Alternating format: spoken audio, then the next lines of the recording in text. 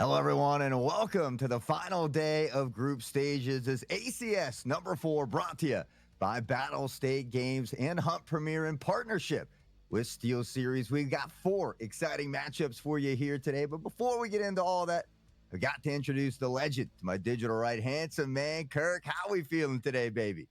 Awesome, man. I'm here again for the second day in a row, dude. Yesterday was insane. I loved some of these games. In fact, they were all explosive, but the last one of the day went to overtime, man. I was so excited for that. We had a great time, and I'm ready to go for one more. Ready for one more here today. And as we talked about, 4 exciting matches, just still in that 2-map format. Of course, if you win both, you get 3 points. A draw would result in 1 apiece. And there's a couple of these teams still fighting for that spot in those playoff brackets. I know we'll see some of that action here a little bit better later today. But right now, Jumbo Team K3 kind of in the bottom position of their groups.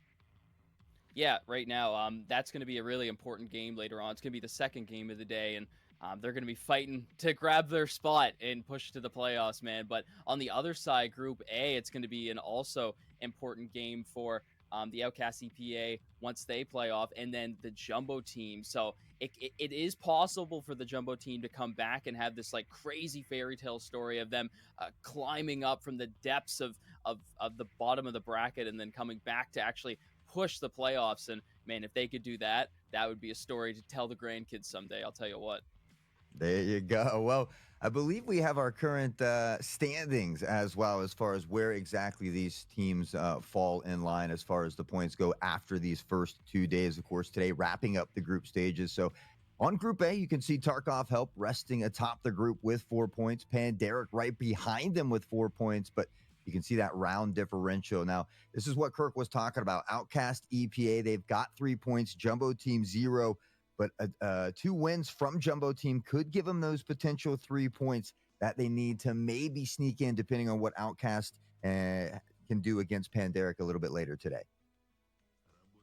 Yeah, definitely have a look right here. It's going to be real important. Round differential is probably going to be a big factor later on, determining which team will claim that third place on both sides, really. I mean, Jumbo team could possibly come out and get a double win, or sorry, a double win, but grabbing both of their maps here in their best of 3, while the Outcast CPA, it's possible that they lose both of their games, and then it just comes down to round differential at that point, right? Very, very exciting and also a scary place to be for both of those teams. Opposite side, though, we can see Virtus Pro and XP Academy doing very well, obviously, as they're seeded to be. Only a single round differential point is what is separating these two teams right now. Virtus Pro obviously being in that top spot, but anything can happen at this point. And man, I'm ready for it. I'll tell you what. But ladies and gentlemen, we got to give a shout out, of course, to our friends, our providers of the best gamer gear on the planet. Of course, Steel Series. Who else but Steel Series? These are the awesome product lineups that they have been able to provide. We'll be giving away during the tournaments, so make sure that you stay up to date. Keep those eyes and ears open in the chat when we prompt you to make sure to get in there and always put your name in the hat if you want to win. But Steel Series, man, I'll tell you what, since 2001, they've been leading in esports, evolving from sponsoring pros to creating top tier gaming gear for all. They blend pro grade quality and durability with sleek, modern design. Every detail is crafted with gamers in mind, ensuring products feel like an extension of the user with rigorous testing and absolute quality. So, always a piece of you inside every piece of gear that they decide to make, and they're just for the community, and we love it here. Yeah, from the wireless headsets to the fastest keyboard. And we've already given away a lot of these prizes, but we've got some more to give away today from that Mouse Rival 3 there, that Gen 2 that you see on the screen, and the Apex 3 keyboard. We'll be giving away a couple of those a little bit later here today, as we already have over these first couple days. But big shout out to Steer Series and providing all these wonderful products for the people in chat out here. But I'm excited for the matchups here today. We talked about it. 4 exciting matchups. Going to start out with Tarkov Help versus Jumbo Team. And we talked about Jumbo Team. They've got to win both of these matches to give themselves a fighting opportunity. But I think that's going to be easier said than done. Tarkov Help right now sitting at the top of their group. You talked about Sicario K3. That's going to be the second matchup of the day, and that's that number 3 and number 4 seed of the group there. And so both at 0 points here, potentially, whoever can take 2 games could find themselves sneaking in. Yeah, absolutely. The Pandaric Apex Outcast EPA last game of the day is going to be a really good one. It could totally come down to Outcast EPA not winning both of their games, but of course, extremely skilled teams both from the European region.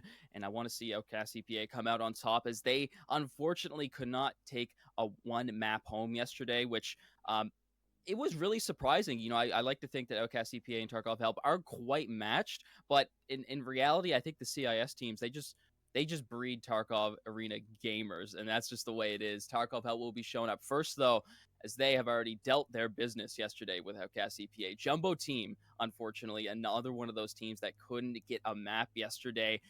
They fell victim to the Pandas in Bowl and Skybridge. They are losing 9-5 and then going all the way to OT for the last game of the day. They pushed it all the way to OT. They did not want to let go of it easily, but unfortunately, Pandas came back. They broke out of their zoo.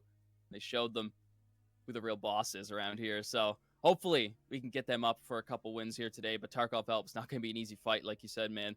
And Tarkov Help's strategy yesterday, very, very impressive what they've been able to do. And I want to see once we get to the actual map picks, I'll be able to probably give you a decent prediction on who's going to win that one.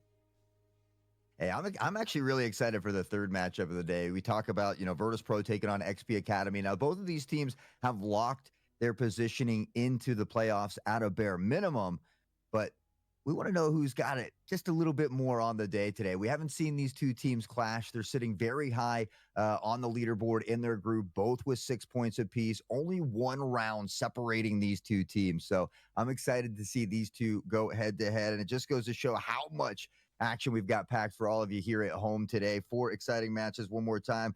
But Tarkov Help, Jumbo Team. Can Jumbo Team get it done here today? I think that's the biggest question. Again, I mean, yeah, maybe there's a chance they take one game away, but they need to win both if they want to get into these playoffs. We're starting out on Bowl, heading to Skybridge, 2 maps that Tarkov Help has just been playing very, very well throughout the weekend. Yeah, and I think Jumbo Team is a team that can play well under pressure, right? Even when they're down a lot of rounds, they can still play at 110% and push more rounds to try to close that gap, and that's exactly what they did during overtime yesterday. It was all about whatever team was going to get 2 rounds on top of the other, because it was going 1-for-1 all day on Skybridge for them, and it's like, they actually did it, pushed overtime, but it's just that little bit of extra work that Pandaric put in to shut them down.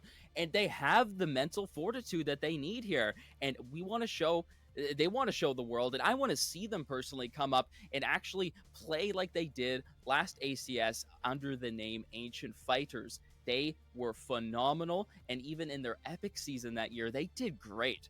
So I don't know exactly what happened with them, but I want to see them get their footing today for sure.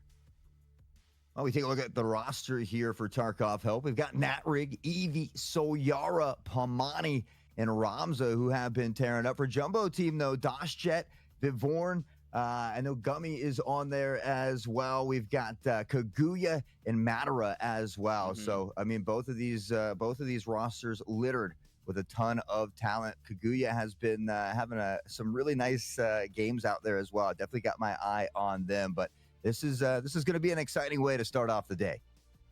Yeah, honestly, when I look at the whole Jumbo Team roster, I can't even give you one that I would say you need to look out for. They're all exceptional players. They all clutched up in key moments yesterday.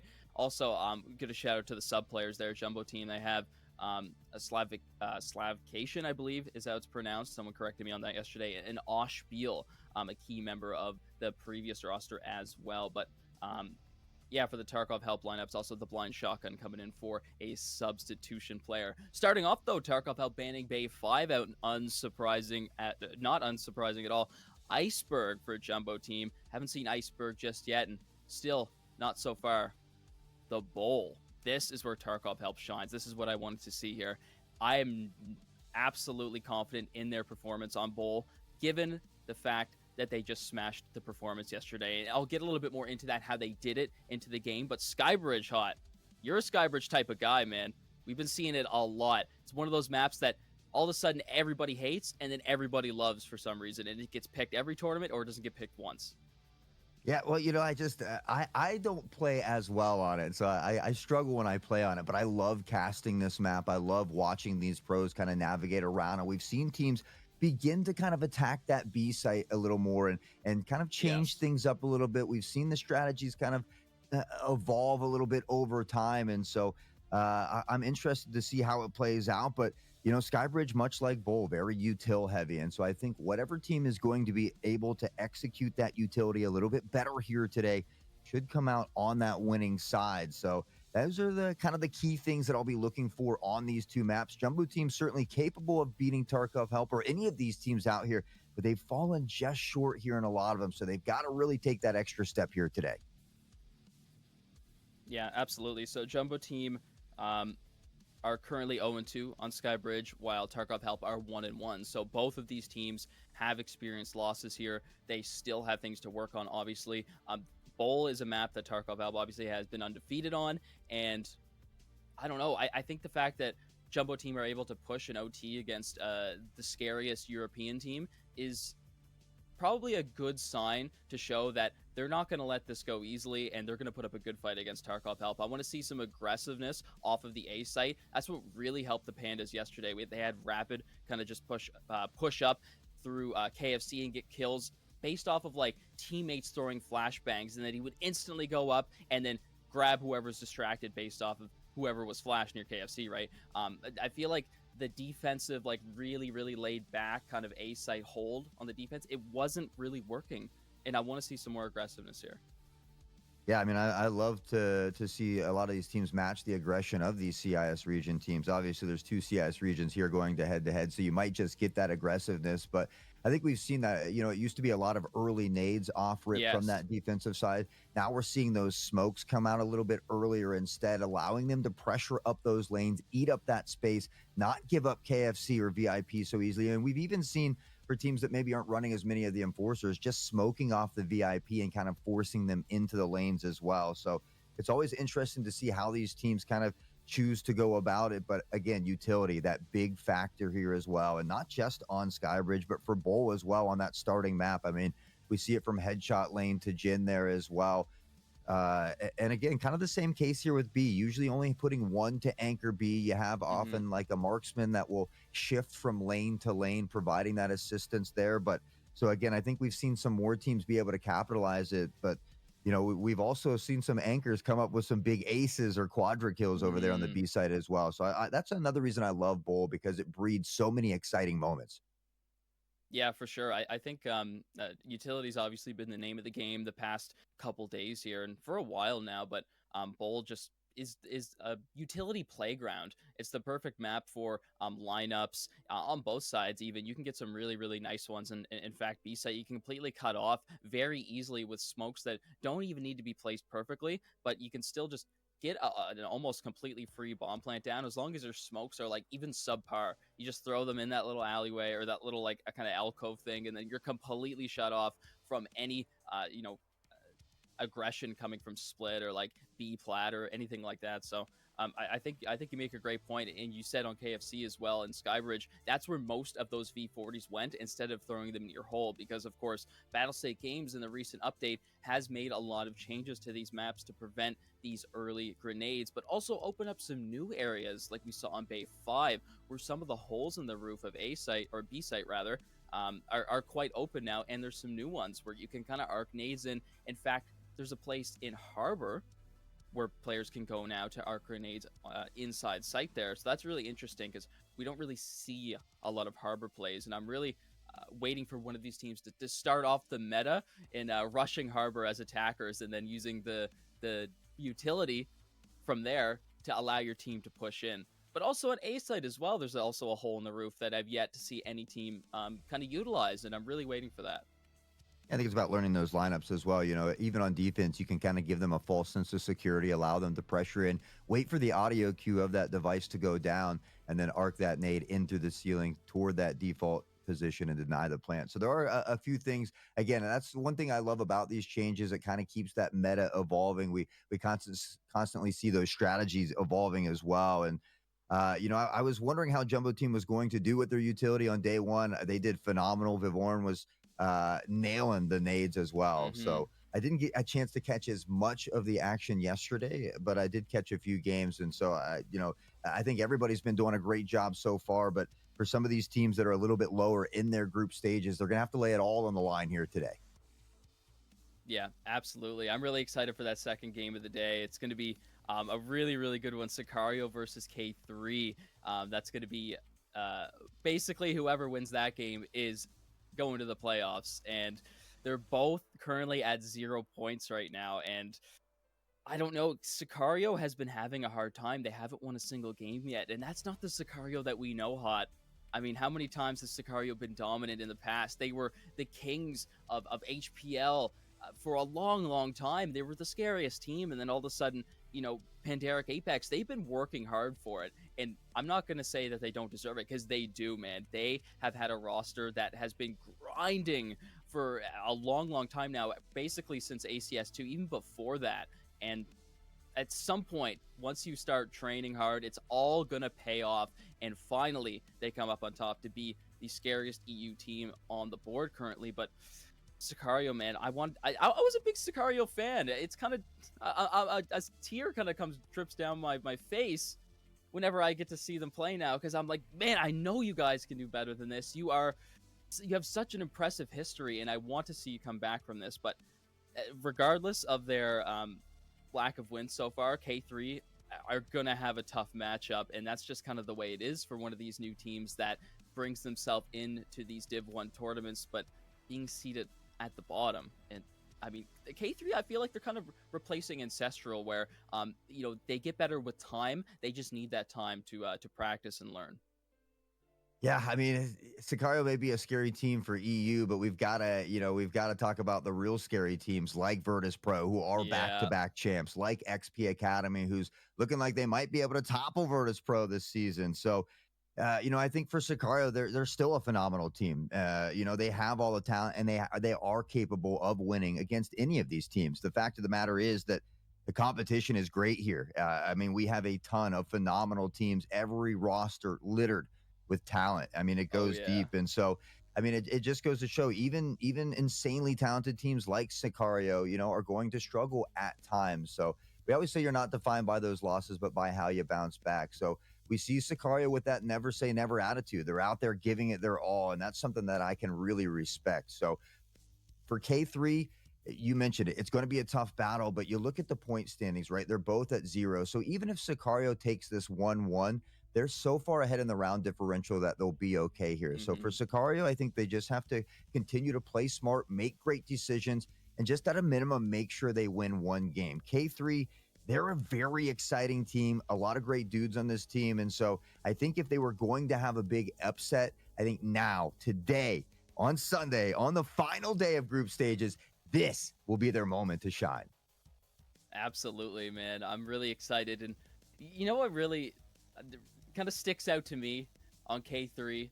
I'm like 99% sure it's your ass, but he's the only player since like maybe over a year now that I've seen has a preference for a front mounted scope. Like he runs his Burris Fastfire 3 on the front of his SR3 and he almost never changes his gun up.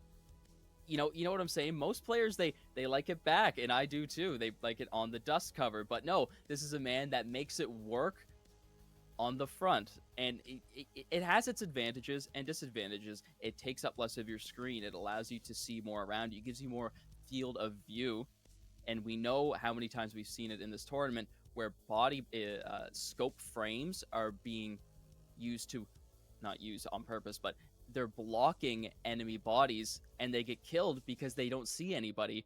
And that's usually resulting from a prone position. And that's one of the disadvantages that this OSA popular holographic site, um, also the EOTech and the newer one, I can't remember the exact name of it, but that's one of the disadvantages that those bring. The Fastfire 3 can be used front or back. but when it's front, it's like you can see the world in front of you. And I like those little tiny things that make these players so unique, and it allows me to really remember their names, and it's something I'll probably never forget.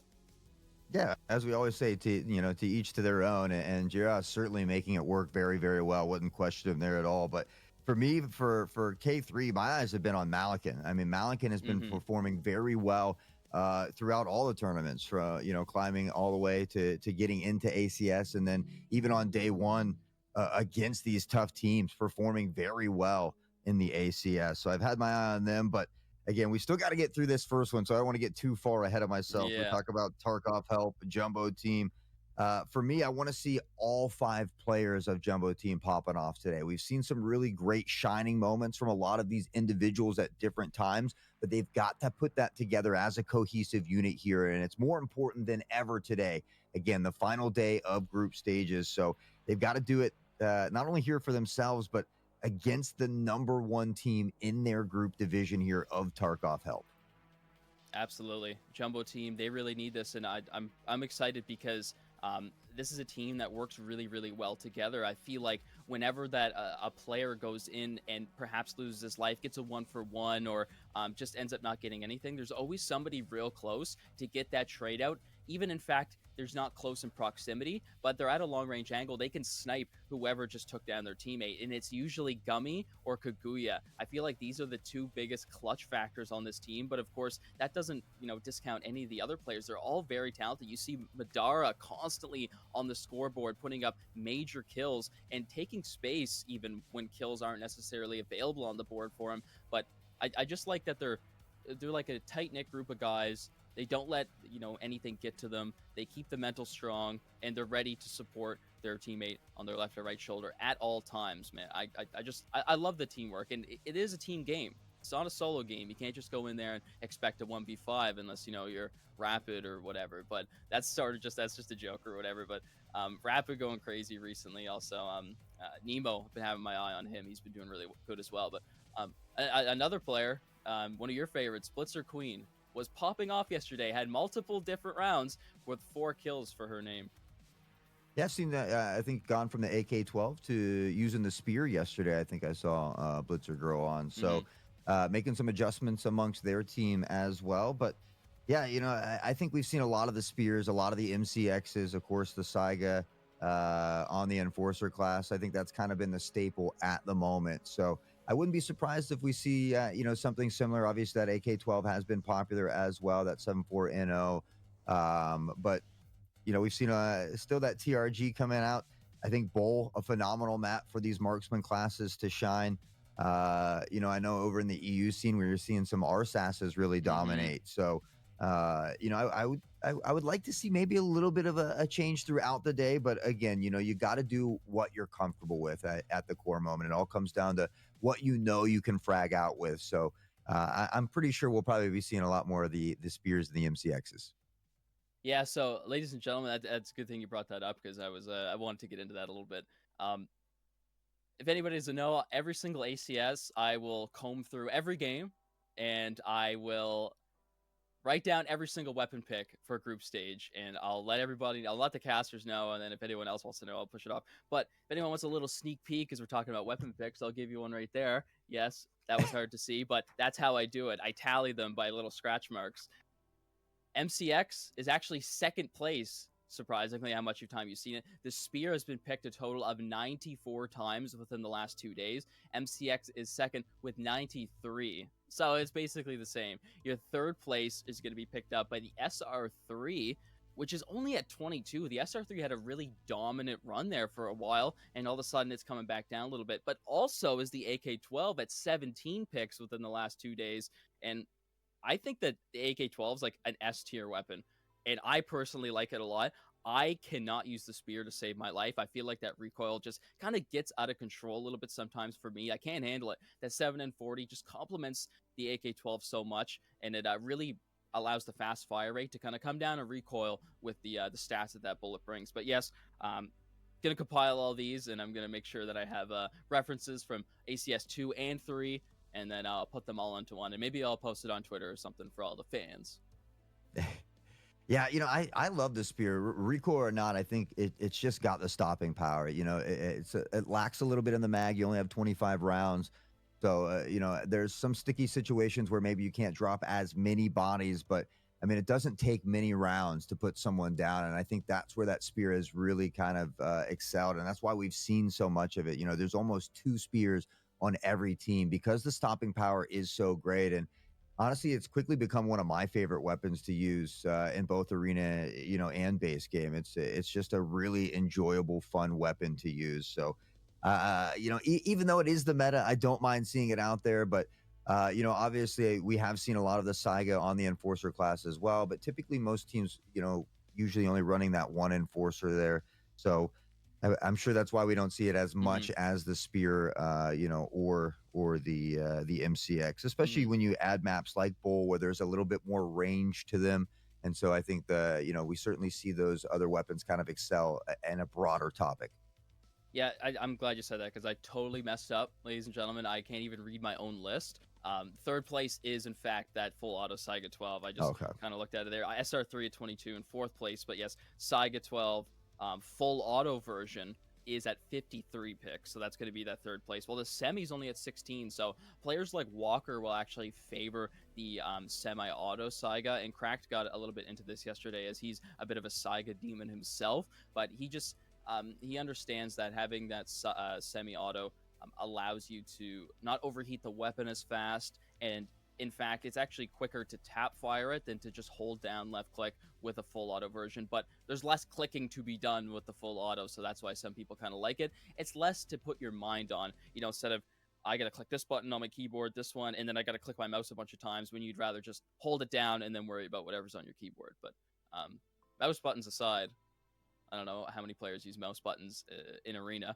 I personally do, but I mean, the only real mouse button is my scope for my TRG. Yeah, I mean, I'm a big fan of the side mouse buttons. I've talked to quite a few players. I think everybody kind of uses them as well, just because there's so many different key binds in a game like Tarkov Arena. So anything that you can make a little bit easier on yourself is best. But we'll take one more look at the matchups here today. Of course, starting out with Tarkov Help taking on Jumbo Team. Sicario and K3, they're both going to be fighting tooth and nail for that final spot in their group stage. Virtus Pro, XP Academy, they've both made it in, but they're fighting for that top spot in those bragging rights, that buy on the first day as well. And then Pandaric, Apex, Outcast, EPA, return of what we saw from HPL. And so I think that's, you take a look at all these matches, and they're all going to be very exciting for our final day. Yeah, absolutely. One of the games that might not seem to have as significance as the other ones, but actually it kind of does. You have a look at that game number 3 there. Both of these teams are up currently at the same amount of points, but yes, there's only a single round differential point. Um, that is splitting them up. But of course, whoever wins or has a higher round differential, if it does go to a tie, will force the buy-in to push themselves into the second bracket of the semifinals. So it is an important game. However, they both are guaranteed to go to those playoffs. So they're in a very comfortable position right now. And I'm sure if XP Academy or Virtus Pro end up not getting that bye, regardless, they're still going to play very well. And in my opinion, there's no doubt at all that we'll be seeing either of those two teams very, very near the finals bracket, possibly with Tarkov help as well. I believe that Tarkov help is most likely a second place seeded team here in the ACS4.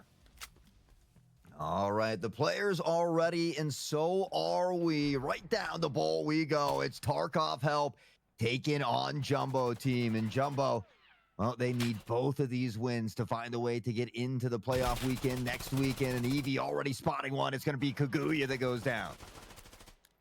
Tarkov help actually starting on defense here. I definitely think they shined yesterday on attack.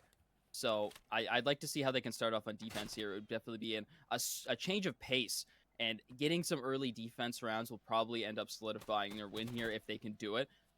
But of course, Jumbo Team was one of those teams actually yesterday that took kind of a page out of Tarkov's help attacking strategy, and they ran a very, very similar strategy here. So Tarkov help will probably be able to easily read this, but only time will tell here in the first round.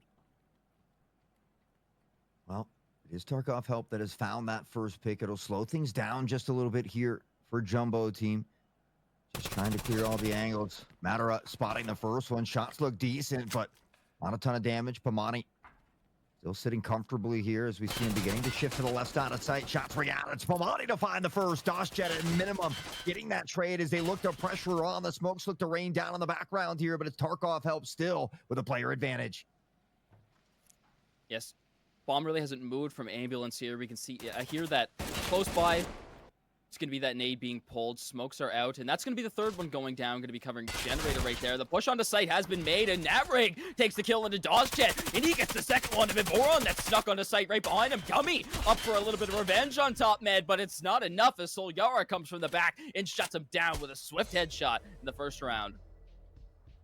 Some good answers back from Jumbo Team. They were finding some trades, but Tarkov helped the ones to come out on top. The two-piece from that rig was huge. It was an opening pick from Evie as well that started things off. So Tarkov helped. They'll get the first round on the board. We always talk about it. What team can put multiple rounds on the board is the important thing. You can't settle for just one round consistently. So Jumbo Team looking to bounce back and tie it up here in round two. It's an early nade that sings out, but won't find a home just yet. We can see right now a 3-2 split kind of for these teams, with one really kind of bouncing back and forth between these two lanes. Woo! Kaguya starts it off. Wow. Evie getting slightly aggressive there on generator. Ends up paying the price for that one, but smokes are still deployed, so everything will be a bit slow here at the start, especially two Jumbo Team members receiving a flashbang. Wow! Yeah, he's on a tear. He's found the second, and this is how you rekindle a flame for Jumbo Team. But they've got two early picks. They've got the player advantage, so now they have to make sure they close out these important rounds. And DasJet finding Pamani is going to be huge.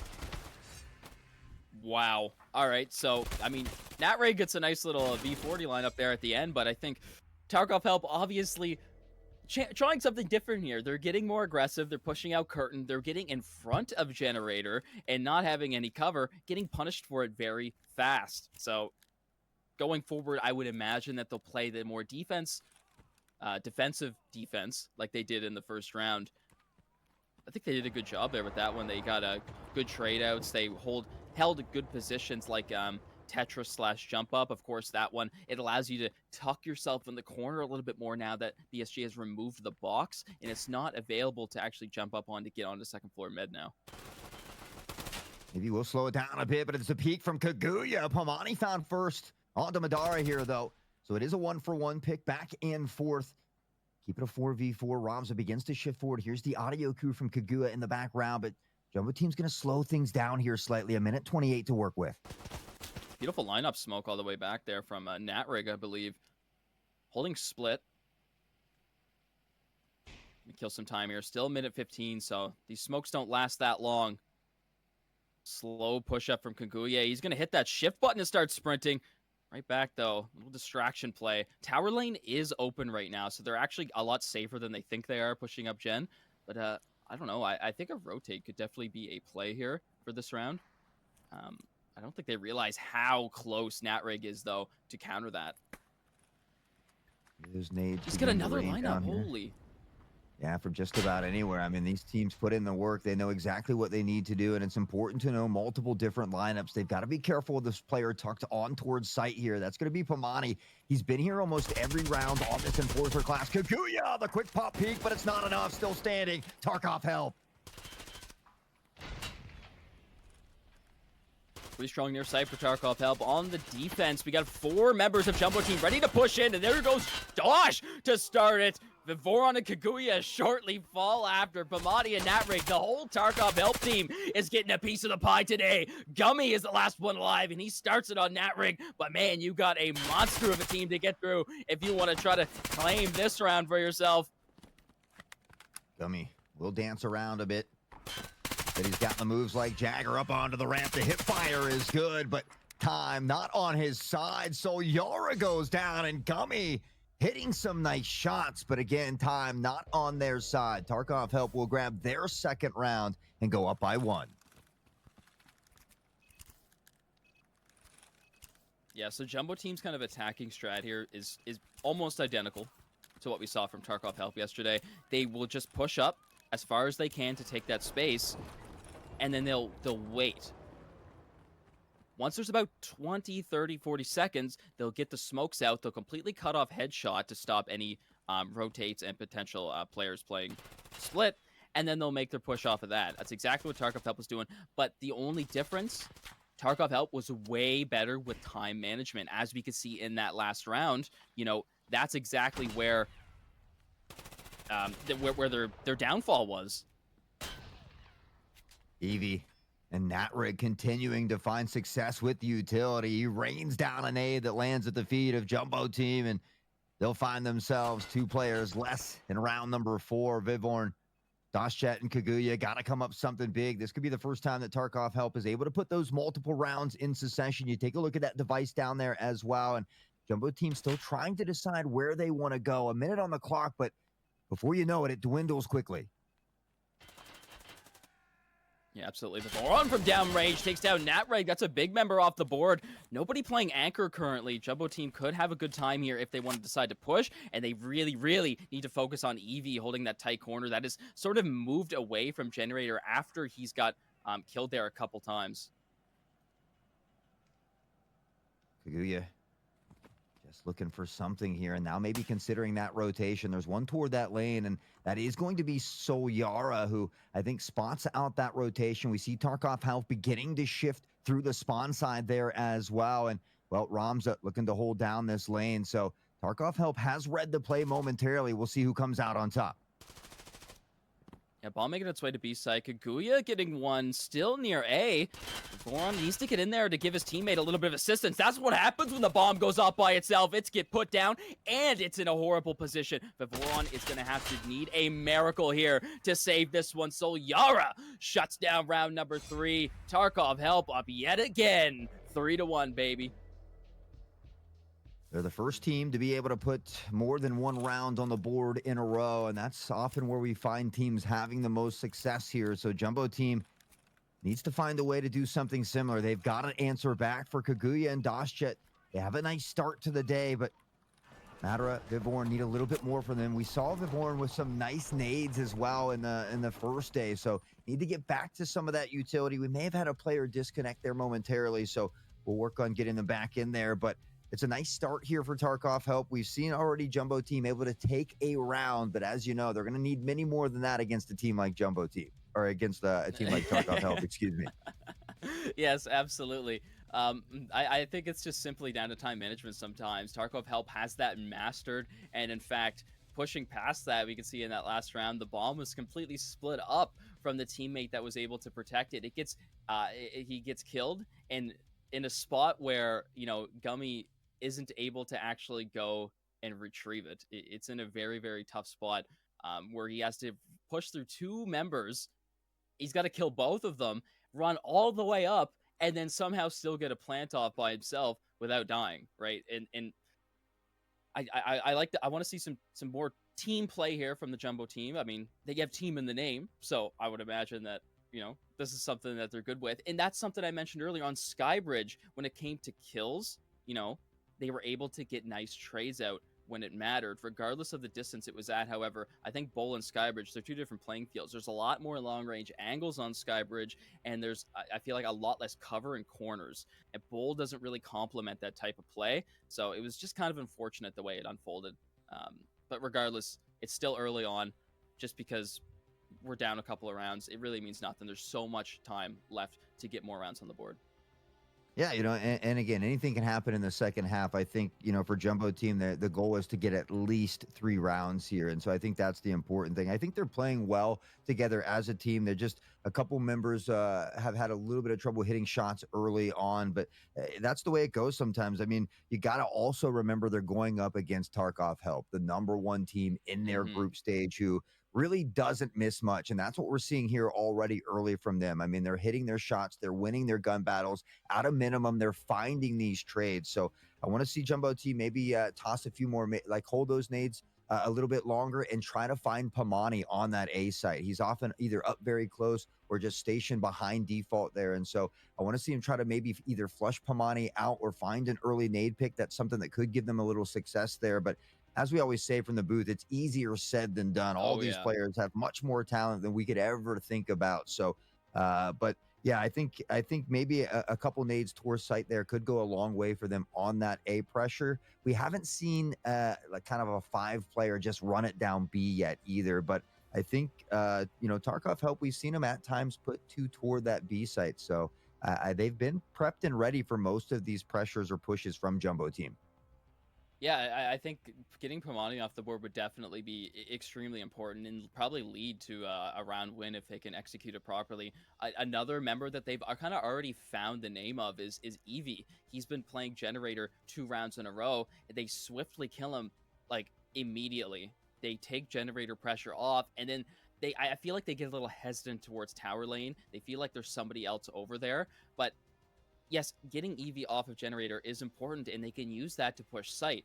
Eevee realizes that, hey, I'm probably not going to win this anymore, so he backs up. He plays Tetris. He plays a different angle. That results in the player that was playing Tetris before to go somewhere else. So now that tower lane is a lot less scary, they're able to open up tower lane, push through, potentially get a flank on the go towards split, and then push the rest of their team in through Generator towards site, and then you can deal with a Tetris player because you have right shoulder on him, right? And that's one of the really, really important things that have been crucial in these last couple days is that forcing your enemies to peek you on a left shoulder or putting them in a corner where there's nowhere to run, nowhere to hide for an easy pre-fire.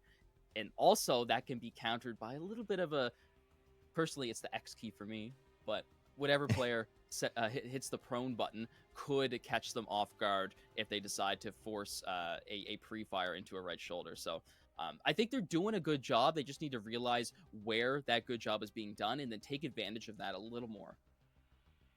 Well, as we get this player loaded back in, I want to remind everybody to make sure you hit that follow button down below Yeah. as well. We've got a lot of great giveaways going on here throughout the day, so you're going to want to make sure you stick around for the entirety of this one. We've got 10 stash expansions to give away here at some point a little bit later. 15 of the USEC Deadly Frog outfits as well. I know everybody loves some drip, especially when it's free. And we've got some of those physical prizes from Steel Series as well. We talked and showed all of the wonderful products or some of the wonderful products that they've been producing. But I know a little bit later we're giving away that Rival 3 wireless Gen 2 mouse and that Apex 3 keyboard. So you definitely don't want to miss out on that, as well as all the amazing action we've got here as we fight it out on the final day of group stages. All these teams fighting for that chance, that opportunity to get into the playoffs and really start to get into some of those big cash prizes. Yeah, absolutely. And not only that, but PSG dropped a brand new task line live yesterday during day 2 of ACS4. It's the Arena Pantheon task line. And if anyone is a fan of me, a fan like me of the gun skins in the game, the weapon skins, you got to see that there's 2 brand new ones that were added, but they're locked. One of them has now had the quest line released where you can go complete it and get some brand new drip for your weapon, the ACS Graffiti White skin. So yes, Escape from Tarkov Arena, Pantheon task line. The first task, I believe, is to get 30 headshots in any game mode. So not too hard, right? Couple games of Checkpoint, couple games of Blast Gang, whatever you like. Head in there, and you can also get Battle Pass experience, battle points, and GP currency, as well as Lega medals. So if you still haven't completed your Escape from Tarkov Arena Battle Pass, now's the time to do it, and this task line will help you get there even faster. Yeah, the Pantheon skin looks slick, and Oh, yeah. I enjoy. I think I'm gonna enjoy that task line because I might take some gut for this, but I actually like playing Checkpoint as well. Oh, But yeah. Checkpoint's good. loving the drip. Honestly, I'd love to know in chat which one do we like better though? You can see those brand new outfits down below me there that kind of scrolls around. But are we digging the USEC one a little bit more or the Bear one? Hmm. I love them both, but I'd love to know what chat thinks about these new outfits, as well as who do we think's going to take this first series here? Is it going to be a 2-0 fashion for a team? Is it going to be a draw? I want to know what everybody in chat thinks. So be sure to let us know. Absolutely, Chad. This is your time to shine. Throw in whatever emotes you got. You know, so sometimes we have some some chatters that have emotes of their favorite team. So this would be the best time to throw it in chat, is giving them a little bit of energy to push forward and get some more rounds on the board as we get everything situated in the background. And we'll be very shortly back into this game. Tarkov Help versus Jumbo Team. It's already an explosive one, and I think Tarkov Help might just have it in the bag. But man, there's so much time left, so it doesn't really matter. We'll see what happens. Personally, for those the drip outfits, my friends have been talking about the bear outfit. They're like, "Oh, the bear one's so cool." I'm not a bear. I'm a USEC for life, baby, and that's kind of just the way it runs. So I think if I can get my hands on something like that, I'll enter in the chat to win. Why not? So probably use it in arena. I recently got my tracksuit in the main game. Not a big deal at all. But yeah, I grinded for that, and I'll probably be wearing that a lot. But man, if I get to win one of these cool shirts, I definitely rock it for a few games. Oh yeah, love. Honestly, I love all the drip that's out there. The battle pass has a ton of great things, and you mentioned, maybe people didn't complete it yet. So I've seen a lot of the grinders out there sitting at that max level, but for me, I initially didn't have a lot of time, so I've been reaping the benefits here during the new wipe of being able to send over all these GP coins, Lego medals, maybe get a little bit of an upper hand there, but. I've been reinvigorated to play arena. I've been having a ton of fun on it again, Hmm. and so you're gonna see me out there on the battlefield a lot as well. But if you do, take it easy on me. I'm old. Yeah. Hey, come on. Maybe maybe let him join your crew and teach him a thing or two. I'll I had a good time. I had some of the PXI guys over in NA. Those are really really nice guys. They had me on and were teaching me a couple things, bringing me through how the pros play Blast Gang. But yeah, someday maybe I'll be able to have a couple games with the EU guys. That'd be really fun. But ladies and gentlemen, we have received confirmation that the reason we had the game stoppage was because Tarkov Help did do an illegal boost, which caused them to win the round. It was the boost up onto Tetris, onto top med right there. So the game was 3-1, and now it is back to 2-1. So kind of whatever, right? Brush it off. Mistakes were made. Just don't let it happen again, and we'll be all good. Yeah, I mean, you're just playing the game. Sometimes you're used to maybe doing that in different leagues or whatever it might be. So I don't think there was any ill will there. It's just something that happened. And Tarkov Help, I think, will brush it off. They'll get right back to business here. They've still got a 1 point lead. So already playing very, very well. I don't think this is going to affect them. We often talk about the physical aspect, but a lot of these teams already through the first 2 days have shown great mental fortitude. So for Jumbo Team, I think that's the important thing here as well. We talked about it. They're looking to get at least a minimum of 3 rounds. At least they get one back now. They get an extra opportunity, a second chance that we would all often love to have. So hopefully they'll find a way to make great use of it here. And I want to see if when we do get back, if they do show a little bit more presence toward that B side, a 5-player rush, maybe some utility just to draw over an early rotation. But right now, Tarkov Help has been looking great as far as hitting shots, crosshair placement, and they just continue to make great decisions in times where, things are kind of popping off and getting hectic. So they've been able to kind of remain cool, calm, and collected, as we like to Hmm. say. But it's still early, right? We're only just a few rounds in of game number one. Yeah, absolutely. I think the B obviously is a site on every single map that is the least favored. I think Iceberg's the first map to actually break that norm. But yeah, B site. I don't know. I think you really need a lot of presence towards nose. It's not something that you can just 5-man push without getting retaken. Um, you know, you got to send a couple members to stay nose slash B plat to stop any rotates through split. You got to watch the spawn. So yes, if they can get rid of that one player, I would like to get some smokes down, split perhaps, get the team in there quicker near B plat, and you got to find that member, right? Because if you're not checking every single corner, all of a sudden you could pass a guy, and then with the trigger discipline that a lot of these pro players have, it could result in a double, even a triple kill sometimes. And there's a lot of sneaky angles over there through B. It's very, very dangerous if you don't play it well. And there's a lot more like buildings and stuff like that that necessarily don't allow you to get like really far grenade lineups, smokes rather, which are probably the most important for taking B. But it's possible. It's possible. It's a whole different playing field as well. I think with the second floor there of B site, it's able to kind of overlook the entire site. Whereas on A site, if you get second floor med, you can cover a bit of it, but you're blocked off behind the anchor position.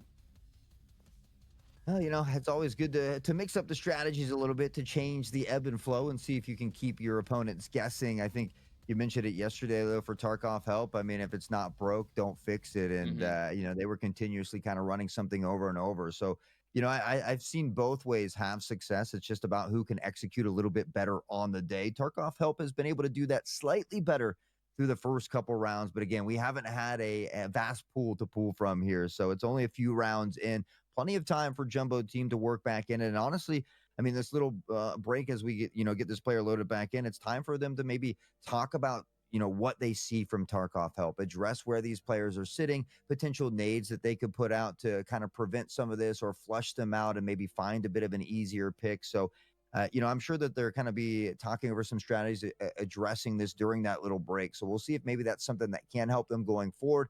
I felt like Tarkov help came out on fire. And so I wonder, does this break begin to maybe cool them off a little bit, or are they just not going to miss a stride? Well, to be honest, if I was Tarkov help and I 2-0'd Outcast EPA yesterday, I would be going into this with absolute pure confidence. I would have no hesitation in my mind that I could win this game. And sometimes it really comes down to a mental game where, obviously getting kills and being a better in-game player will, of course, have a big impact. But keeping that mental strong allows you to put those physical plays into practice better, right? You don't end up messing up. You don't hit shift on accident. You don't accidentally put your weapon down in a situation because you're nervous. So I think Tarkov Help has everything they need, but Jumbo Team need to realize that what they're doing is good. They have been getting key members off the board, and they just need to take advantage of what follows up after getting those key members off. It opens up the map. Take that space with the teammate. Get ready to trade out. There's nothing wrong with what's been going on, and Jumbo Team need it now rather than later, because there is no later. As a matter of fact, they've had their chances, and this is their final one. Game one of the day, best of two. Starting on Bowl, then we're going to Skybridge later. And I would assume that Jumbo Team would have a bit easier time on Skybridge, just based off of how Tarkov helped play yesterday on Bowl. But I don't know. It's really hard to tell. They're both CIS teams. They both play each other inside the Epic season that they have on the CIS region. So they're no shy strangers to each other. They know how each other work, and they've had enough time to kind of lock that in. Tarkov Help is simply just doing a better job of it. Yeah, and also we got to remember we're only 3 rounds in, right? It's only 2-1 here. So, we can talk about Jumbo Team being down. They are down at the moment, but they're only down by a round, and Hmm. things could change in a matter of just a few minutes. I mean, we come back, we load back into the game. Maybe they take this opening round, they pad one more, and all of a sudden they're up by one. So, obviously we're talking because Tarkov Help is that better seed at the moment. They're at the top of the group. They're supposed to win these games, but Jumbo Team is already showing early that they can take rounds away from Tarkov Help, especially on a map like Bull, where Tarkov Help has been playing exceptionally well here. So, I'm looking forward to not only seeing once we get back in what happens in the first couple rounds, but I always say it, I'm always looking at those first 2 rounds of the second half to kind of let me know how this might unfold. And so I don't want to get ahead of myself yet because, like I said, Jumbo Team is definitely capable of taking a game away from Tarkov Help. Yeah. Um, there's actually some really interesting strats on Bowl. You can get up on side of B plat there, and there's a lot of boxes there, the wooden green boxes that you can get on top of to actually have a look over that fence towards A site. Yes, you don't get to see a lot of it, but you still get an angle on headshot box. So there hasn't really been a dedicated headshot box player this game so far on the defense for Tarkov Help. He's been more playing um, back into split, but I feel like it can be definitely a situational help. I think the attacking sides for both of them when they play Bowl is that they don't really worry about the headshot player. They just kind of use smoke to block it off. Um, but there's a little bit of a couple wonky angles you can get that can really help you and surprise the enemies. Speaking of boosts, I believe there is a nice boost that you can get there that is totally legal that you can use to have a look over that fence. And at the top of those gray fences, there's like a chain link kind of fence, little kind of like peek through that you can actually get your gun through. and you can shoot, right? And it kind of comes down to what kind of stims you have. One of the pro players from the NA scene actually taught me this as kind of a noob arena player myself, is that boosts like that, you can only hit them 100% of the time guaranteed if you are on 50 strength. So you need not only a Trimadol, but you'll need things like a 3 BTG and adrenaline. I believe PNB also gives you a plus 10 strength boost. But other than that, it's really difficult to actually get boosts if you don't have like an elevated platform to then jump onto your teammate from. But yeah, it's situational, especially when that side of the map is like almost never used, considering A is so popular on Bull. But I don't know. I think it's kind of cool that it's available in the game. You know, people use it sometimes. It's definitely more of a solo queue type of thing. But once we start seeing these boosts come out to be really popular in pro play, I think it'll really take off. Yeah, for me, I just want to see a little bit more utility from Jumbo Team. I think that I want to see them address where Eevee's playing. Is it up by Jin? Is it further back? Hmm. How far can they push up? Because if they can get up to Jin, maybe look to use those nades to flush out Pamani on the site, or you can always put a nade toward headshot as well. And so I think they just have to address where these players are kind of stationed. Again, Pamani always kind of on site. Now, whether it's tucked in close or behind the default, that's where they got to figure out. And again, Eevee, the same, up by Jin or playing far back in that lane. So they just got to address where some of these players are.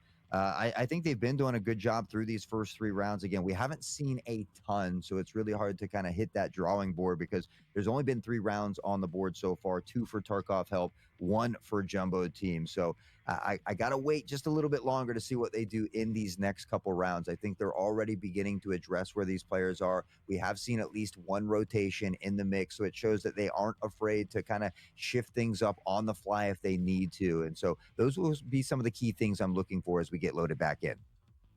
Yeah. So as we have some more time to kill here, Hot, I asked this question yesterday to Cracked, and I would like to hear your opinion as well. Say there comes a day where we get to have, and please, I'm really hoping for this. We get to have a nice LAN from everybody in the world get to come together. CIS, EU, APAC, even North America. We get to all come together to have a nice LAN tournament. Say you, Hot Sauce, you're on the desk, you're casting.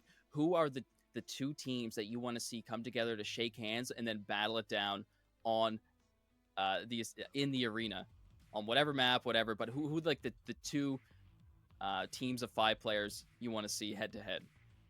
Well, I haven't seen any NA team compete, in an ACS type Yeah. Well, competition. it could So be it's really, anybody, it's any really team. hard. Yeah, and that's why I'm saying it's going to be hard for me to kind of pick an NA team because I don't know. For me, I just want to see the best go head to head. And Hmm. right now, I feel like at this point, it's probably Virtus Pro and XP Academy, but. Teams like Outcast EPA, teams like Panderic. I've been Yeah. casting these teams for a while, so I've played with some of these players as well, and so you kind of get to know and love them. So, but honestly, I would be happy getting to meet and cast any of these Yeah, teams for live. sure. I mean, this is something I'm very passionate about. I love casting. I love the Tarkov scene. I've been a base game and an arena game enjoyer now for a little while, and so honestly, I would love to get the opportunity to cast any of the teams and shake any of their hands, pick their brains, maybe grab a couple games with them. But yeah, I think it would be an honor to do any team, to be honest. Yeah. Cracked was really adamant on seeing Walker jump up on stage. He says that he knows how goofy he is in over the internet on Twitter with all his memes and his whatever he does there to be funny, but he thinks that on stage it would be a similar, if not worse, fashion where he'd be kind of crap talking or like kind of shouting things on the other side of the stage. But it's all for fun. Obviously, Walker does those things just for fun and to make people laugh, and that's what it's all about here. We all come together to have a beautiful couple games and a nice tournament, especially like ACS4, the top tier of Escape from Tarkov Arena. And we're so happy to be here to bring it to you. But I don't know. I was thinking maybe for me, I was thinking like Outcast CPA and like Virtus Pro, maybe. That's kind of what I was thinking. But once I put it in my mind, I'm like, I have the option of all these North American teams as well. I'm like, maybe I'd like to see some of the guys from Unknown. That would be really interesting. Or sorry, Unknown. I guess it's Sicario now, isn't it? Sicario Yeah. North America. Um, but you know, like the Pandaric roster, previously known as Aspect, as well, would be interesting. Um, yeah, a lot of the guys and the New Dawn guys, they've been very welcoming to me personally. They have been in the past shown me a lot of cool strategies and what they've been cooking up. The PXI guys have been really really welcoming to me as well. But yeah, I think seeing Walker on stage would be hilarious, and what kind Oh of yeah. goofy things he can cook up, and maybe he'll bring some IRL memes with them. I don't know. I I think he'd mean, just be shouting. we love the bragging rights. We love to win. We love the big prize pools as well. But, at a bare minimum, we're out here having a good time. And I Yeah. think that's the important thing to remember. But yeah, I love the friendly EU NA banter all the time as well. So I wouldn't mind seeing like a Sicario or a Redacted Society going up against an Ooh. Outcast EPA or a Pandaric Apex. But we have made it back into the game for all you lovely people here. Tarkov help again, up 2-1 here as Natrig finds an early nade on the Gummy. Let's go, ladies and gentlemen. It's only the 4th round, so Jumbo Team has every opportunity to come back. It's only 1 round. Bomb is down. Not opting to pick that one up. It's going to give Eevee a little bit of an insight on where one of these players will be as they pick it up, and that beeping sound comes to an end. Oh! Oh, Eevee, you dirty dog. Matara going down. And that's what I was talking about earlier. Right now, Tarkov help is just hitting these shots. That long extended little break there did nothing to slow them down. They are still on fire. Call an ambulance. There's one right in front of you. We need somebody to man it. Eevee's, almost gets naded out of position. Very, very good lineup. Just barely missing the mark. Here's Kaguya that gets the trade. Finally, Eevee falls and Generator opens up. Tetris position held by Ramza. Kaguya holds that right shoulder. Neither fall. Surprising, to say the least. Oron trying to get that player off of headshot as smoke goes into Generator. Also headshot smoke being deployed. Jumbo Team, they need to take this opportunity right now if they want to push in. Oh, Ramza gonna find this one to Kaguya as well. And now Pomani finding Doshjet. They haven't been able to clear the site. Vivorn up close and personal gets Natrig, but the second peek is no good. Tarkov help continues now to win rounds in bunches. They'll go up to 3-1 here. But again, plenty of time for Tarkov help to work their way back in, hoping to get at least 2, looking for 3. I mean, can we talk about Eevee, though? It's like he's a whole different player. He was getting punished round after round on Generator, forced to even give up his position, and then all of a sudden he gets these insane kills. 2, I believe, in that last round. Or sorry, no, just 1. But it was a crazy kill none the least, where the bomb was picked up and they thought they had confidence, but nope, Eevee just shuts it right back down and says, yeah, you can go pick that bomb back up, boys. Ooh, Natrig, consistent with the nades here today. We talked about how important utility is. We're 2 rounds back in it, and Natrig is 2 for 2 with these nades since the return. Kaguya trying to find this pressure here. Did he spot the leg? I think he did, but Eevee's on fire yet again. They've got to find a way to stop him. And look at him, he's just given up Generator completely. He's just pushed right in front, doesn't need any cover, just full confidence in his mental is all I need. Gummy is scared to even challenge him here. Up comes Dosh, though, ready to take his place with a full health bar. CBJ in that MCX. He is the enforcer, so he would have picked this weapon up off of a dead teammate. Definitely interesting. And there it is! It actually connects this time and finds Eevee. Very beautiful nade lineup from Gummy. Dosh finds Ramza, and the site is open. That's what I talked about, addressing where Eevee is, finding that nade. It allows them to push up to Jin, flush out that site. They find the pick onto Pomani. It opens up the site, and now Vivorn finding Soyara here as well. It comes down to just the help here of Natrig, who found that nade kill, but the device goes down, and it is a 3v1. Yeah, Vivorn actually, wow, through the smoke! All right, so kills through the smoke is something that we saw yesterday a lot from Sicario, but Jumbo Team, I like it. I like it. There's not a lot of places that the last member can be, so you kind of narrow it down just based off of previous kills and the space you've cleared. Excellent, excellent job. Jumbo Team, I mean, right back in it. Only down by a round here, within striking distance yet again. The important part, though, can they put 2 in a row? It's just been 1 at a time thus far. 2 in a row would allow them to tie it up once more. Right back in it. Doschet maybe looking to line up here is hanging back. It's been some early nades from Natrig that have found kills, and it's Oh, Natrig yet again. He's 3 for 3. all right. I mean, that's the kind of teammate I'd want on my team. Look at this absolute menacing push out. Tarkov Help have completely pushed out Curtain, 3 members strong, and Jumbo Team are just backing up. They don't want anything to do with this. Getting caught in a reload is Madara, but Gummy also gets a nade onto Eevee. Seems like that generator doesn't really matter anymore. If you got 3 Tarkov Help gamers to deal with, pushed completely out Curtain. Interesting choice. And you have a man up. Was that what you really planned? Gummy will line up a smoke here as well. We can see Ramza on toward the site this time. Vivorn playing back momentarily. They've got some time to work with, but before you know it, it does begin to dwindle away. They're going to spot him from a distance. Shots ring out, but it's Gummy that takes a little damage. Oh, Voron falls swiftly. Natrig gets a clean headshot. Gummy, it's all up to him again. See what he can do with this SR3. Quick kill on the Natrig's gonna be pushing this corner. Right shoulder. Left is the favor for Ramza here. Gummy falls, and Tarkov Help win a very strange round after pushing 3 through Curtain.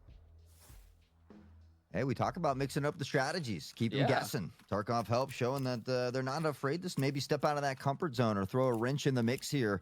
And with that, they double the lead. They're up by 2. They guaranteed themselves a minimum of a tied half. Anything extra is going to be nice for them. Absolutely. This is a great position for Tarkov Help. Keeping that space.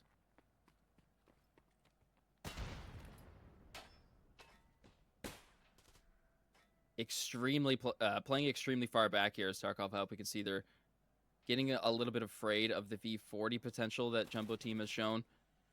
Waiting for that utility to come out before they make their push. And they actually have 2 strong near B this time. Probably assuming that Jumbo Team has got to switch it up at some point and head to the other site. Solyara is making his presence known as Ramza slowly pushes out. This is probably a distraction strategy. I think it's actually working not bad as Voron is having a look. Looks like possibly top offices, but he might have Voron's number. Or Ramza, rather.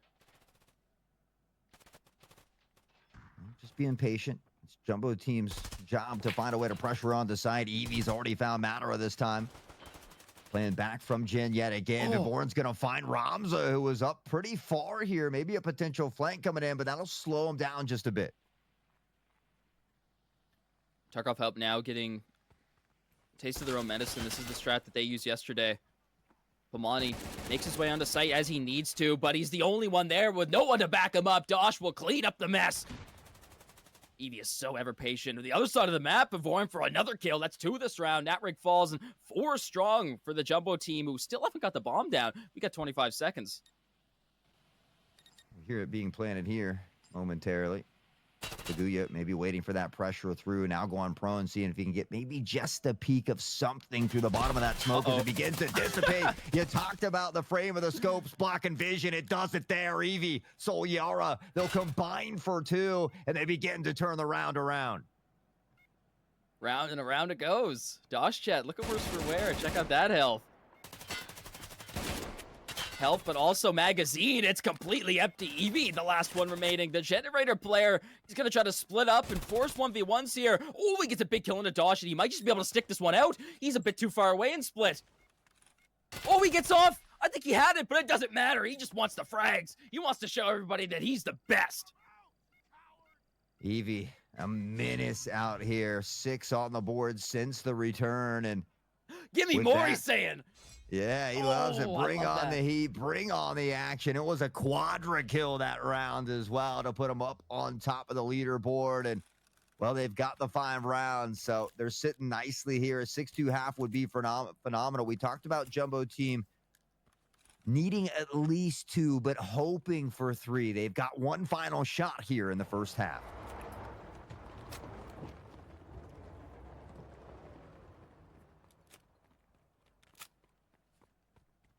It was a clutch factor that ended up getting them round. It was very close. I don't think they can make that same mistake again. They gotta do what's given them an easier time here. Eevee from downtown long range, the 300 blackout. It may not have the muzzle velocity of an M4, but man, it still connects. And that's a big bullet to the head you don't want to catch. Again, things will slow down just a little bit. We see the smokes pluming in the way, slowing down that initial push. Shots ringing out through the smoke, but no real damage done just yet. We can see Vivor, though, taking some now halfway down, and with that, DasJet will back up just a bit.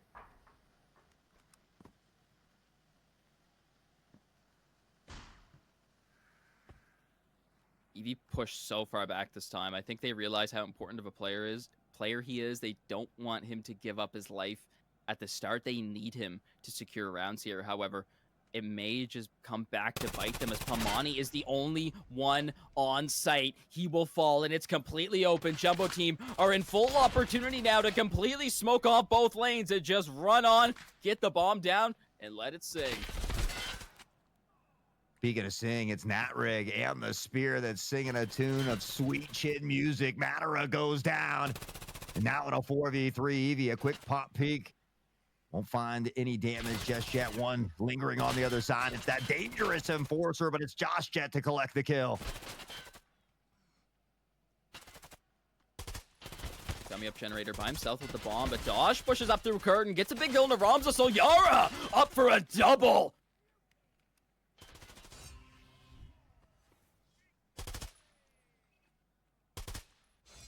Tarkov help. They get that magic number of 6-2, making that second half a little bit easier on them. But, man, they've been looking near flawless here today. The shots have been phenomenal, from the crosshair placement to the consistent nades that find the frags. Tarkov help looking to put this one in the bag.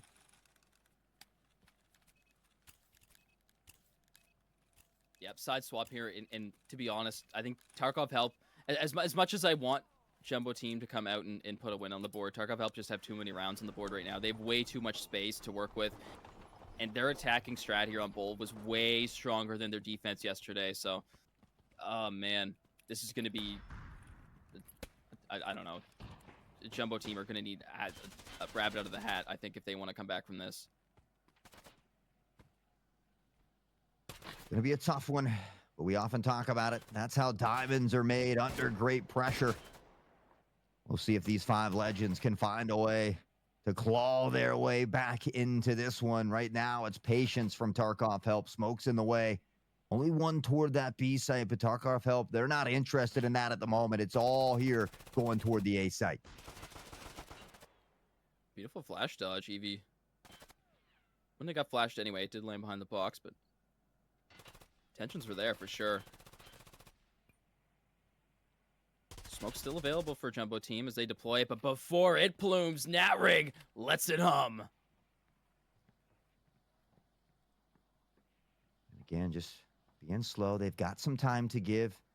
50 on the clock here. It'll begin to slowly drizzle away, but as these smokes begin to dissipate, we'll most likely see that pressure come. And Tarkov help has held on to a couple nades here. They potentially still could flush this close sight play, maybe look to throw something back toward Jin here as well. And again, now we'll see those smokes coming in, and that pressure should follow here shortly.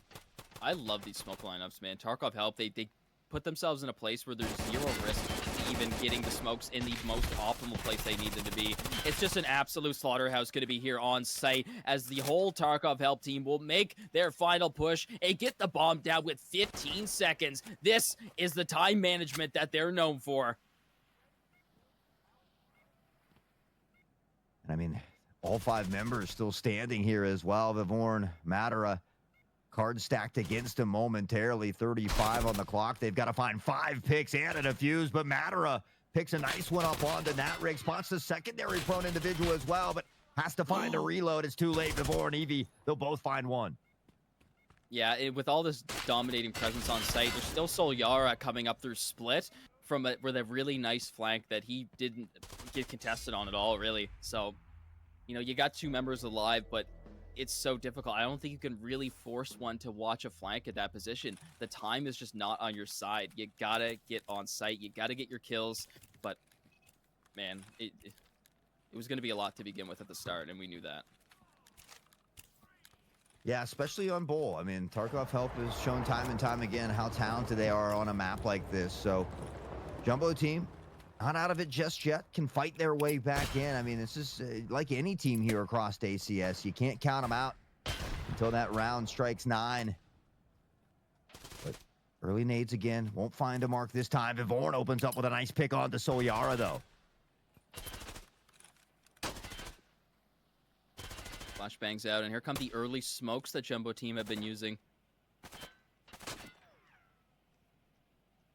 I don't really expect Tarkov Help to push onto site anywhere near this time anyway, so I feel like these smokes aren't even... Oh my goodness, Ramza. He's just disgusting with it. A quick peek to confirm a location, and then just hold down that left click. You're done.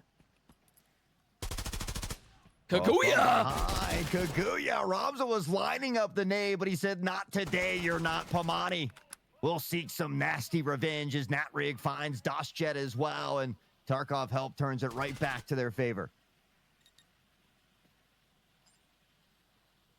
Twice goes down. One man up currently for the Tarkov Help roster. If Oron's on the flank, though, this might actually... If he can get Pamani here, I think this will really help their... Yeah, okay, very, very nice kill. This will actually sandwich one of the members of Tarkov Help here and possibly have him looking in too many directions. Gotta work together. Beautiful positioning from Eevee, actually, to force 1v1s instead of getting shot by 2 different places. There's Natreg all the way back from headshot box, though, and oh my goodness, he ran out of bullets. He's gonna run for sight and take it with 17 seconds left. He hits the reload. How red is that barrel, though? It's not too bad. He should be able to spam this. Ooh, Gummy going for the flashy little jump shot. It was a good attempt. It was close, but it's Natrig who comes out on top. Tarkov Help already to match point, and they've given themselves 6 additional opportunities to close this one out. Jumbo team backs against the wall here on Bull. I love the positioning, right? The Tarkov Help member on site. Once he got a call out from his teammate that one was flanking, he instantly makes a run for that anchor position, so he only has to deal with one of them at once instead of him getting sandwiched in between 2. So instant recognition and communication is just top tier. I think Tarkov Help just do it the best so far. Well, Vivorn gonna open up this round with a nice pick on to Soyar. They've got the upper hand here momentarily. We'll see if they can use it to their advantage right now. Tarkov Help, though, drastically slowing down again because of these smokes, but Ramza finding Madara. Kaguya, the spray goes in, and Ramza goes down.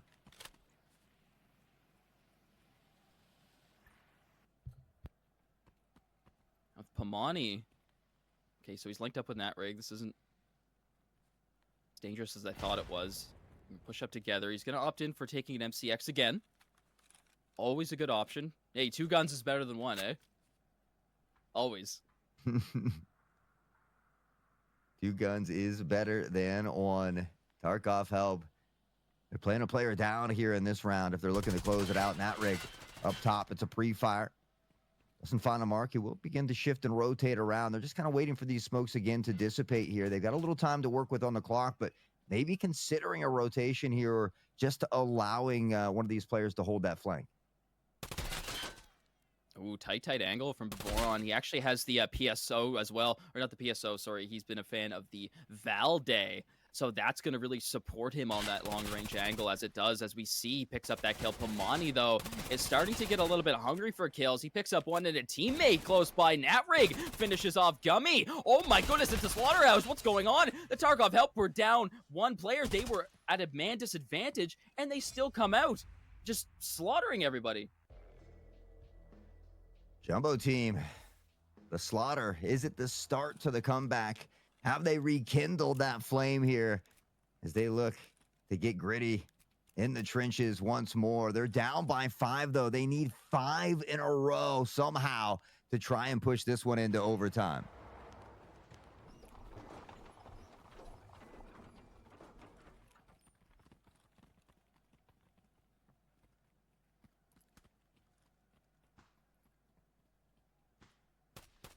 All right, check it out, ladies and gentlemen. It's all 1 round away for Tarkov Help.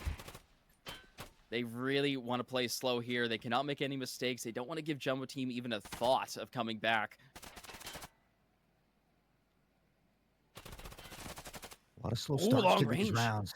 Ramza, nice headshot here on Matera as well. The jump across Kaguya spots him, but not able to thread that needle just yet. Pomani has taken some damage, and again, just kind of waiting for these smokes to dissipate. Tarkov Help has been able to manage this clock down to the wire so far. So Yara up for one. Jumbo team looking worse for wear. Currently 3 members down as the nade rains fire from Natrig. Unbelievable. Gummy onto Ramza. Kaguya up for one as well. They're coming back here.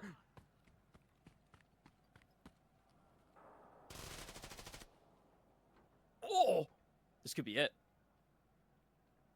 Yeah, Jumbo team somehow has found a way back into this round, and the numbers disadvantage quickly turned into a 2v2. Kaguya will back off towards site. The pressure coming in between. A potential pincer play here from Jumbo team. Kaguya's got to hit the shot. Evie goes down. One more to get through, but not a ton of rounds left in the mag. What's going on here? It's They're a battle of the reloading. It reloads. was a little good luck Kaguya. kiss. Yeah, before Kaguya put him down, but nice little dance move there from Kaguya. I was actually pleasantly surprised he was able to take it, and all of a sudden they cut this lead in half here, Kurt. Was that a 5v2 they just came back from? Or 4v2? I mean, regardless, it was impressive either way.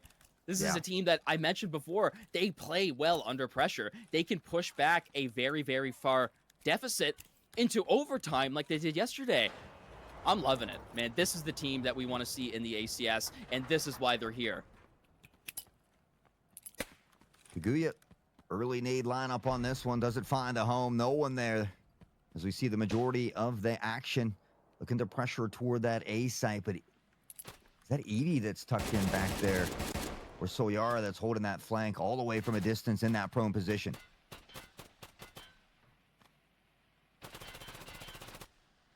Early smokes up again. Bomb this time kind of hanging out around Plat. Looking for some long-range kills here. This is what we've been seeing from Ramza. A lot of his kills have been extremely long-range, even with the 1x scope. It's like, he just makes it work sometimes. I feel like I personally, when 1x scopes, man, you got to be right in front of me, otherwise I'm blind.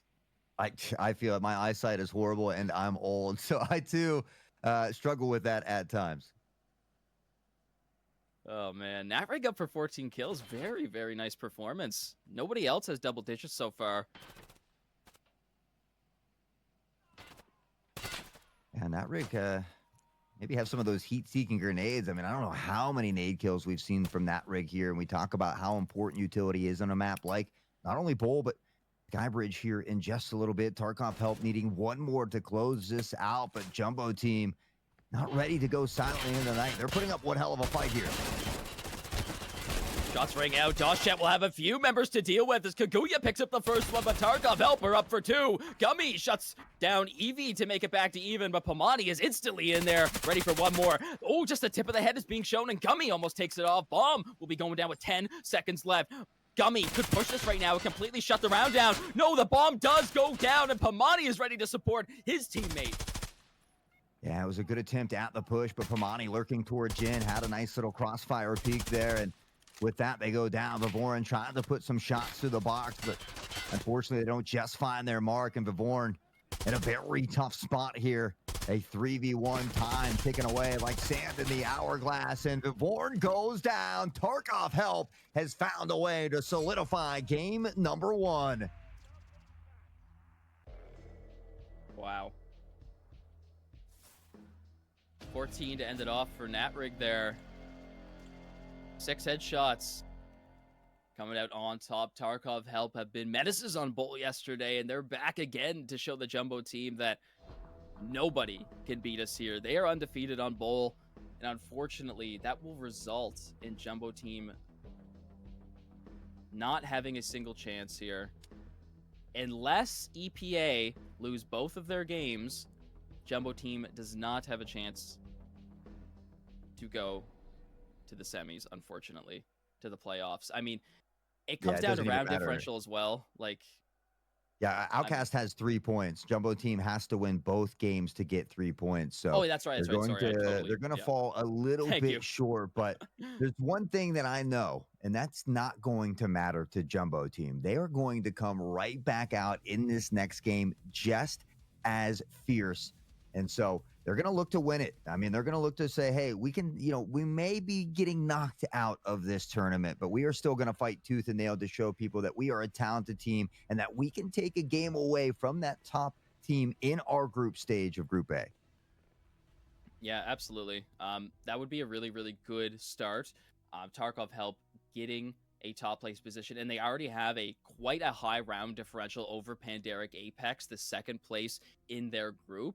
So they could be going getting a bye with Virtus Pro or XP Academy on the other side and pushing past, getting a free game there in the playoffs. And this is the third day, ladies and gentlemen. So it all comes down to this. These are the most important games out of anything that we've seen so far. I mean, ACS4 has always been explosive, but I'm really, really locked in for this one, and I'm loving it. Yeah, I mean, Tarkov Help's going to want to win this game, right? They want that 3 points to ensure they get that bye and they get that first place in their group stage. If Jumbo Team can find a way to tie out here, they only get one. That really opens the door for Pandaric Apex to be able to maybe sneak into that first place position. So there's a lot on the line, even when it doesn't seem like there might be. I mean, there's a lot of things to consider here. So, Jumbo Team, though, like I said, regardless of the outcome, they've often shown that never say never attitude. I truly believe they're going to come out here firing all cylinders and look to see if they can take a game away from Tarkov Help. And hopefully they have early success on Skybridge. I think they're going to need that early success. They need a decent half to start. They can't settle for something like a 6-2. Yeah, I think they have a better chance here. Tarkov Help did end up losing to Pandaric Apex, so it's not too often that you see one of those EU teams come out and beat a high level CIS team. But yes, Pandaric did come back on day one and beat them 9-7. So I think that definitely is possible. Jumbo Team did also lose to EPA 9-7 on Skybridge day one, but regardless, putting 7 rounds on the board is still impressive, and I think Skybridge kind of is going to favor that team play a bit more that Jumbo Team really likes to do. There's a lot less, tight corners. There's a lot less hiding places that you can hide in, and it's also really good for pre-firing because defensive positions can be very predictable, as especially on a site that's most favored.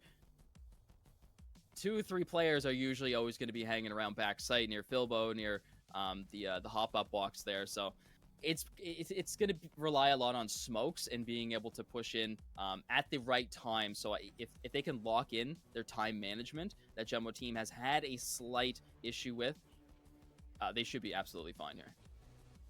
Yeah. I mean, honestly, I truly believe that they have the potential to take a game away from them. And if it's going to happen, it's going to happen on Skybridge. We've seen Jumbo Team play very, very well on this map. They have come just a couple rounds short in the past year. I think both of them a 9-7, as you mentioned earlier. But, this is going to be the important test for them. They've got an opportunity to just kind of end on a good note here and maybe find a win on their way out. But we got some nice highlights to take a look at here from that last one as well. Yeah, let's check it out, ladies and gentlemen. Right there at the start, you can see that Eevee was a very dominant force towards Generator and Tower Lane. Natrig as well, getting a lot of multi-kills on the board, being the one to end it off with the highest frag count of the game. Long-range kills from Ramza as well. We saw some very also nice long-range kills from the Vorn, who has been quite a big fan of that Valde 1-6x that has been kind of introduced somewhat recently along with the Spectre DR. And we saw Natrig already get one nade kill, and then we had that, I think a double one, or he had 2 back-to-back is what it was. We'll see here in just a moment. A couple more nade kills coming in. There's another one from Natrig, and he was just on it all day.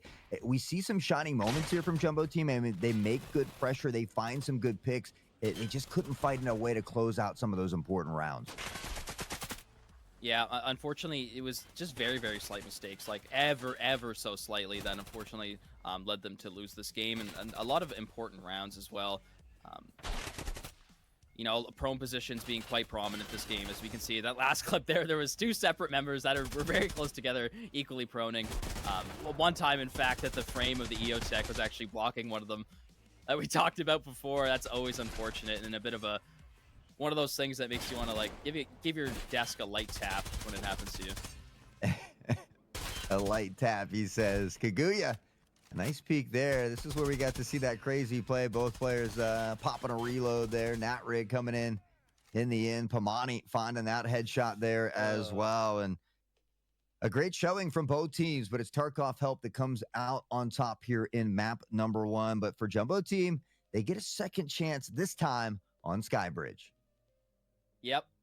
Skybridge is going to be the name of the game. And, you know, kind of regardless of whatever happens, I don't think that they should be playing any differently in terms of, you know, the amount of effort they're putting in, you know, just because, you know, the leaderboards or whatever, throw them aside, right? There's still fans in the audience. You still have people watching you.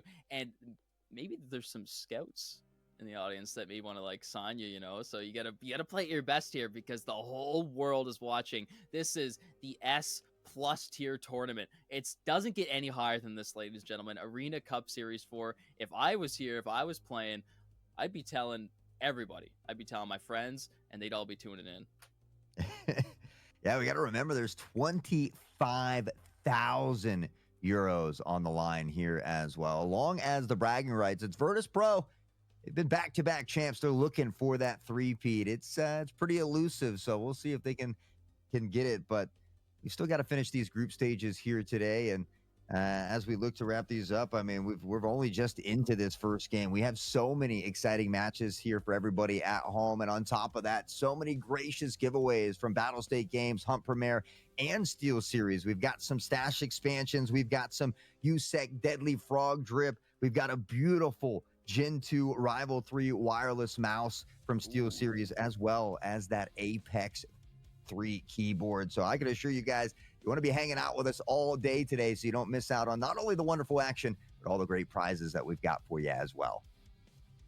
I was actually a recent recipient of spilling my tea all over my mouse pad, so I'm actually having a look there at the beautiful mouse pad that they're giving away, the QCK Performance XL. So, you know, I'm looking for a new one. It's about time for me. So whenever that pops up, I'm definitely going to be throwing my name in the hat. Ladies and gentlemen, everybody deserves a chance to win. So when we give you the prompt later on in this stream, keep your eyes and ears open because you do not want to miss all the great swagger that Steel Series has so graciously provided us with as our sponsor here at the ACS for.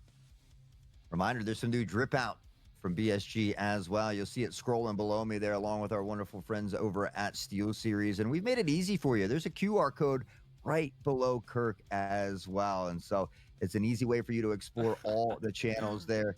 And yeah, see, Kirk, he's got it. He's pointed out for you. I'll scan that right now, actually. Oh, I'm already following everything. So, I mean, what more can I do? Absolutely. Ladies and gentlemen, I'm really excited. Skybridge, we spoke about it earlier. Skybridge is one of those maps that it's like completely out of the meta. It's gone. Like, and then this tournament, it's everywhere. It comes back and forth, and there's like very, very minor changes over the past that have made it come into favor. And as of recently, it's been those ones like you see in your hole to stop early nades. Pamani, he's already starting the round 1 on 5th gear. Vivorn and Gummy will regret that decision. Whew, Matera tries to answer back. It was Eevee who picked up on the Kaguya first. Shots ring out from that rig. Matera finding Ramza here as well. And Matera trying to stand tall like a brick wall. He's got to get through 3 more, but if he can find it, it would be the ace.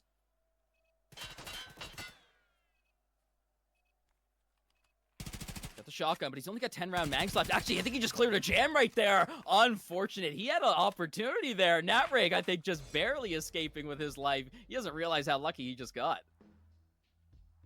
He said, it's all skill, baby. It's all skill. But Tarkov Help, they grab the first round yet again. They get a start out on that right foot. They do it on the defensive side as well. We often talk about how Skybridge in past has favored these attacking-sided teams. So it's going to be important for Jumbo Team to find a way to answer this response relatively quickly.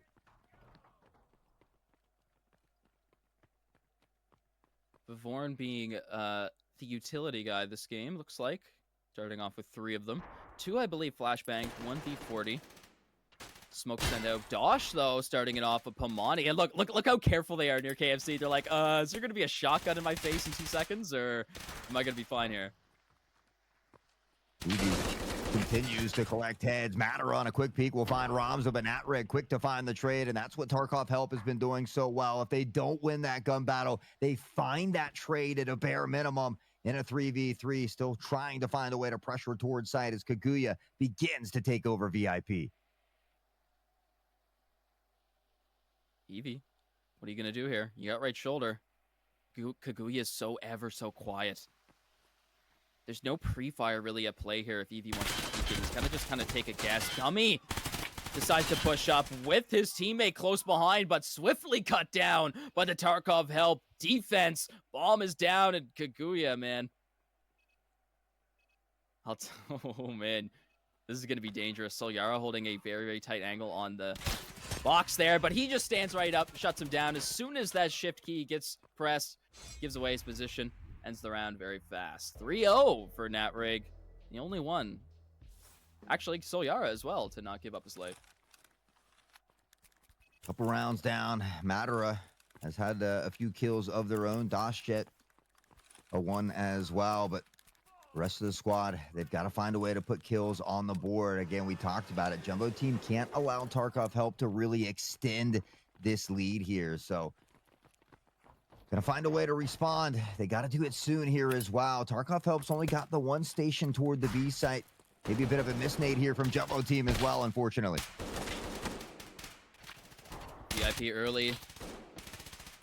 Could be a 1v2. Pamani has some backup from a teammate in the back row. Madara, it was Eevee actually. Madara cut him down. Pamani up for a big double though. Full VIP control now for Tarkov Help.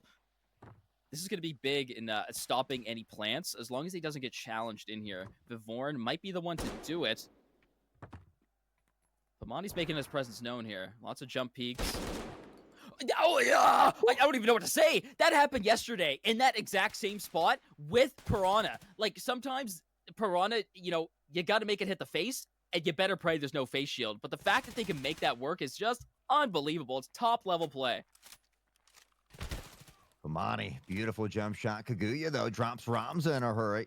As Natrig will see his partner fold like a lawn chair.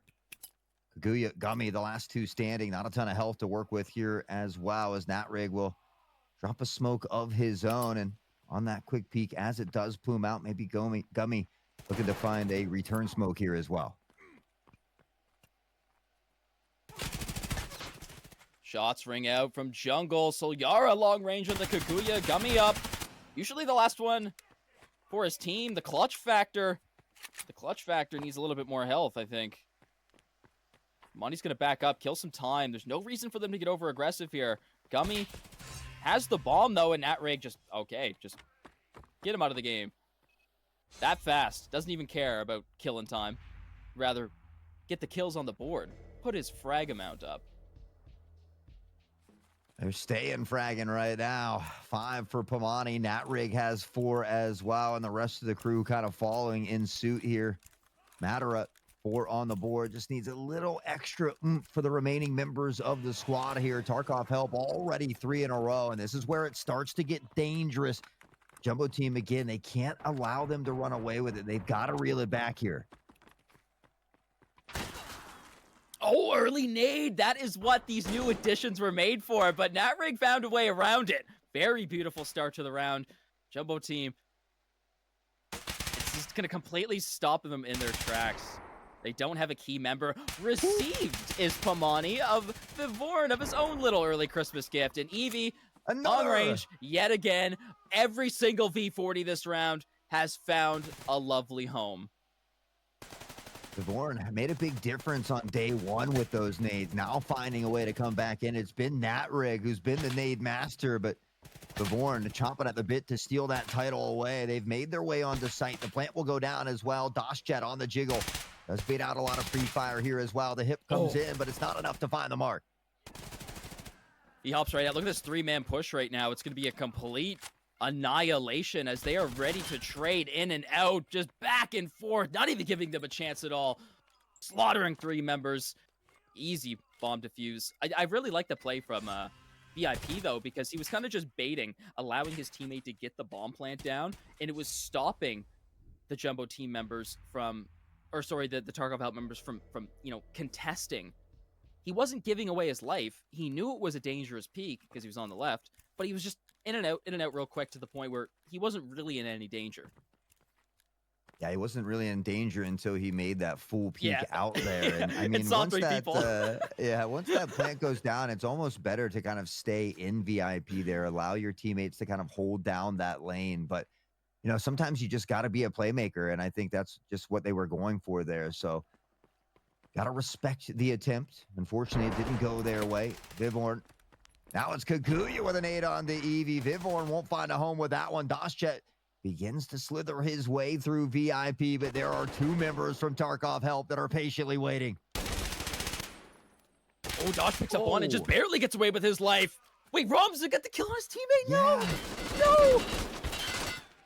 Not like this, he said. Medera, Soyara finding a pick apiece, but Soyara, the last standing member, Jumbo team, looking for their first round, and they'll get it. It's Kaguya with the headshot. Jumbo team on the board. The spark is there. Now we got to see if the flame can grow. Yeah, sometimes 1 round is all it can take, right? It can pull your head out of the gutter, and it can just give your team like a revitalization. That's a big word for you. Did I use that right? Someone get a dictionary. Don't question yourself, bro. Just believe. Just believe. And that's what Jumbo team needs to do right now. They've got to believe in themselves to make it happen. They avoid the early nade this time. Dashchet, great pressure in toward VIP, but Tarkov Help has opted to smoke it off. They are going to spot him on the jump over. Coming, finds one, goes down as Vivorn does get Ramza. Dangerous peeks here. Kaguya just barely peeking through the smoke. Gets one. Nat Rag up for one into Vivorn. 2v2 all of a sudden. A minute and 25 on the clock, and there's 6 players down. Early kills. Let's see what happens here. Oh, Kaguya. He's got him in his sights. Soyara alone again, a 2v1 Jumbo team looking to put rounds in bunches. It's a quick peek from Soyara, but the shots don't connect. Matara finding this one, and Jumbo team looking to work their way back in it. 1 kill, 1 round at a time. I'm liking it. I'm liking it. I always like to see a team come back, play really well after they've been down. I think it's going to completely change when they go B-site. It's going to be a whole different playing field. Yes, they'll most likely get the bomb down early, but can they stop the retake? All important questions that hopefully will be answered here in this round. Pamani looking to take early space this time and right in toward Rat here. He's got the space. The smoke begins to plume. The pre-fire shots just barely missing the mark.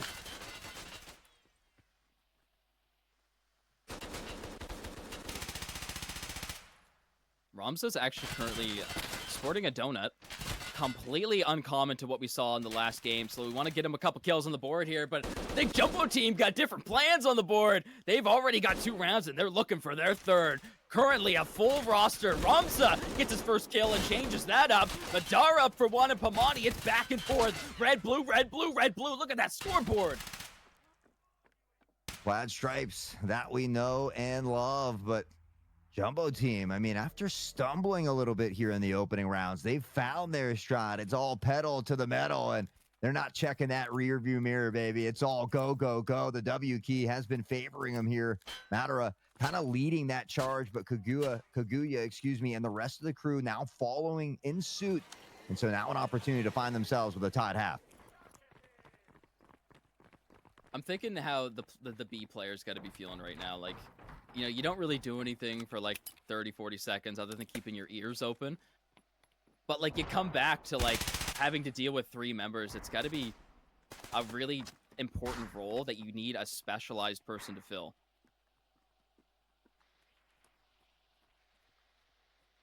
They've got an early pick yet again. Ramza Able to answer back here, though. Dashjet going down, and you see Gummy and this device beginning to linger toward KFC here. Another nade coming out from Vivorn, who's had a lot of success here on Skybridge. Ooh. Ramza up for his third in 2 rounds. Very nice lineup right into VIP. It was smoked off, but these teams have been no shy stranger to hiding in smokes. Kaguya up for 1. Makes it back to even. Ramza on site. He might get sandwiched right here, but no. Patience pays off. He gets 1 and instantly runs away to conserve his life. I love that. Brings it back to a 2v2. Hear that device beeping here on the ground. We'll look to recollect. Has to be careful with that potential flank. Kaguya is going to let some shots sing out as well. They looked good, but it's not enough to find the body in the dirt. So Yara dangerously low here on the repeat. This is kind of the problem with that FMJ ammo, right? Like, you see shots connect, and you're like, how's he not dead? But in fact, you know, the spear's great, but when it comes down to it, the penetration power from that FMJ ammo, it doesn't do the job 100% of the time. And that's just a personal reason why I'm not a big fan of it. But, I mean, there's a reason why it's currently the first place picked gun in all of ACS4.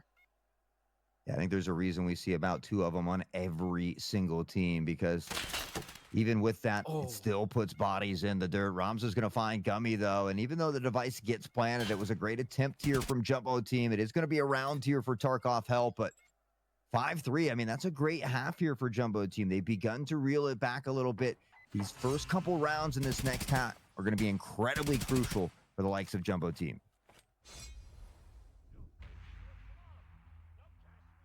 4 kills up for Ramza. I mean, I said I wanted to see him get some kills on the board, but 4?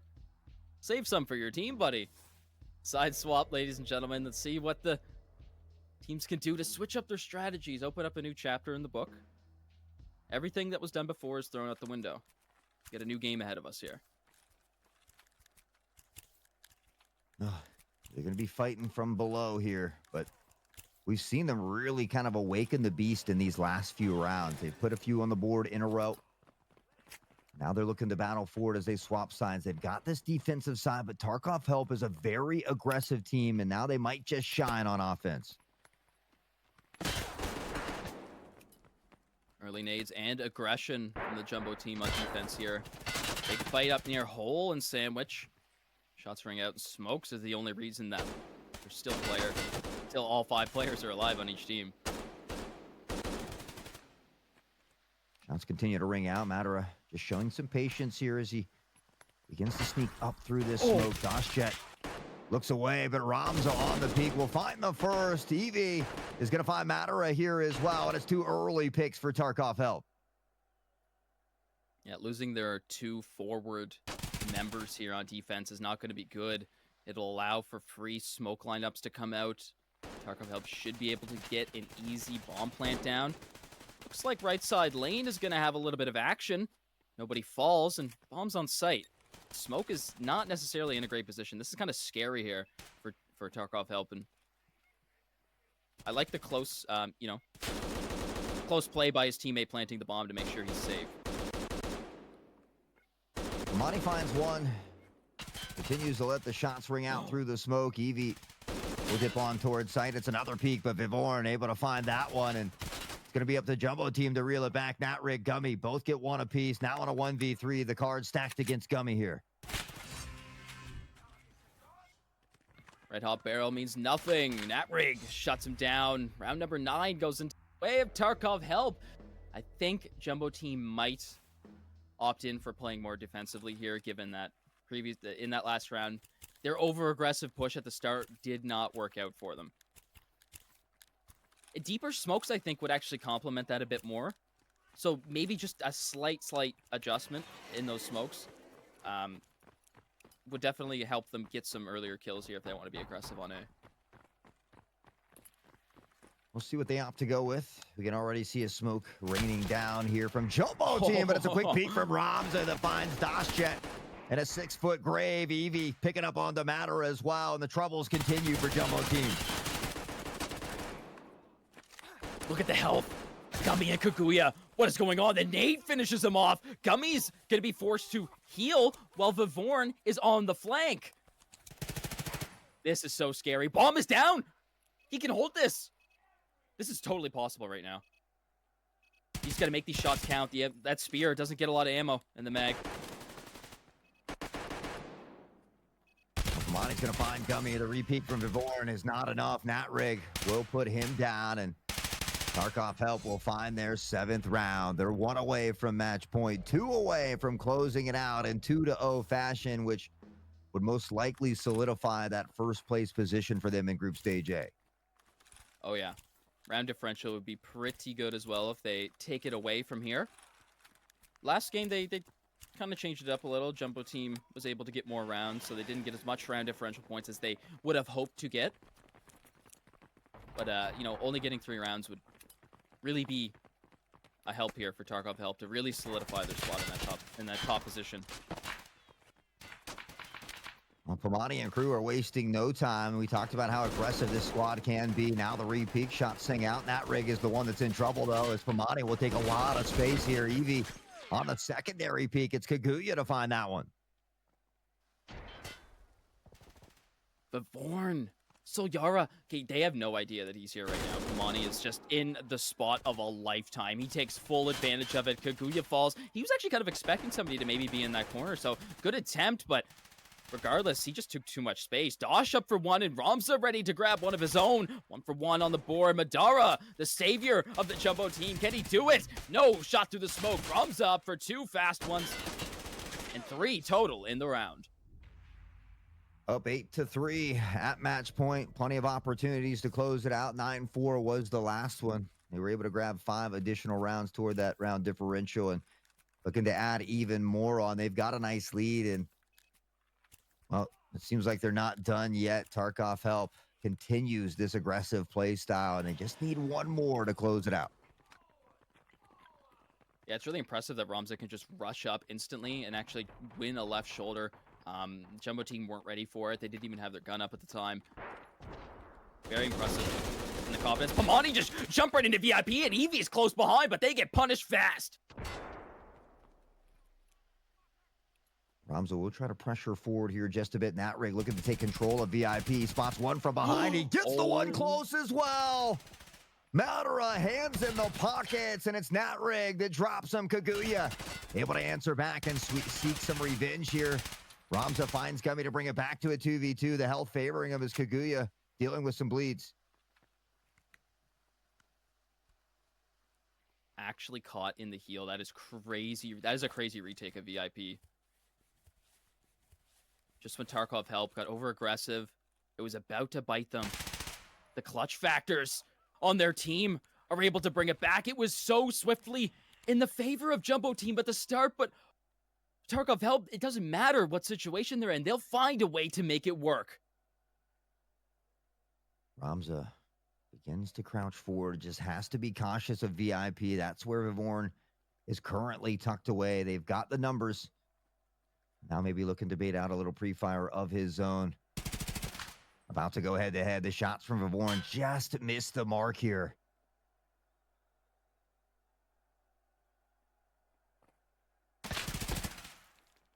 Oh, he's going to go right for B. Oh my, it's over. You're completely cut off. Vivorn is going to have to go for a full rotate, but even then, yeah, Ramza's going to be ready.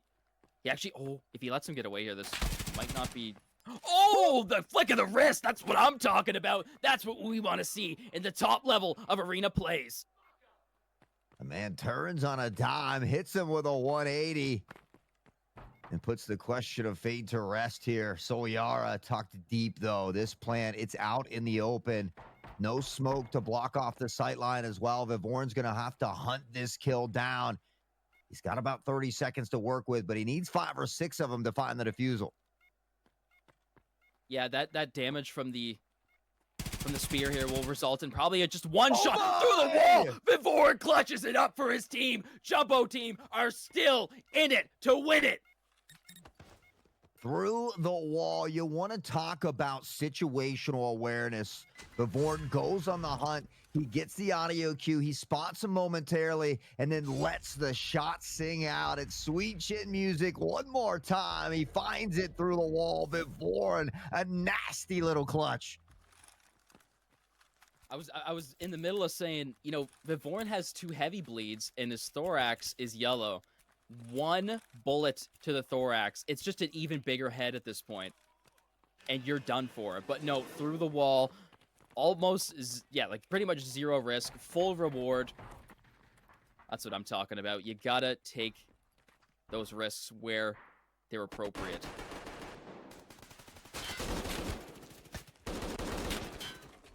Well, Gummy Kaguya finding some early picks. They had that player advantage in the last one that Tarkov helped begin to reel back. So Tarkov help's going to have to do something similar here. Pomani looking to take control. The jump over. Did he spot the slither of the helmet? He will on this one. Pomani's just a top-tier Enforcer player. I'm really loving what he's been able to do. Enforcer players are not usually my cup of tea. They don't really do my playstyle, but man, I'm loving how accurate this guy is. And look at this. On the other side, outside the wall of VIP, the Tarkov Help team will go down 1 by 1 as Vivorn shuts down the last member, Pomani, to grab another round here. Tarkov Help, round differential, not looking too good anymore. They are up a lot on Pandaric Apex, but it's slowly starting to tick away from them. Yeah, I think they started the day off with a plus 15, whereas Pandaric was a plus 2. They got 5 in the first one, so I don't know if they're stressing that just too much here. Yeah, true. I think the most possible. important thing for Tarkov Help right now is just to close out the game. It doesn't matter how they win. It just matters that they do win, and they grab those 3 points. Again, early VIP fights, 1 for 1. It's Eevee still up for the double. 3. Tarkov Help, yeah, they'll find themselves with a player advantage in this one. Eevee's going to have to heal up a little bit here, but they've got time to do so. Still 1 minute and 30 on the clock. All 3 remaining members from JT are over here at the A site, though. Yeah, definitely. That's very important, right? Usually this last player will rotate in when it's a little bit too late sometimes, but you have full confidence now and a teammate to rely on. Eevee just cuts him down. 3 kills on the board. Health not looking too good, so he's got to play a very defensive angle here. And Natrig, the teammate, is ready to support. I love the teamwork. I love it. This is Tarkov Arena, ladies and gentlemen, at its highest level. Now in a 4v1, Gummy. It's going to need something of a miracle here to find it. We'll step into the crosshair of Ramza, who collects the head. Enough said. Tarkov Help will solidify the dub. It's 9-5. JT does 1 round better in their previous match, but Tarkov Help looks to solidify that top spot here in Group A. So that's going to be a 4-round differential there, I believe. Yep. So they're going to be going up on a 24 total overall round differential. If Pandaric Apex 9-0 both of their games, I don't think it's possible. No, that's only 18. It's not. Yeah, 18. So, yep. Regardless, Tarkov Help already solidifying their first seeded spot in the playoffs. Group Stage B still has yet to play their games, so we'll see who's going to be able to match them in that first place spot. But unreal game. I love the teamwork. Both of these teams are really, really good in terms of being able to support each other. That's what it's all about. Tarkov Help, obviously, slightly better time management, teamwork. Those slight differences allow you to take these games home. Big fan of the CIS teams, but it ends up with Tarkov Help sending this one home with Jumbo Team. Speaking of home, I think that's going to be where they are heading, unfortunately. As we say goodbye, most likely here, or as we do say goodbye to Jumbo Team, we give a big GG's to Tarkov Help. But as we all know, I mean, we just had a wipe here for the base game. Stash, it can be tough to deal with at times, especially early game. Well, we've got a giveaway here for you. We've got 10 different keys for an expansion of your stash, 2 additional lines, 20 big slots to open up some additional room for you. And if you want to get in on that giveaway, it's exclamation point ACS4. Again, exclamation point ACS4 to get into the giveaway. Everybody can always use a little extra space in their stash. Oh, yeah. And make sure, ladies and gentlemen, we can't stress this enough. You need to type that in the Battle State Games Twitch chat. It will not work on the Hunt Premier Twitch channel, so make sure you head on over there. Open a new tab, and just throw in exclamation point ACS4 if you so happen to be in the hunt channel. And then if you win, again, make sure it doesn't just magically appear in your inventory. You need to join the Hunt Premier Discord and hit the contact us text channel. We'll remind you that later when the winners are picked. But as of right now, make sure you enter exclamation point ACS4 BSG Twitch channel. That's right. And as you said, get in that Discord, make that ticket if you're lucky enough to win there. And obviously, we'll get that over to you as quickly as possible. We do got to keep in mind that everybody is working very hard behind the scenes, so it's not something that might be instant. We got to have a little bit of patience here. But again, we will work toward getting that key to you as quickly as possible. So we'll have 10 lucky winners here in a few moments. But I know I could always use a little extra stash space myself, Kirk. You won a little bit of something yesterday, didn't you? Maybe. You weren't here for that, were you? Yeah. Okay. So you did know. Okay. Yeah, Hot was. I got some drip. Yeah, I got some drip. I got I got some stash expansions as well on day number 1. I got pretty lucky to get that, but yeah, awesome for everybody to be able to enter the giveaway. It's for everybody, so doesn't matter where you are. Always throw your name in the hat, or you will never be picked. Now, ladies and gentlemen, if I'm not mistaken, you should have a highlight reel. Yes. Oh, we're waiting on that. Okay, my mistake. Maybe talk a little bit about the next game we have going on. It's Sicario versus K3. In my opinion, the most important game of the day. Serving it up hot sauce way. Yeah, you know, I don't know if it's the most important in my eyes, but I'm definitely really excited for it. I mean, this is Sicario looking for their first win. You know, they're at the cusp of being at the bottom of the group, K3 at the bottom of the group, but they've been making waves in the Tarkov arena scene. We talked about winning the ASPL. We talked about how well they performed in the HPL, stealing that 4th spot away from those friendly guys right in that final day, and now making their way into the ACS. So they've shown some great promise. Obviously, it's their first experience here, and there's a lot of talented teams. So it has been a tough go for them. But I think if there is a day that they are ever going to have an upset, it could be today against a team like Sicario. Yeah, so Sicario obviously has a very successful history. As of the recent history, it's not necessarily been going their way. They have yet to find a single win here in the ACS4. So this technically is K3's best chance here to finally get some wins on the board and maybe secure themselves a double win to push them towards that semifinal playoff bracket. If it goes 1-1, then it's going to come down to round differential there. So that might be a little bit dicey, but the way that Sicario is currently on the board, I believe that their round differential is quite a ways away from the K3s.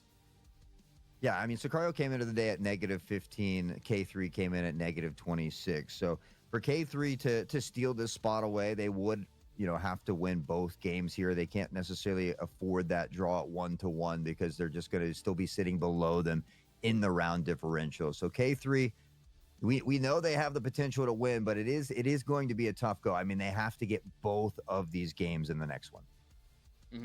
Absolutely. That will be -15 currently for Sicario and -26 round differential for K3. So it's possible if K3 want to just absolutely take Sicario to the circus and show them what they're made out of, show them a final big performance here. But thank you, ladies and gentlemen, for your patience. Highlight reels available just now as we queue into our standard 5-minute break. So don't go nowhere because we'll be back for game number 2.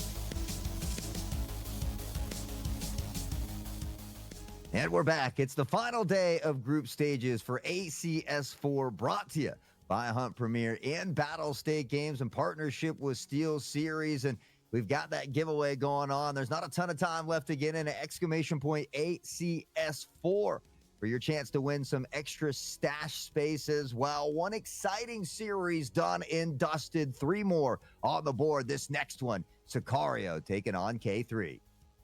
Yeah, absolutely. We're waiting for this one all day, personally. Can't wait to see what map we're going to be going to. Hopefully we get a little bit of a switch up. I've been seeing Skybridge for a long time now. So maybe we can push it on the back burner until maybe a little bit later, but we'll see when that time comes. Ladies and gentlemen, the giveaway is shortly going to be drawn, so make sure that you use these last seconds to finally get in there. Exclamation point ACS4 in the BSG Twitch channel. And then make sure you move on your way to the Hunt Premier Discord to claim your prize if you so happen to win. But we'll remind you that very soon. Sicario versus K3. This is a battle of staying in the tournament. Tomorrow will be the very first day of the playoffs. This is the last day of the group stage. And then that will result in whoever basically gets the 2-0 here. But most likely the round differential will be in favor of Sicario. Yeah, and that will continue next weekend as well for those playoff runs there as well. But yeah, Sicario K3, we're going to be starting out on Bay 5, heading to Bowl at some point. I think, Sicario, they're hungry for their first win. They've been struggling a little bit here in ACS 4. And so I think K3 would be a good team for them to begin to find their footing as they, hope to get prepped and ready for playoffs. But that can be said for K3 as well. This is a team that has a great group of individuals on the squad. They're kind of up and coming, some rising stars amongst the scene, if you will. And so if there was ever a team amongst this list for them to upset, it would be this Sicario team, who has been struggling a little bit here in ACS 4. Yeah, and you know what? K3, they really need something, because the matter of the fact is that every single Div 1 tournament that they've been in that's strictly Div 1, it's not really gone their way. They've been placing somewhere near the bottom, and it's going to happen, right? They're obviously dominant in Tier 2 groups because they won the ASPL. They're your champions from over there in the Season 1, and they performed really well in the LCL as well. So when it comes to HPL and stuff like that, it's been a tough battle for them. If we want to see them improve and get higher in the standings, gain some more fans as well. The world stage, ACS4, is the top level and would be the best place to do that. Let's see if they can topple the previously HPL champions 2 tournaments in a row, Sicario main roster from the European region, undefeated in 2 HPLs. I mean, K3 won my heart over a long time ago as they begin to make their drive up here, and I honestly, I didn't expect them to blow these teams out of the water. I mean, most teams don't when it's their first time in a setting like this. So I'm just glad that they're getting this experience under their belt, that they've stuck together as a team, that they continue to grow together. And so that's what I'm looking for here. Obviously they want to win both games, punch their ticket into the playoffs next weekend, but I think at a minimum, they're just looking to get one game from a talented team here. Yeah. And, it really comes down to roster changes sometimes. A lot of the most impressive teams and teams that have the highest amount of trophies are the ones that lock in a roster and they don't make too many changes to it. K3, they've had a good roster for a while now, but they've made changes over the little bit of time. And they're maybe just starting to finally get their footing there and really get comfortable with each other. But, ladies and gentlemen, it is time to draw the winners of the Stash expansion. 2 times lines. That is 20 total slots of a free expansion space giveaway. 10 winners. Check it out in chat. We're going to announce the winners, and any second. Drum roll, please. You already did it. One more. Yeah, that's it. Have a look into the chat, ladies and gentlemen. Currently starting it off with the Ronin TTV, War Dog E, SP Tarkov, or S Parkov, sorry, 420, Logic 12221, Salam Sarn, Dev, Your Sausage, I don't know if I could say that, You know who you are. You're a sausage guy. My The guy loves okay. sausage. You know, I love All right, sausage. fair Sausage is enough. All great. right. My Curion looks like Pej VL. We got Armani MF, Captain Freddy, and that's gonna be it. So make sure you join the Hunt Premier Discord. Look for the Contact Us text channel. That is where you're going to follow your ticket to receive your winnings.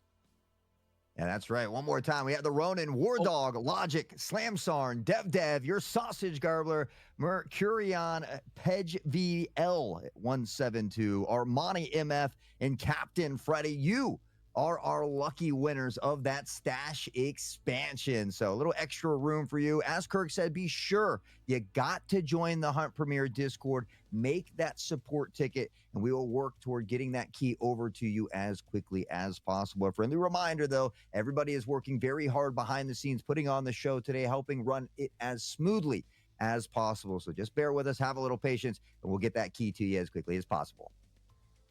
Sparkov, my apologies.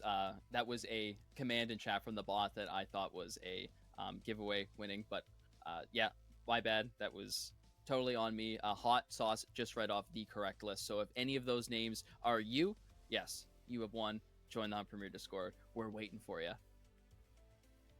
We are waiting to hand over those 10 lovely keys to our wonderful winners here today, but we're not done just there. We got a lot more stuff to give away throughout the day as well, from more in-game items to physical items, courtesy of SteelSeries, a beautiful wireless mouse, a phenomenal keyboard. So you definitely want to make sure you're hanging out for all the action here today. Head to head, ladies and gentlemen. Up next, we talked about it. Now let's put it into action. Sicario versus K3. This will be my personal favorite game of the day, but why don't we have a look at the legendary roster list that these two teams have brought out. Of course, none other on the left side, the ex-pro himself, now still pro, but in a different game. Who other than Kiyoshima, captain of the Sicario lineup, closely followed by key members Luki, who I still believe has the ACS kill count record. I need to confirm that, and I'll probably get that done for next week. But Luki, Zaki, Furlex, and Goes. And on the side of K3, your rising, shining stars looking to topple the former juggernauts of Sicario. Malakin leading the way. Giros, Halava, Griffin, Reynolds, all very exciting players to watch. They've made it to the biggest of big stages. Can they shine bright here today? Can they find a way to take at least a game from Sicario and maybe build off the back of that? All of those questions and more will be answered here in a few moments, because we've got those maps as well. Going to be starting out on Bay 5. We haven't seen Guest yet today, but Fort, Iceberg, both of the newest maps banned away here from these two teams, Kirk. Yeah, so that's kind of just the way it's going to be sometimes. These teams just go back to the old reliable, you know? It's how the cookie crumbles. We were hoping to see some Iceberg, but no, Bay 5 is a good way to switch it up. In fact, I think Bay 5 was a really, really good map to watch yesterday. There was a lot of analytical plays that you could really get down to a T. This is the map that Sicario yesterday were, yes, they lost, but they were very dominant on it. They were getting kills through the wall, through smokes, because when they were playing XPA, they were reading them so well. XPA, there was a lot of members that would play the same position multiple rounds in a row, and then they would just get punished because they don't change it up. Shot through the box, game over, buddy. Sicario, very scary here on Bay 5. I know that they used to be really good on Bay 5. It was kind of their main map, but as of somewhat recent, they have switched it up. And but it looks like K3 are going to be taken for a run for their money here for their own map pick. Hopefully they take them for a big run for their money. I'd love to see them take at least a game away from Sicario again. They're just a fun team to watch, but Sicario, they've been a staple around the scene for a while. And again, it's, you know, I'd love to see any team win. I've come to grow and love all of these players as I've gotten to know them over some time. And so you always hope that they both come and just put on the best performance possible. Yeah, absolutely. Looking at a bit of history here, yesterday Virtus Pro went against K3 on Bay 5, and they only ended up getting 2 rounds on top of Virtus Pro, where Sicario actually came up and got 5 rounds on top of XPA during Bay 5. So day number 1, though, Bay 5 was played by K3. Again, they only got 3 rounds. So far, every single time they play it, it's not necessarily going their way. I don't really think that comes down to the map pick, though. It's just simple experience that K3 has yet to get under their belt. And unfortunately, to be honest, it's a scary matchup in the bracket that you're in. You see all those 3 other teams that you got to go up against. It's a tough, regardless. You could be playing a map where your enemies don't even have, any knowledge of the map, but it's just the group that you're in is so scary that it doesn't even matter anyway. I mean, yeah, K3, I don't think it was a map thing. I think it's the fact that they played back-to-back champs of Virtus Pro and then XPA, number 2 position of previous Arena Series Cup. So, or the Arena Cup Series, excuse me. But I think that was the biggest issue, right? They played what could arguably be the 2 toughest teams, not only in their group, but in the whole league, in the whole tournament as a whole. So, again, I think that's why this is their best opportunity here. Sicario has been struggling a little bit here to kind of get going. And we're used to kind of seeing them kind of be in that dominant role, so to speak. And so if there was a time for K3 to pull off an upset, I think it would be right now here today. Yeah, and this is their best chance, in my opinion. Both teams have yet to claim a map at all in any of the best of 2s. The only real difference when I look at Bay 5 between these 2 teams is that Sicario maybe has like 2 or 3 rounds above them from what they've been able to pull off against the other players in their group. So I think that this will be a nice, close, even game. And I think it'd be even closer than maybe the last one we watched. It may just be a close one. We're going to find out here as Furlex is wasting no time. He finds a nasty little 2K. He's hungry for kills, and he can't get full because he's got the triple. Instantly lays back down. He's going to take a passive position here. If he spams any more of those bullets, we know how well 9x39 loves to jam up on you. So he's got to let that cool down a little bit. Zaki on site, playing the slow game with Malikan. The dance comes to an end. Malikan receives a couple piranhas to the head. Giros, the lone member here in a 1v5 that of Ice at mid has been spotted. Luki will let the spear sing, but won't find the kill here or the damage that they were looking for. Ring around the rosy one more time. Giros on the hunt. It's the peek from Luki and the head of Giros that gets popped. I mean, the only member there even receiving a bullet was Furlex, and he still had about 80% of his health left there. So Sicario up for a full 5-man win in the first round on defense. I think they shine a little bit more on defense on Bay 5, especially around that A site. They kind of have a similar A site hold like Virtus Pro does, in my opinion. They used to match them really well in the past. Whole different playing field now. It's been years since then. Well, a year plus, year and a half, so. Sicario grabs their first round. They do it decisively. See some of those nades raining down. It's going to be Kiyoshima to find Malikan, and Malikan has really been the shining star for K3 here. The boss goes down. Luki goes, finds 2. Luki got one of the mix, and Sicario. This is that squad that we're used to seeing. Minute and 30 on the clock, and what's Griffin's plan here? Inside the smoke. Probably just get one, and maybe a flick of the wrist will result in another. He hears the grenade being pulled, so he starts to make his way towards that area, but he's moving on that wood, so it's not giving him the audio he needs. Regardless, Luki's there, ready to clean up the job. Sig Spear is a menace. Yeah, I mean, the spear is, again, it's the number 1 picked gun, right? According to the Kirk as of analyst. Day 2. Yeah, so yeah, I mean, it's a great gun. It's got phenomenal stopping power. Yeah, it might lack a few rounds in the mag, but I think you make up for it in its consistent stopping power. Sicario, great start for them here. A nice 2-0 lead. K3. We'll see if they can find a way to inch back into it. We've got Halava here on that Enforcer, who's also been playing very well, but Jumbik coming out as well, maybe as a sub here today for Reynolds. Oh, I see. Yes, Jumbik. I believe K3 also had a sub playing yesterday. Starting it off, Griffin. Nade across the map. Furlex will be feeling the pain as the top member so far in terms of kills has gone down. Luki is waiting on the other side of the smoke. Oh, so patiently. Griffin got one with the nade, but shortly after, it was no not really long lasted. Your ass up for 1 onto Lukey. 3 versus 3. Split up is 2 of the members from K3. However, the bomb currently by itself. Don't want to get caught out here. We got a little bit of support. Slow and steady for Zaki. Lava. Enforcer versus Enforcer. He's got help from his teammate. Beautiful job. Teamwork makes the dream work. Got to be cautious of this back alley, though. Kiyoshima beginning to shift forward on the spear here as well. Often knows that there's one sitting back toward this box. Denies the plant from Giros, though. No, it does go down just in time. Goes finds Halava. Jump kick. The last standing member, but it's Goes to find the headshot as well. And Sicario has come out firing in all cylinders here on Sunday.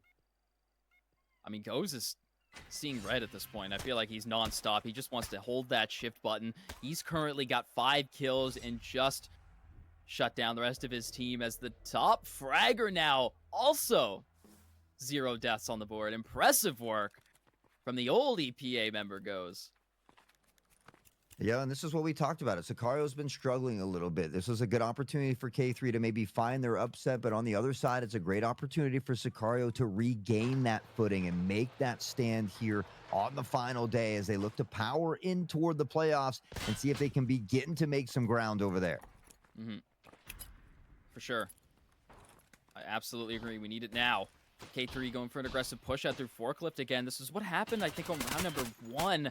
Smoked off currently, and possibly some positions being held hard. But there's a little cut in the smoke there. Furlex might just see him, but Ures is going to spam through. Nothing connects.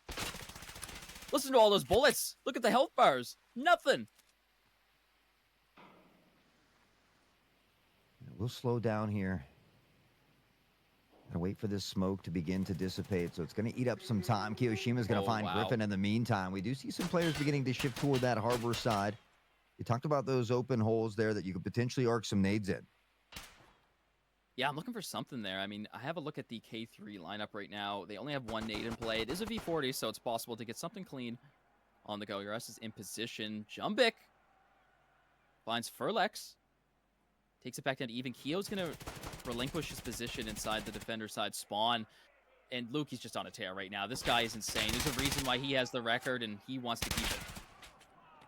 Oh! Malkin found a nice shot there. It was Lukey to answer back. Giros, from this position of behind Harbor here, rotates around, finds a nice pick, spots one more, but is all alone here yet again. Has an idea that someone's maybe rotating around. I think heard the audio cue. The pre-fire comes in, but that member not there yet. Bomb picked up, 20 seconds left to go. I think Sicario should realize that we need to push in quick. We need to stop this plant and just kill time. We don't have to do any retakes. No, they're going to play it safe. They're going to play this buddy system. This is where we expect Kio to jump forward and then Zaki to take his position for a distraction. No, all right, just slam him down with Piranha. That works too. 4-0 start here for Sicario. Guarantee a tie to half for them, and looking good at the moment. I'd say that on Bay 5, I think the defensive side is probably a little more favored, but at a minimum, K3 is still going to be looking for those 2 or 3 rounds. It's been Malikan who's had a ton of frags, at least through that first day that I was able to cast, and maybe struggling just a little bit here. We've seen Halava do really well on the Enforcer, still stuck with a donut at the moment, so we need some of these key members to really get rolling here. Yeah, I know how talented the K3 roster can be. I feel like their kryptonite is kind of just like getting run down really quick. If a team pushes them fast, they're usually not ready for it. But if you give them time to really lock it in and think, it can be a dangerous strategy that they can cook up. Back alley. What is this man on today? To find it, a triple kill. He's pumping heads and getting bread, making a quad. And the ace. My man hits the Penta. All 5 in the bag. Furlex is a monster. With the SR3. It didn't even jam on him. That is ammo conservation at its finest. Unreal. He hits the reload, so you know he shot 30 at least. Close to it. At that point, if it was me, it would have jammed. But, you know, the way these guys can work their weaponry is just on a different level. Such a crazy play. Furlex looking to rival his teammate Lukey on the kill board. I mean, Cracked and I had to talk about it in day one. Furlex, who was always good on the TRG, but had a little bit of a downtime, has swapped to the SR3M and has been having a field day. Speaking of field days, it's plaid stripes in the kill feed, but now it's starting to turn red as Jump Kick, Halava combined for 2 there as well. And I believe it was Malikan that opened up with that first one. They've got the player advantage. The device down in a bit of an awkward spot, though. Yeah, Enforcer and Assault left up. Keo pretty consistent with this weapon. We're going to see what Zaki, though, can do to start it off. It's going to be a shotgun for shotgun trade out in the mid lane, but Malikan is looking to help Halava. Zaki does pick him up. Headshot onto an Enforcer that somehow pens his helmet. Jump Kick. Trying to thread the needle. It's going to be Griffin to find the headshot onto Kiyoshima. Now on a 3v1, it comes down to Zaki. We'll let that Saiga sing, but it's Griffin to find the pick. And now K3 will get on the board here. That's what I'm talking about. Keep that snowball rolling. This is exactly what Jumbo Team did, right? They were down a lot at the start. They bring it back, and then it allows them to consistently put more rounds on the board. It's just a game of momentum. You got to keep it this way. It was a bit dangerous, though, at the start. It was kind of a, back and forth there in the mid lane, kind of just randomly, right? So I'd like to see them try to take advantage of a position and maybe try to use a V40 to get Furlex off of the back alley there on A. That could be a good strat. We'll see how they opt to play it here in round number 7. Nades coming close, but no cigar on that one. Furlex continues to just shred the competition. It's already another 2K all day. Can he find one more? It's Lukey for a 2-piece before Halava chops him down. Fresh up a 5K, looking for 3. Lukey up for 2. Halava, the last one remaining. He's going to get stuck in the reload of the mid lane, and Goes will have a piece of the pie as he shuts down Lava to get Sicario. Their 6th round win in the 7th. They're so close. 2 rounds away for a minimum overtime guarantee. That's right. I mean, 7-1 half would be phenomenal for them, but you've got to be incredibly happy with a 6-2 half if that's the way it plays out. Sicario getting it done here on the final day. Lukey, Furlex into double-digit kills here and really putting on an absolute cinema of a performance. I mean, this is the Sicario we know. This is what we need out of them all the time. Starting to bring it out later in the tournament. Better late than never. So they could easily secure their spot here in the playoffs.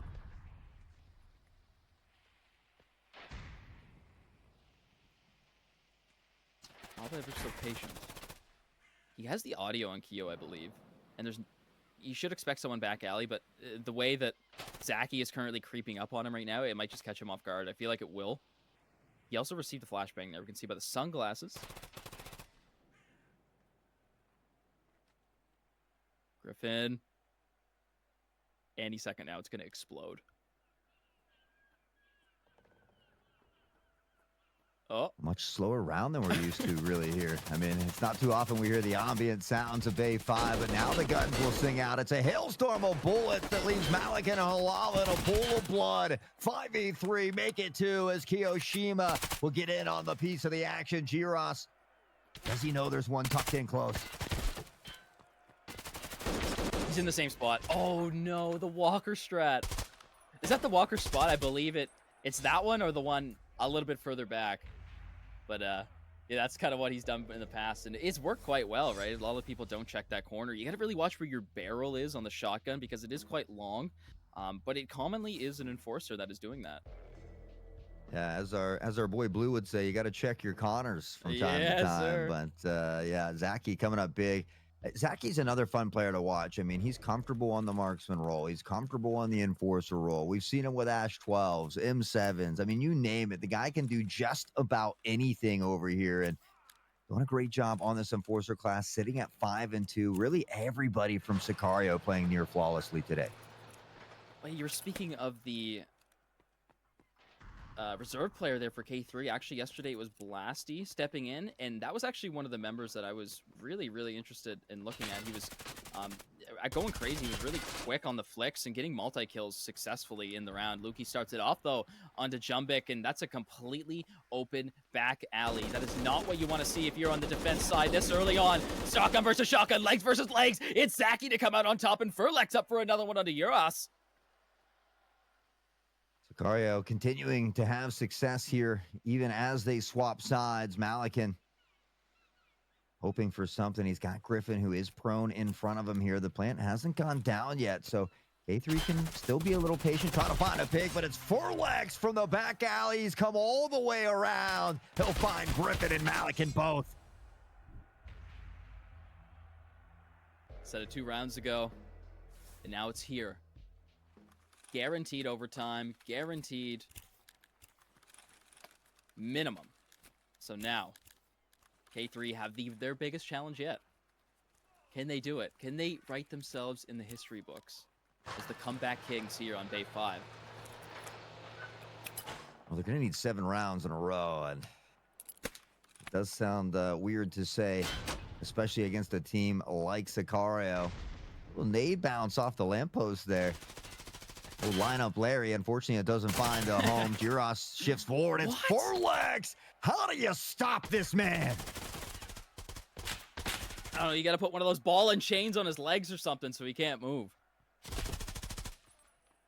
Kiyoshima. It's like everybody's grabbing one today. Lukey will find a headshot here as well. And I mean, sometimes everything clicks when you're playing. Every shot seems to hit. Everything seems to go your way. And it seems like that is the case here for Sicario on Bay 5. They will close it out in dominating fashion here. Adding 8 more to the round differential. It's extremely impressive. Furlex, I think, I said it a little while ago, but I think he's going to be known as the Bay 5 Harbor Butcher.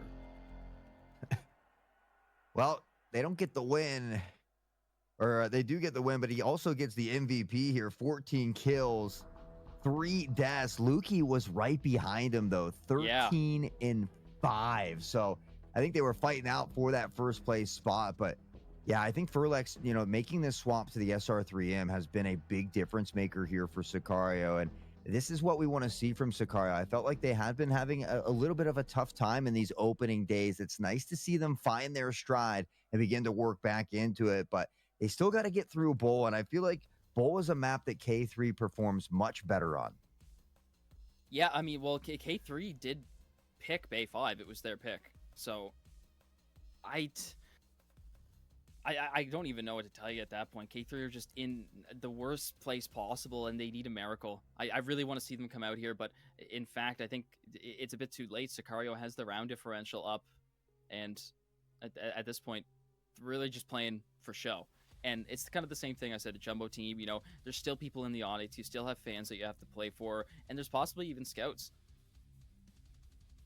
Yeah, I mean, you want to go out and give your best showing regardless. I think, and I know that about this group of guys. They're going to come out and continue to fight to the end regardless of the outcome. It's what makes them so much fun to watch. So K3, they might not be able to punch their ticket into the playoffs, but they do have an opportunity to say, hey, we beat a team like Sicario, and we did it on a map like Bull. So that will be the big test here for K3.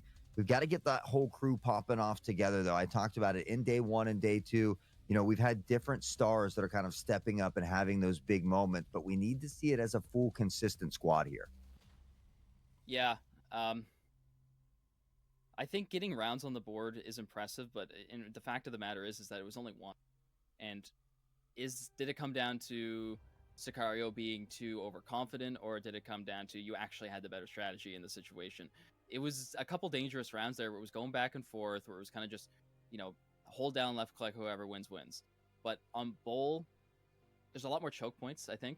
And there's a lot less opportunity to have like a 3-man rush that's like completely split up. So those like really, really fast kind of hold down, left click, spray and pray situations don't come out as often. It's more utility placement, and that's kind of what we saw in the last best of 1 from Tarkov Help and Jumbo Team. Whoever had the best utility placement and time management is usually the one that came out on top. Long range kills and early frags were very consistent there. Will it happen again? There's not really anybody on either of these teams that favor that TRG or have an option of favoring an assault class with one of those 1 to 6x scopes or 1 to 4x. So in reality, it's going to be an up close and personal battle. K3 need to really lock it down, and hopefully they don't fold under pressure. Yeah, I mean, we've seen Furlex on the TRG a ton, but I would hate to take him off that SR3M. Now, Zaki plays this Yeah. marksman as well, though. We've seen Zaki on the TRG. I think he runs that monster scope on it, but he plays that on 2x. Bull a lot. So, yeah, and he Really? plays that on Bull a ton. So we might see Zaki pull that out as well. I'm not sure if there will be anybody on the side of K3 that will be dipping their toes into that marksman role, but I don't know if they necessarily need it. I think they've got to find a way to overcome what is Furlex at the moment. I mean, obviously Lukey was right there behind him, but it was seeming like Furlex just didn't miss. I mean, great yeah. crosshair placement, great spray transfers, great decision making, and it allowed them to really kind of have a dominating performance on Bay 5. Yeah, I mean, we're going to talk about that ace, man.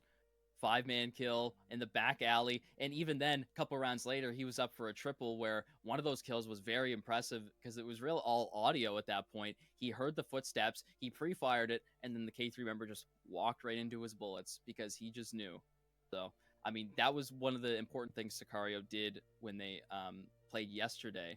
Recognition of enemies playing in the same position constantly and not switching it up. But, ladies and gentlemen, first map of this best of 2 has concluded, so let's check out some highlight reels and see exactly how Sicario got to the position that they're in.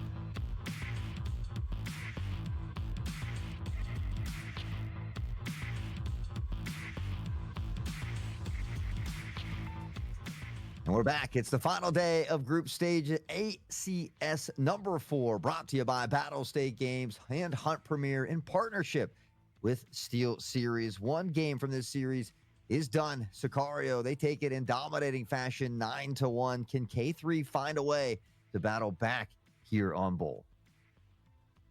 That's going to be the name of the game. K3 need everything that they're willing to muster up to take down Sicario.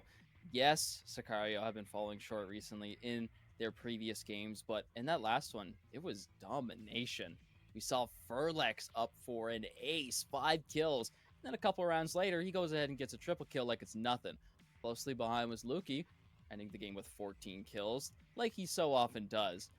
One of the things that we were talking about is that both of these teams, well, K3, they don't really have a dedicated TRG member, but I'd like to see that finally come out on Bull for Sicario. I want to see it pulled out. It's not a weapon that necessarily has a lot of play time in ACS, more towards HPL and other leagues like that is where we'll see it the most. But so far, it's only been picked 12 times in the last 3 days actually. So I'm really hoping to see that come out because I didn't think I would be a TRG player, but when it comes down to it, I think it's the gun that I personally perform the best on because it has a long range scope and, you know, getting old, the eyes can't really see too much, and it definitely helps me. So I like to see it in pro play, and I like to kind of analyze how they play it. I mean, I think if they have a player that's comfortable using it, it wouldn't be maybe a bad idea to try it. But if you don't have somebody that's comfortable, you got to go with that comfortability pick. Kiyoshima wasting no time though from downtown. The Kobe's good for one. And it's actually the opposite of what I said. Look, K3 whip out the TRG, this time on the reserve player, Jumpy. Very exciting to see. Hopefully this can go a different way for them this time. Lava switching up the weaponry here a little bit themselves. Typically running that Enforcer class, but let's see what he can do with the change up here. Malikan often shines on Bull here as well. They're doing it with a player down. Sicario right now showing some patience here. The device spotted though, but not able to find that kill. Yeah, playing up now that they realize that the V40s are gone. Goes onto Jumbik, and Malikan for one onto Goes to trade him right back out. Malikan forced to reload, but Lava is still holding down this generator position. He's going to get into a fight with Furlex and swiftly get put down. Sicario are up for an easy bomb plant, and Griffin will be smoked off to stop it. All down to Griffin. Can he find one on the way out at least? Nah, it's going to be Kiyoshima, who continues to apply the pressure both from the nades to the guns here. So Sicario, they'll pick up where they left off on Bay 5. They'll grab this first one. Kiyoshima up for 3. Not bad. Starting off the game with a beautiful frag grenade, and he's going to be taking both V40s. So obviously this man's got the lineups here on Bull. He knows what he's doing with them.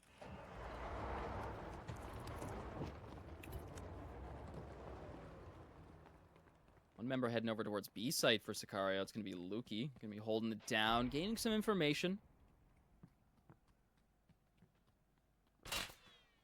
Ooh, I thought maybe Jumbik, excuse me, spotted the head there on that jump, but Furlex gonna let a nade sing out deep. Furlex finding the headshot on the Malikan, and he has just been an arch nemesis for K3 here today.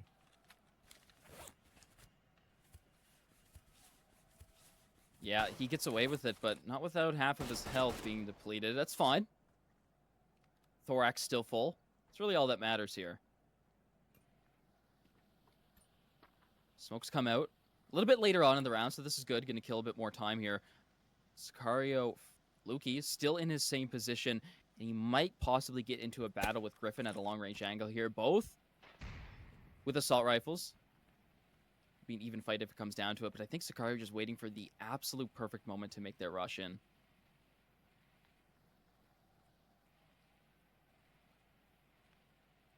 Yeah, it's tough to blindly push through a smoke, so you gotta really allow that to dissipate here before you can begin to make your way onto site. But we see things slow down drastically. So now that the smoke begins to dissipate, they'll probably quicken the pace. Lukey spots one from behind though, and somehow knows the head of Griffin. Yeah, impressive kill right there. We actually saw Jumbik get off of his tower spot and move towards split. So he's not going to have the pressure on Ambulance and teammate support for Lava. It's going to mostly be down to Lava at this current moment, holding Gen. Smoke's not being used to cover Gen, but it doesn't matter because they have site control already, and they're completely slaughtering the opposition. K3 are down to that last generator member. He's going to be off by himself. Can he finish it off? Man, K3, some similar troubles that they had on Bay 5 here, now on Bull as well. Malik and Holava have got on the board with kills, but we talked about it. We need to see that whole team here popping off together. Maybe they can find something with this TRG in the hands of Jumbik. But I think that, again, is going to be that big difference maker. They've got to find some early picks here. Right now, it's been all Sicario. Yeah. It's really dangerous, too, for K3. Like, they're really, really worried about Kiyoshima's nades. He's been really good with them. He lines them up perfectly. But one of them is opting in to play up now. It's going to be Uras. He's up far. A quick peek out through curtain. Gain information and then back off. Based off of that, they can probably assume that they're not necessarily up close. Lava's in a position of good audio, but they're not pushed up enough for him to actually hear anything yet. So he might get overconfident here and run into that firing squad. Malikan will slowly creep forward here. I believe he hears the audio cue of Goes about to step out. Goes maybe trying to bait some of that pre-fire. Malikan's going to continue to let the shot sing, but now he has to pop a reload. A dangerous position. Goes not going to press here, though, as Holava does pick up Zaki on the back end. Going to jump up. Goes is going to spot him back off on the other side of the map. Sicario are slaughtering with 2 kills. Goes is going to go around. And Lukey, this is it. This is the hollow sight blocking the body. Again. This is why some players prefer that Burris Fastfire 3. Sometimes the MRS as well. Yeah, the MRS has a lot of that visibility, but that reticle does bounce quite a bit. Goes will bounce a couple bullets Malikan's way, though. And now Giros, that lone standing member, spots one prone, will eventually find the tap. He gets it just before death and destruction rains down from the heavens above in the hands of Kiyoshima, who's yet to actually fall. Is the only one in this game that still is supporting the donut, but this time the donut is actually good when it's on your deaths. 3 rounds in a row. It took K3 quite a while to find that first one last time, and one was all they got. And even if they fall here in this game as well, I just want to see him kind of put up a little bit of a fight here. I'd love to see him gather at least 2, maybe 3 rounds on this defensive half and see if they can begin to build off the back of that presence.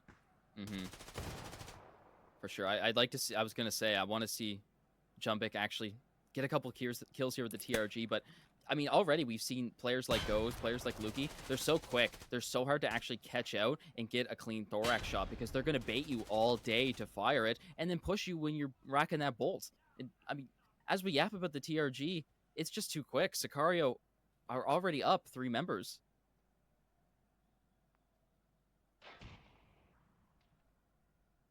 Up 3 members, up 3 rounds. Everything in their favor at the moment. Giros is going to go down to Furlex, who just doesn't seem to miss here today. 4-1. Lukey, 7-1 with that one. Kiyoshima, 4-0. Sicario looking unstoppable here today. Where was this the last 2 days? I don't know. They open the chest. They get the gold scar. And they use it to their victory here. Yeah, well, we also have to remember that they did play XPA and Virtus Pro, though. And nothing against K3. They're an incredibly talented group of individuals. Again, I always have fun watching them play. But this is their first time dipping their toes into this pro scene here. And so, you know, a little bit of a tougher go for them, but still fighting it out tooth and nail. Furlex, the jump from Ambulance, finds the headshot, goes. We'll find the head of Malikan as well. And Sicario continues to put on a clinic. I'm loving the strats. A jump from each side of Ambulance completely throws him off. Has to pick one. Can't flick that fast. Sicario is just unbelievable in the strategies today. I love their communication. There's a reason why this roster hasn't really changed much at all.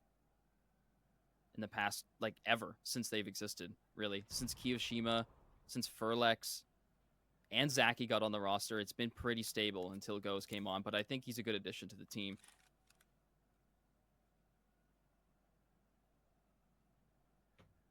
Well, we see him being patient. They know that Sicario has to force their way in toward them here as well, but this utility from Sicario has been absolutely on point. We'll see the smokes rain down, the nade to follow here as well. I like the fact that we see Sicario holding on to some of this utility later in the round and really using it to their advantage. Starting off the site control take, it's Kiyoshima onto Jumbik. Uras gets one, but Luki is there ready to respond. Grabs Griffin, completely smoked off as the final member of K3, Uras. They have his position completely locked in. They know where he is, and a quick shot through the smoke is all Furlex needs to end this one off. Sicario, 5-0 currently. And speaking of 5-0, the captain himself, Kiyoshima, is in a similar position. Yeah, Sicario's dominating today. They look really good. Again, even though it is against K3, I think that they've really stepped it up as well. I think it's a combination of a lot of things here. And so Sicario, you know, this is kind of refreshing to see from them. It makes me excited to see, you know, what they can do in this playoff setting again against some of these tougher teams from the CIS region, and you know, even some of the teams that have been giving him some trouble in the EU region recently, like Outcast DPA and like Pandaric Apex. Absolutely. A completely different switch up here on the strat for K3. 4 members strong near B plat, and they're going to be cut down. Uras and Jumbik are going to be feeling the pain. Sicario are ready for these unorthodox strategies and tell them that ain't going to work around here. One gets caught with a stim, one gets caught in a reload. Zaki on the Piranha rounds will claim one more life. Griffin still looking for that breadstick, and he'll get it onto the juggernaut of Furlex. Maybe the spark to ignite the fire, but Luki quick to snuff out the flame here, and Sicario continues their dominance. 2 rounds away from the side swap. Could be a different game. We'll see. K3 have an opportunity to get 2 more rounds on the board. Could give them that snowball effect that we've seen previously from other teams.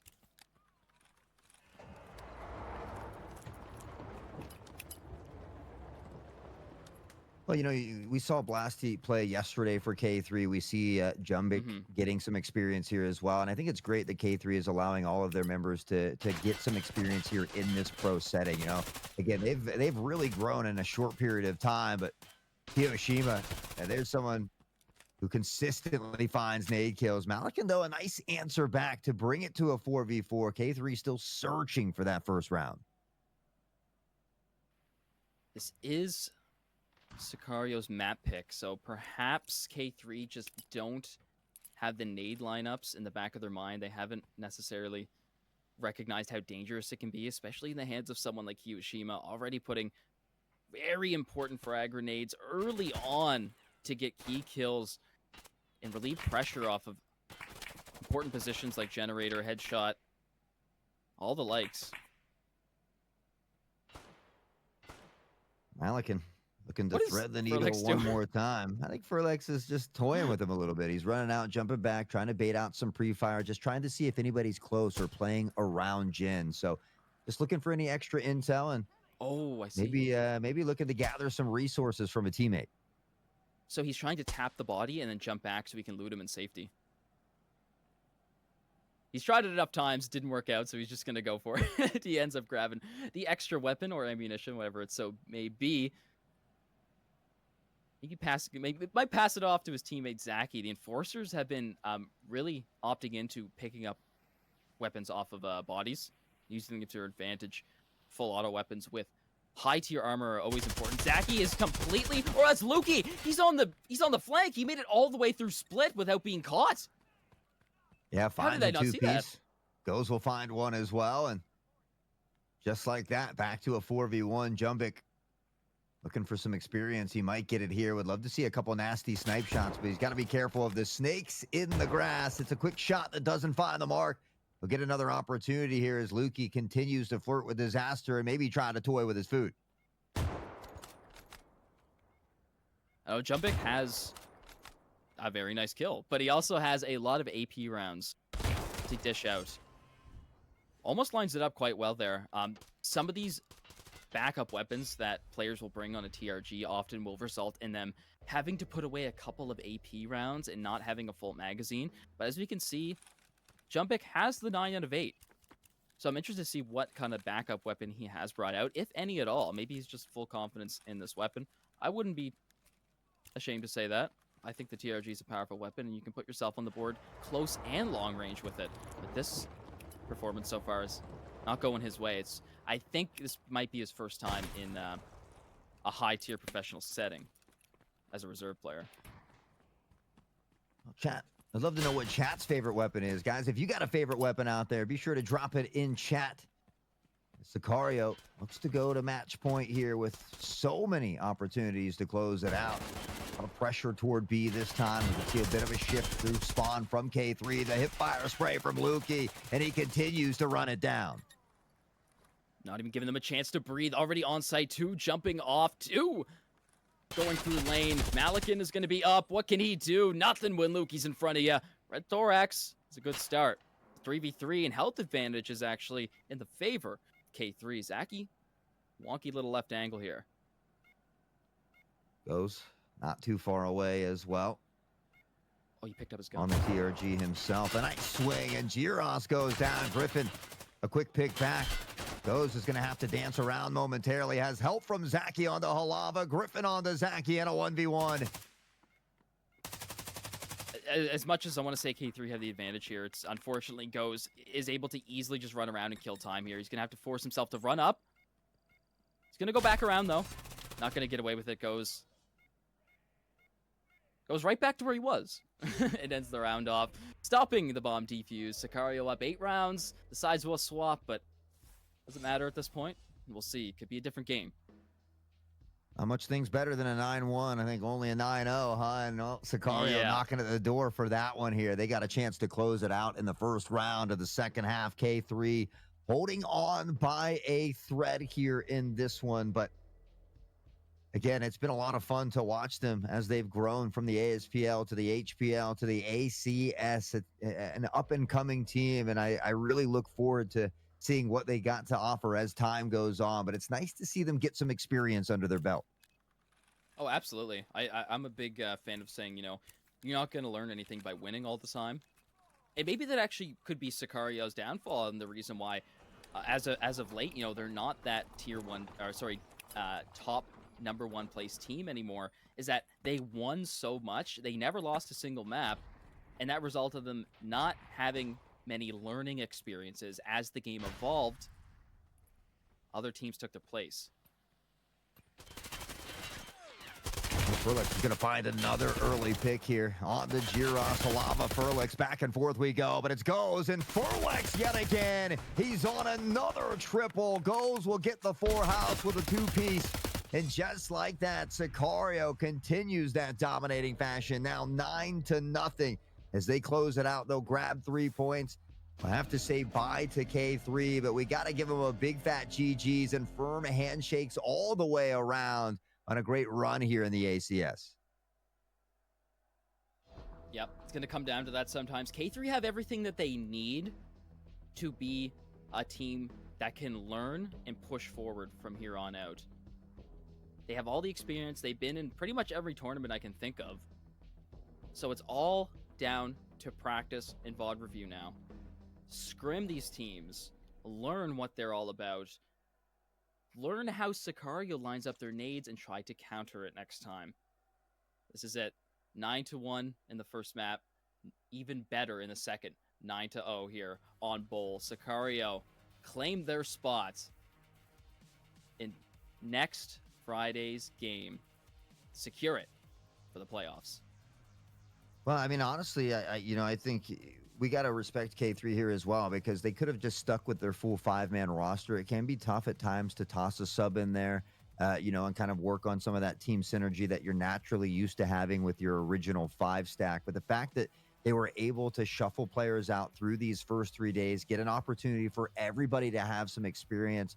It might have been something that maybe hurt how many rounds they got, but I think it's going to help them a lot going forward because everybody gets a chance to experience this top tier competition. And so it's only going to make a team like K3 better.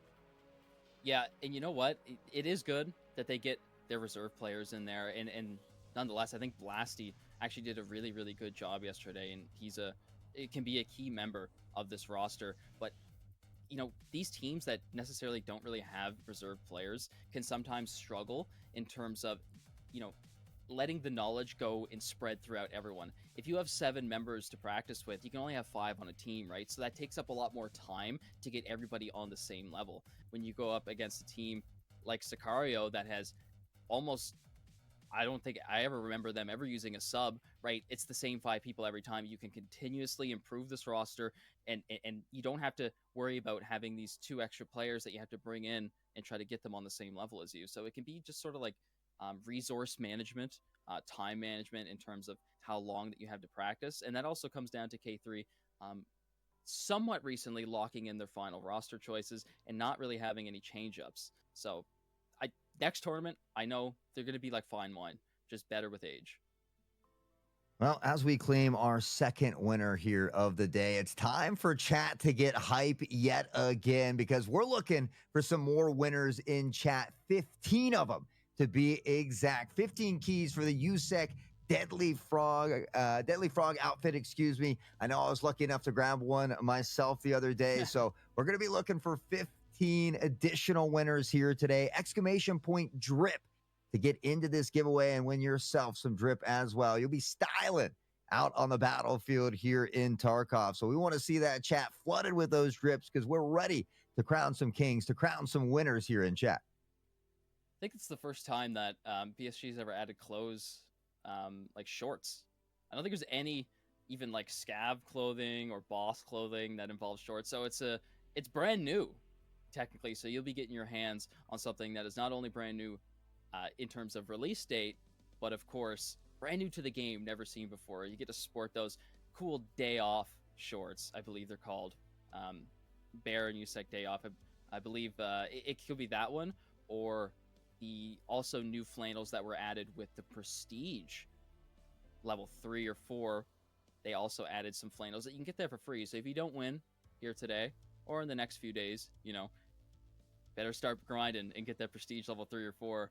I'll be looking for all my gamers out there that can get to that. Ladies and gentlemen, the giveaway, of course, has started. Once again, reminder, only works in the Battlestate Games Twitch channel. You are in the Hunt Premier Twitch channel. Open another tab, hop over into the chat and type exclamation point drip in the chat, DRIP. If you win, head on over to the Hunt Premier Discord. Find a text channel called Contact Us. Make your ticket, claim your winnings. It's as simple as that, Kirk. Nice and easy for all of you out there. So again, we send out a big good luck to everybody in chat competing for those skins. And well, with that being said, Kirk, we need to take a quick minute here. We've got a plenty of wonderful highlights from that last series for you all. So we'll see you on the other side of a very short break.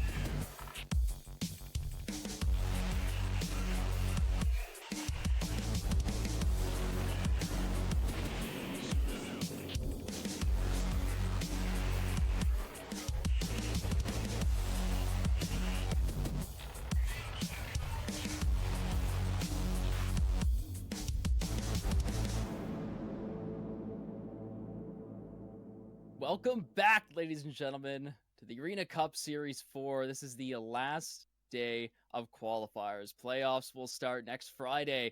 My name is Kirk, joined by, of course, the legendary Hot Sauce himself, and we're back after this short break. So far, we've signaled the halfway point, and the next two games coming up on screen will be insane. Two of the best CIS teams, two of the best EU teams clashing it out here to end the day off for the last two. Yeah, starting off with Virtus Pro versus XP Academy. Virtus Pro, they've been the back-to-back champs. It was XP Academy who was supposed to beat them in the previous ACS, and already hearing shouting from the crowd. XP Academy has recently been beating Virtus Pro. They're the better team. They are going to win here today. Well, they've got to show up when it matters most. Virtus Pro, they're going to be looking to find that dub. They're going to be equally as hungry here. And I just got to say, I'm absolutely ecstatic to see how this one plays out. Absolutely. Epic Season 8 resulted in the lower bracket final. Virtus Pro versus XP Academy. Virtus Pro got one on them, but XPA came out grabbing two, solidifying their place in the finals, taking out Tarkov Help as the champions of the CIS League. There's a reason why I don't think I would personally put Virtus Pro in the top place of my prediction for ACS 4, but anything can happen, and there's a reason why they've done it in the past. First game on screen, ladies and gentlemen, will of course be the Virtus Pro versus XPA. Will Virtus Pro, the Polar Bears, will come back and try to get their revenge from their local tournament to now. The almost world stage, EU versus CIS, everywhere. I'm very excited for this. And the map picks are probably going to be the most important here, in my opinion. Yeah, I mean, we take a look at the round differentials. They both got 6 points. You know, they both have beat Sicario and K3, and there's only one round separating. Virtus Pro did do it just slightly better. They've got one round in their favor heading into today. So that's why I'm excited for this one, because even if we see a 1-1 draw, depending on how different of those rounds are, those wins are from game to game, we still could see that top position be shaken up a little bit. Only one of these two teams can claim a bye in day one of those playoffs next weekend. And so that's absolutely what they're going to be fighting for here today. Yeah, it isn't too often that you get to see someone on top of the other team just because you have a single round differential point. That's crazy. But we'll see exactly who comes to the winner of that best of two. But before that, let's head in to the winners of our USEC Drip giveaway. It was exclamation point Drip in the BSG chat, but that time is over. The winners will be drawn, and let's see exactly who will take home the Drip, the brand new top and bottom piece, USEC Deadly Frog. 15 winners, so 5 more from what we gave away in the stash expansion. Let's check it out. Check the chat right now as it will announce current winners of the prize.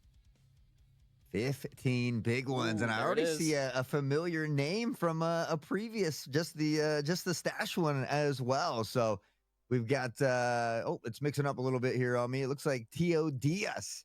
Ooh. We've got Joe Ramon FPS, Flea Wall, Illuminate TV, Sufyan Jordan, The Villain, Pen Wuju, Mr. Gowie, SQRA_TTV, Dietrich One Hook, Step Sherpa, our man in the background, getting one as well. Next Boss Nate, Rhino Sumo, love the name, Nat Daddy there as well. And we might be missing one from the list, so we might have one to add here in a moment. I'm getting some word in the background, but as for now, congratulations to all of our wonderful winners and your new Drip. A friendly reminder, though, you got to make a ticket in the Hunt Premier Discord, and then we'll work on getting that over to you as quickly as possible. Yep, absolutely.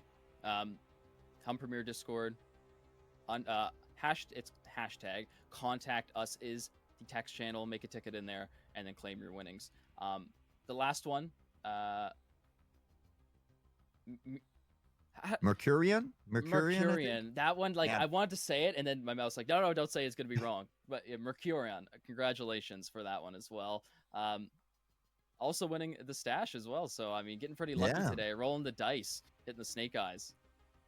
Rolling the dice. So if you're one of those 15 winners, as you can see there in chat, the link is there for you as well in that Hunt Premier channel on Twitch. They've got that Discord link there for you. So make sure you hop over on Discord, create that ticket so we can get that deadly frog drip over to you. Going to be looking flashy on the battlefield after that one, but as we crown those 15 winners in chat, we still got a couple winners to crown as far as the action goes out in the Tarkov arena scene. Virtus Pro taking on XP Academy as they clash head to head here. We take a look at these two lineups, and this is going to be an exciting one, Kurt.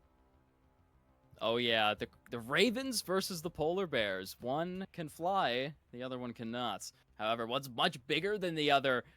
And I think bigger is also the name of the game in terms of previous performances at ACS. 2 wins for Virtus Pro. XP Academy are still wanting their very first win here. XP Academy used to be a European team, believe it or not. All the way back in ACS 1, they actually had the roster of the current Pandaric Apex roster.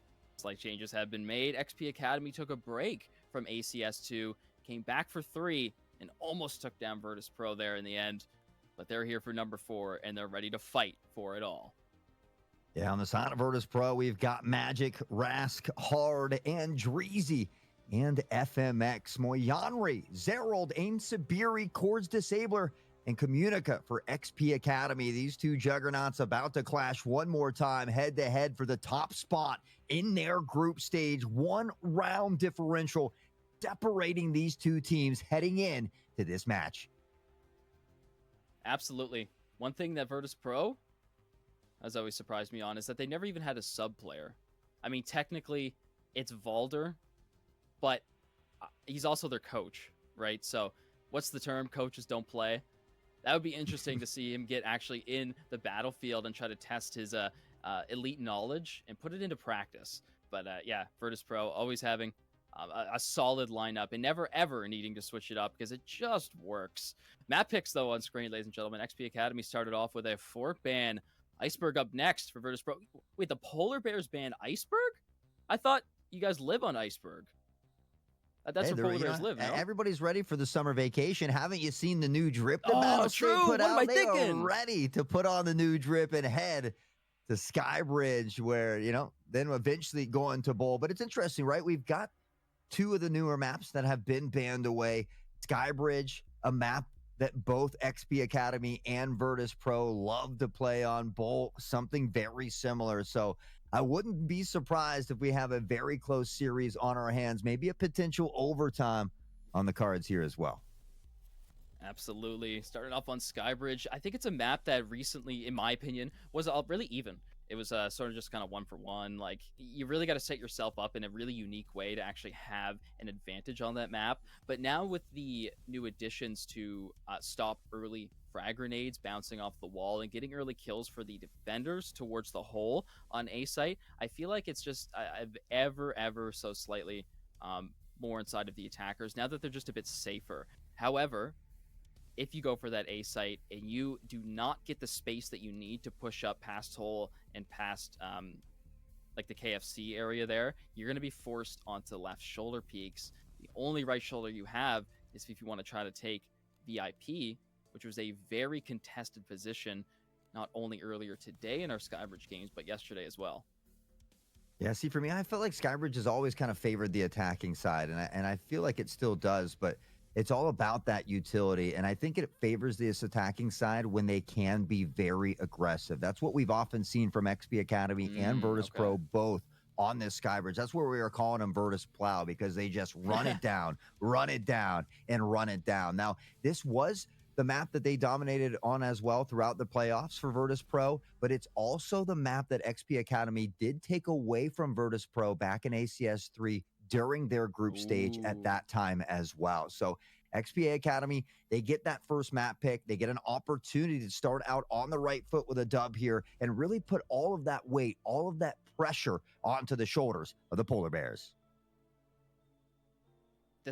They're both teams of extremely experienced players, and I feel like the only way that it's going to go in a dominant round victory, because obviously it's definitely going to come down to a close game in the end. But dominant rounds will come out through exploiting very small mistakes of the enemy team. Both of these teams play to perfection, and it's just going to be that one slip up, that one wrong step. One or the other are going to take full advantage of and plow forward to a victory in a round, because in my opinion, you make one mistake, either of these teams, they're not going to make it again in the next.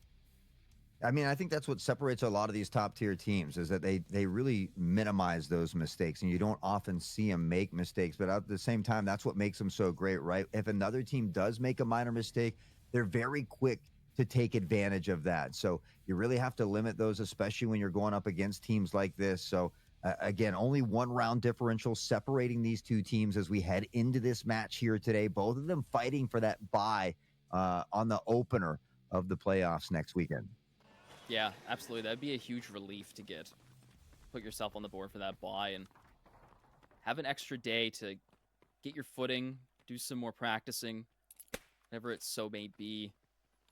Art's going to start it off with a beautiful nade towards Zerald, and just so close, almost chips him off the board. Magic, though, is going to be your first blood here. I mean, look at the aggressiveness. Magic is up so far here, and that's what we talk about. These teams often playing very aggressive. Who can do it slightly better? VP, a nice start. Cords Disabler takes a ton of damage, and Hard able to put Moyanri down into VIP. Yeah, Cords almost falling too. I mean, I thought that this would be a slow game. And XPA are playing that slow game, as we can see that really none of them have kind of moved off of Escalator in a little while here, but that's kind of what happens. Virtus Pro look like they're just playing with their food on round number 1. Maybe it's just a mental kind of head game. It's a little too early to tell here. Communica, little pre-fire on the tap, will begin to make his way up the staircase here. Not sure if his opponent is aware how close he has gotten here, and now he's going to hear that audio cue. He steps out and finds the two-piece. He gets Magic in the back first. It allows him to find the pick on the Rask, and XPA look to turn it around. Timing was absolutely perfect. Now, the bomb is going to be heading through hole, but it is split up from the rest of the team. He doesn't really have the time to go for that rotate. He's going to make that push. If he falls, the rest of the XPA members are going to have to find a way to somehow reclaim that bomb in a tough position. They are linked up. Hard, though. Holding the right shoulder. Communica puts him down. That's the 3rd kill of the round. This guy's disgusting.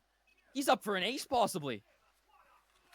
FMX and Andreezy are not going to make it easy, though. They've gotten to pick a piece as well, and in a 2v1, it's Andreezy who will find this one. Virtus Pro up on top here in round 1, and I'm kind of curious to know what chat thinks. Who's going to win this game here? Not just game 1, but game 2 as well. Do we got Virtus Pro taking it, or are we in favor of XP Academy? Yeah, I think that'd be a pretty close one. If I had to have a look at the channel point predictions, I can't see them right now, but I would imagine that they are pretty close. I mean, I had a lot of people telling me about XPA beating VP recently, about VPA's struggles, but I heard it in the previous one, so you're not going to find me betting against the back-to-back champs just yet. Someone's got to show me and make me a believer here, but FMX opening kill on the Communica, who was that early shining star for XP going down here. Rask trying to maintain control of VIP. Like to see Moyanri's come out with the AKS-74N. This is a weapon we really didn't get to see so much this tournament, other than, of course, it being on the Pandaric Apex side, being the creators of that. But Moyanri, realizing the strength of it, and he's also going to start off here on Rask up close in VIP, and he's looking to take some more space. Whew, Zerald finding Magic. We'll reel it back just a bit here. XPA searching for their first round. The smoke will begin to dissipate. We can see Hard toward the backside here as well. And now XPA maybe looking to make some pressure of their own. Been hearing those solid little taps. I wonder who they were coming from. And it's the camera bans. It's Hard. He's trying to get a sneaky little pick through the smoke. And Dreezy, though, on the other side, finds Zerald. Bombs all alone, picks up a kill in the backline, and Dreezy is now going to put a lot of pressure here on the flank, but all the way back from VIP. Moyanri's on a tear right now with that AK. AIM shuts down FMX for the last kill of the round, and XPA put themselves on the board in a good fashion. 1-1. Fashion indeed. Moyanri, the rest of the crew stepping up when they need to after losing Communica early here. So we'll tie it up 1-1. We'll talk about the importance of teams being able to put multiple rounds in a row. And so we'll wait to see the first team that's able to do that here on Skybridge. See if Virtus Pro makes any adjustments after that round.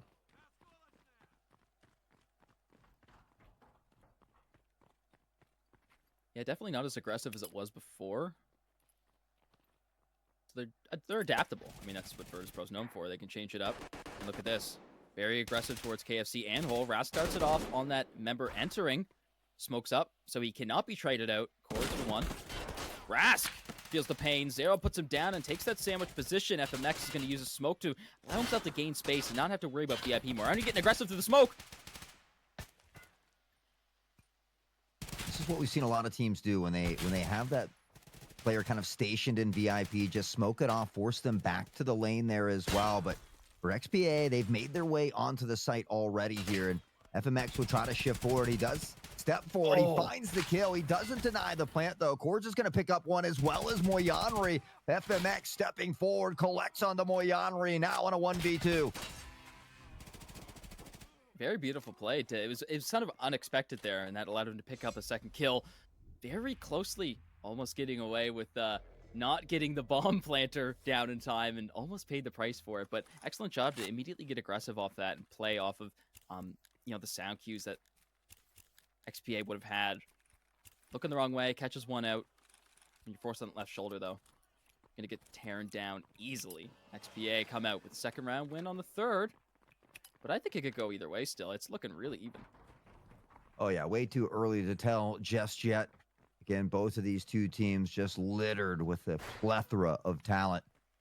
And Rask, again, wasting no time on this early pressure. He gets up into an advantageous position. The pre-fire, not quite there. Timing is everything, and he dodges a bullet momentarily as he continues to let the saga sing, but not able to find the kill. Hard and Communica both go down. Cords is shaking his fist in the air. He actually connected that headshot, surviving.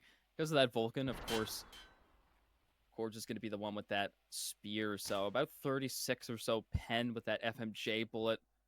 Most of the time, if not every time, we'll just bounce that right off. So you're saying 60% of the time it works all the time. And speaking of that, it's FMX. The jump from Moyanri leaves him without a head here.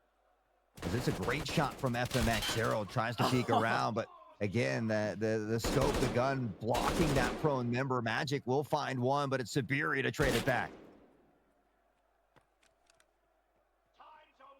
Slow, slow, slow. Cords is going to get in a position where he actually got away with that. That is unreal. Intrizi does not take advantage of him using the AI too. Regardless, he still comes out on top. He had full opportunity to rush him like twice there.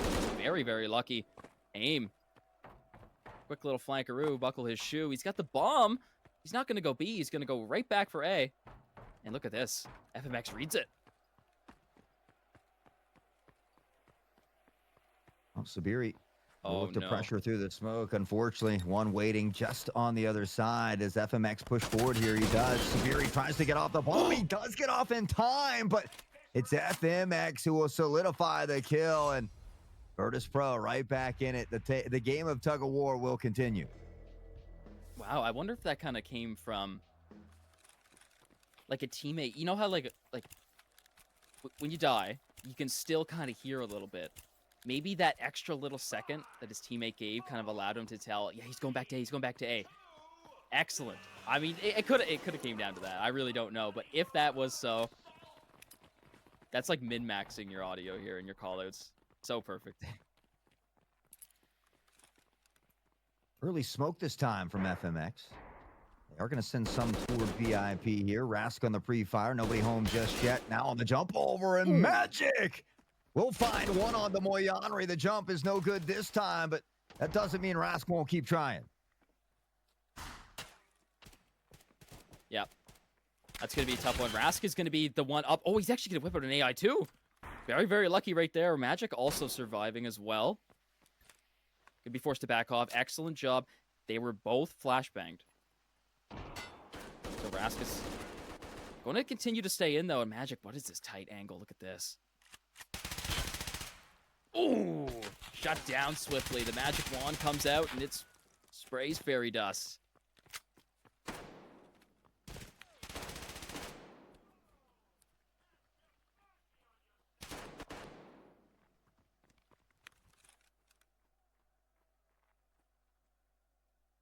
Bomb solo KFC.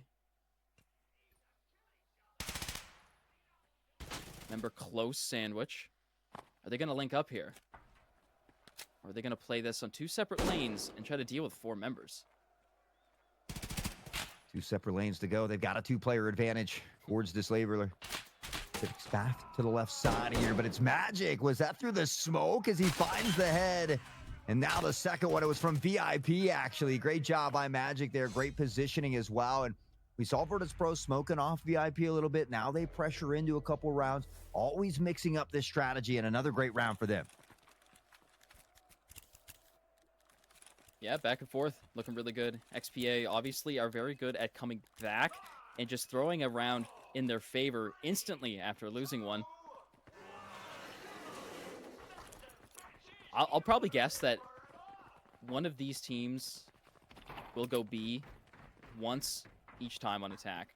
They're so confident in their A plays, both of them, that they can't just like throw away a round by going B. We've definitely seen Virtus.pro work B a few times in the I just said past. it. Magic very comfortable over there as well, but we see XPA shifting this way. All 5 members here, one up toward heaven. The smoke begins to plume out here as well as they look to pressure Foresight. They've eaten up a lot of space here. 2 to 3 currently. Which is made hard is still in the back. Unable to support a team with a nade in his hand, but will this one connect? This could be a big one if he can line it up. Oh, and Dreezy! I think the nade just exploded under his feet, but Communica was already there before it even exploded to shut him down. Bomb is planted. 45 seconds, and Hard is completely smoked off. Communica looking the wrong way here. All the way back long range, but Hard gets Communica. Coret's up for 1 as well. 1 for 1. Rask stuck in the train. Forced to hit a stim here. 30 seconds left. He's got the time to play with. Yeah, he's on the Enforcer class. He was able to scoop up a slightly better weapon as well. He's tucked in, maybe looking to bait it out a little bit. Nice spray. Unfortunately, doesn't find the mark here as well, and now maybe he's just going to opt to go for it. Gets picked off. Red Thorax, he's going to need a miracle here. He's still got 16 shots in the Piranha shotgun, so it's possible. 6 seconds left on the board, though, and excellent time killing from XPA. Whittle it down and force him to push. No time remaining. 3 to 3. Yet again. No team so far has got a 2-round lead. Yeah, for me right now, though, Virtus.pro is weathering that storm. We talk about that attacking side being slightly more favorable for the majority of these teams. And so for XPA, they want that 5-3 realistically. For Virtus.pro, I mean, 5-3 is great. 4-4 is phenomenal. And so, you know, I think that's exactly what they're looking for here. Virtus.pro kind of weathering the storm on the defensive side and then looking to kind of, you know, do what they do best on that offensive side, which is be very aggressive. Yeah, it's like one or the other. It's either they're like super defensive or super offensive. It's never like a middle of the road type of thing. But right now they spot a few members out near B, so they rotate most of their team. They only leave Magic here to solo defend A. They realize it. They have to push through the smoke, and it is a bit dangerous. But Rascal finds Zerald. Bomb is still yet to make its way past. Yeah, now it's at KFC. And the entire Virtus.pro team have made their rotate. Now this job will be harder. Speaking of hard, beautiful nade on the Communica, but XPA got the 2 there in that. Shots to the smoke. Don't find a mark. Now on a 3v3. Hard will put some back down range as well. The device has been planted, so 40 seconds to work with. Again, needing about 5 or 6 of those to find that defusal. FMX trying to cheat forward, but also has to be cautious of this VIP player. Yeah, aim is in such a scary spot. I mean, Hard can peek this corner, but he'll get mowed down from a member. I was gonna say, where's the VIP guy? He doesn't care at all, just smoking 2 members of XPA off the board, and the last one to fall is Cords. And Dreezy pulls it back for his team in the clutch. 1v1 scenario. Virtus.pro up for 1 more, and this is the story of the day. 1 for 1, 1 for 1. like you said, that the plaid stripes? Is that what you said? Is that what the saying is? The plaid stripes is for the kills in the Yeah, kill yeah, feed, yeah, but yeah. yeah, the game of tug of war here, the back and forth, the one round to one round. But for Virtus Pro, I mean, they've guaranteed themselves a tied half, and they've done so on the defensive side. So it's a strong start for them. But if they could get one more here on the defensive side, it might make that second half a little bit smoother sailing for them. But if you're Hmm. XPA, if they can do it, we can do it too type attitude. So you can never count either of these teams out.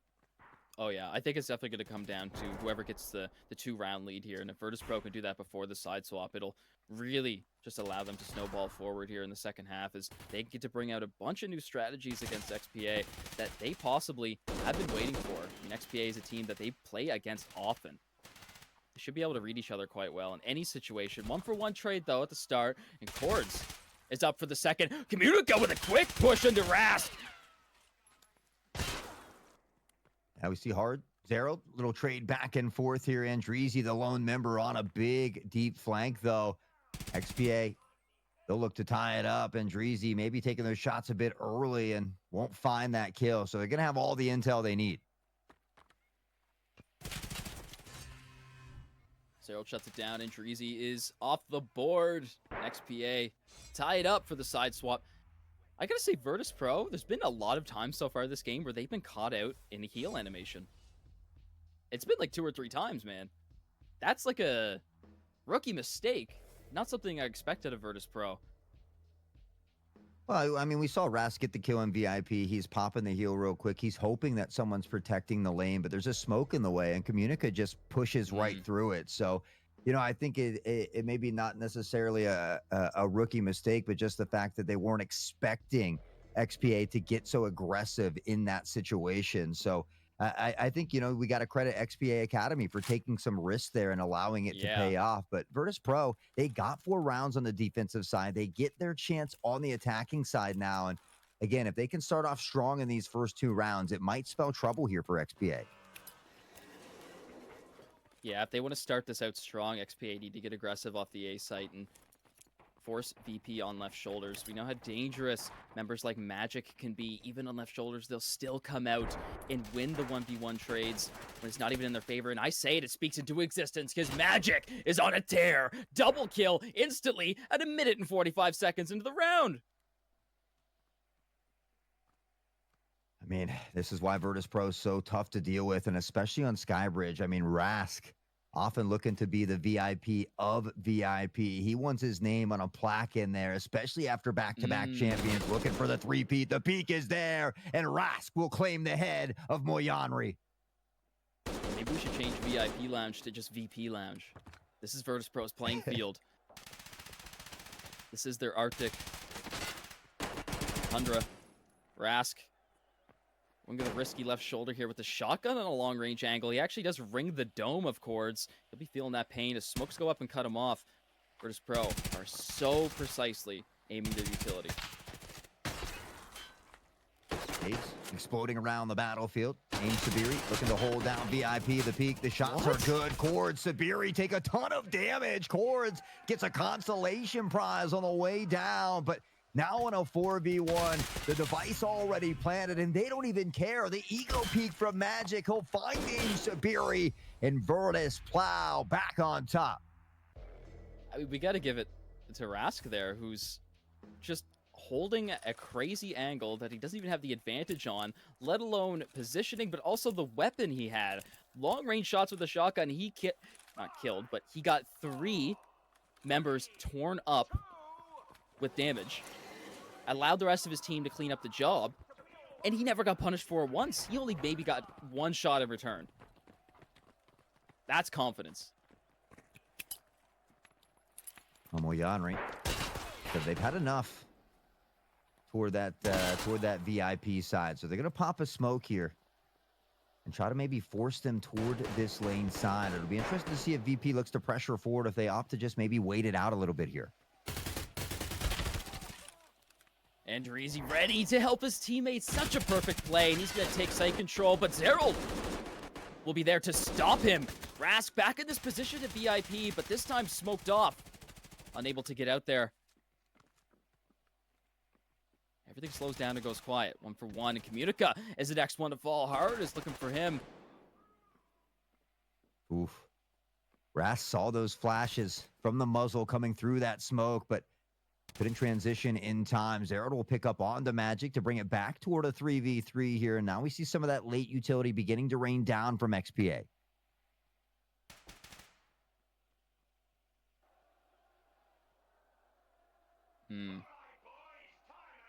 Gonna link up and push together. Hard the first one to peek. Bomb almost falls. Zerald is forced to stay behind the box. They're gonna go for a quick rotate. 35 seconds left. Will XPA read this? I think they should. They should be able to read this. Rask is gonna stay in VIP to provide a distraction. Yeah, I think Rask is kind of what's holding this opposing team here. XPA hasn't even begun to rotate yet. Now, eventually, we'll see that shift coming through on the mini-map there, but now toward the back of the site. FMX is here. Does he spot him? Not initially, but the spray comes out. It looked like he was maybe trying to get up there to deny that plant, so not spotting the one on top of the tram.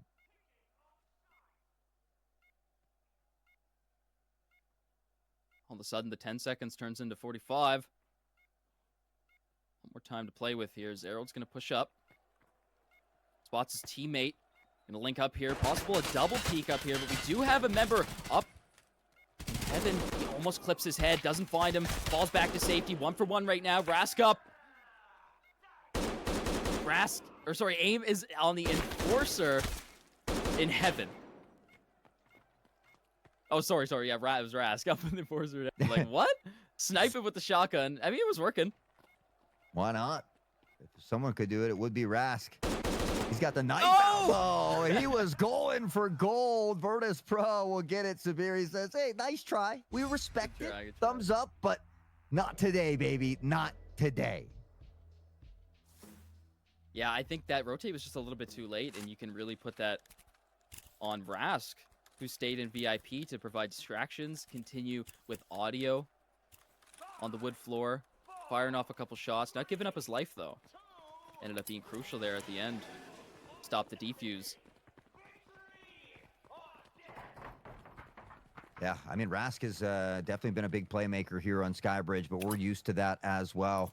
The whole crew, though, I mean, 9 kills for a couple, 7 for 2, 6 for 1. Everybody very close. Same could be said for XPA, where they find themselves down by 2 rounds. VP looking for similar pressure as the previous round. Moyanri eating space, though, finds Magic. Yeah, and you only have limited time in this position that he's in, because once that smoke goes down, you're going to have such a huge problem dealing with Rask inside of VIP. That's already proven that he's the king of that area. Nobody can challenge him there. So Moyanri is going to use this time wisely. If that smoke dissipates, I mean, he's actually got quite a bit of support. Most of the members are on the left side, leaving the left really open here. Could be dangerous. Magic already down. XPA has the numbers to work with.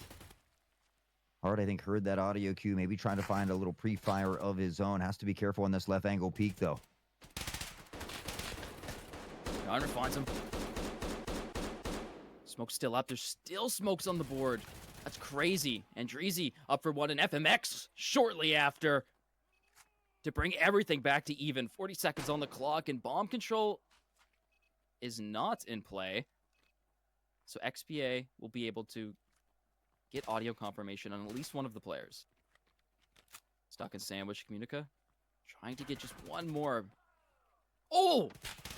The flank! It's perfect! Chords! It's the double! This is exactly what XPA needed to stop this onslaught from Virtus Pro! Yeah, with only 13 seconds on the clock, they should be able to solidify round number 11 here. They'll cut that lead a little bit longer or lower, and now they'll get themselves within striking distance once more. It was Virtus Pro to take those first 2 rounds after halftime, which is often what we look for, or I look for at least, but now we see XPA trying to whittle their way back in. Yeah, I don't think either of these teams have really attempted that many flanks. They know that flank watch is an important part of every team, and of course these are the 2 best teams in the world, so who other than these 2 to master that? So they don't even try to attempt to go for it, because I feel like it might just be a waste of time, a waste of a body that could be well suited to be somewhere else. Nice little nade from Aim Sabiri. It gives them that upper hand one more time. XPA, they have dug their claws in. They're trying to make a stand on defense here in Skybridge. Yeah, I see a member of VP fall in VIP. I immediately think of Rask, but no, it was Magic in there. Going for a double VIP hold. But this is like the third time he's challenged this angle and not being punished for it. Fury will pick up on to Andreezy here. So they maintain that player advantage. They extend it by one. And right now they're just showing great patience here toward the back of the site. They know Virtus.pro has to make something happen. With all the action here as well on that mini-map, now you can see Cords Disabler beginning to pressure up on the flank yet again, but Rask on the Enforcer, he's collected an MCX, and now he's collected ahead of Zerald. Yeah, and we can see actually another flank coming out too from one of the XPA members. Already up a member in total, but on site it's going to be even. In the middle, though, it will be that 2v1. Hard picks him up, and let's see if Cords can even things up and get the revenge for his teammate that he so needed. The device did go down, and that's going to start the clock to get XPA and the rest of the team fast towards the bomb. 2 for VP, 1 more. XPA's Moyanri FMX falls 1 versus 1, and Rask is not looking too good in the health department. He's going to be forced to back up. Enforcer role does not have access to that green stem, so he's got to make this time count. Moyanri just steps around the corner, shoots from the hip, and dips in the whip. My man will have plenty of time to defuse the device here. We'll tie it up once more, 6-6. XPA was looking a bit grim, but they've found their stride, and, well, they're looking to take the lead once more. All right, so from now on, Virtus.pro, yeah, we're going to need some flank watch. Last 2 rounds have been punished heavily because there was nobody watching the flank. So this time, I would imagine they would put somebody there dedicated specifically to deal with that person, or at least send him towards B to even get the information if someone's flanking or not.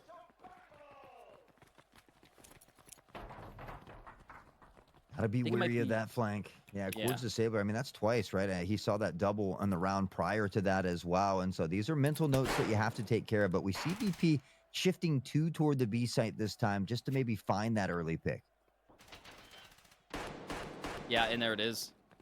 Excellent job, right? And not only is it better to have 1 plus 2 sent B, but now you can open up the site and allow safety for your bomb to move up. But XPA are just way too fast on the rotate. They get 2 quick ones, but nope, it's VP up for 3. The easy Andreezy nade lineups reign supreme once more. Now Aim Sabiri gonna step out through the smoke, able to deny the device plant here as well and make this round a little bit more feasible. Thought he might be able to get a quick D40 on the board, but no, he's going to be sandwiched between 2 members and forced to run out to the other side. Can he force a 1v1? Nope. Hard is going to do the absolute safe and best play possible. Bring that bomb straight towards A. Nothing to worry about. Sabiri was trying his best. He was wanting to follow that rotation toward the other side, but unfortunately for him, Andreezy had him locked down there. Great shots again. Finds a 2-piece, his 3rd MVP, and Virtus.pro says, you're not going to take that lead away from us just yet. Yeah. If it's going the way so far, VP have obviously proven that they're good enough to get a 2-round lead, and a 2-round lead is exactly what they need in the next round if they want to secure the win without having to go through the troubles of overtime, which is totally on the board. This is, if any game I've seen so far, this is the one that I would expect to go to overtime.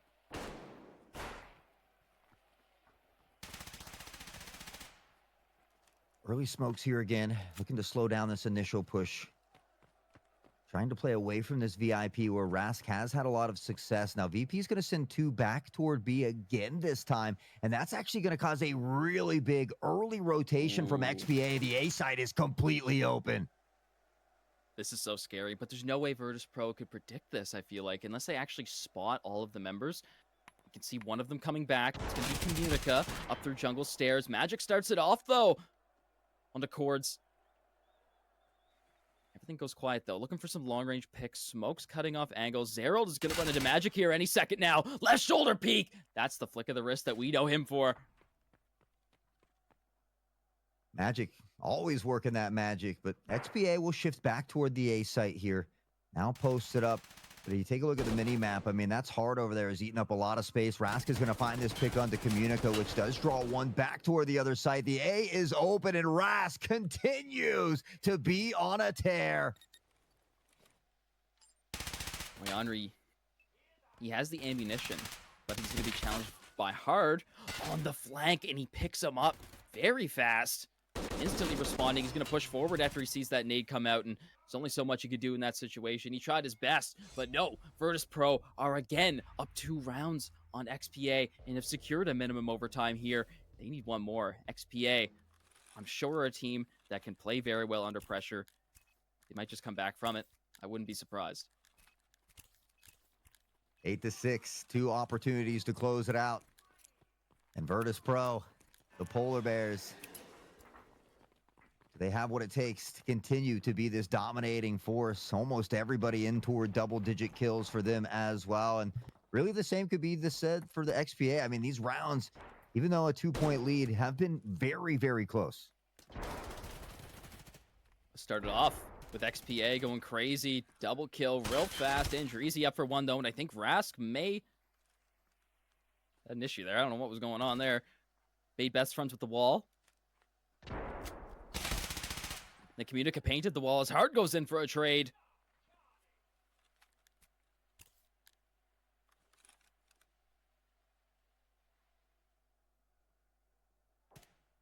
Everything slows down.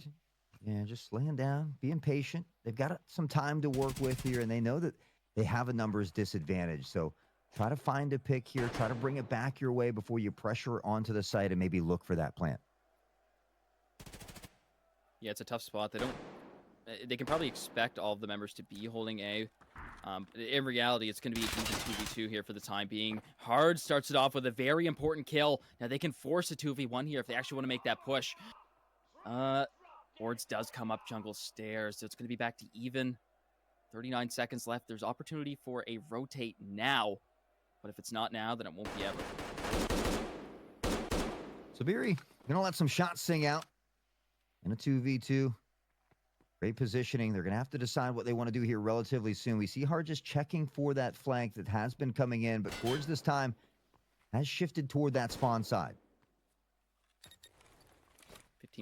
15 seconds left. No utility on the board for each team. Andreezy is going to be protecting his teammate, getting the bomb down. The last one remaining. Course Disabler it up with a beautiful double kill here to keep his team alive. XPA are back in it to win it. Just like that, Core. It's an absolute huge round for him. Big, big clutch as XPA will keep the dream alive. One more time. All they need is one more to get to overtime. For Virtus.pro, they don't have to deal with that pressure or that weight on their shoulders. They've solidified that overtime, but we all know that they want to close it out here. I mean, you can tell how even they are. I mean, regardless of the score line being even, look at the kills. They're so close to one another.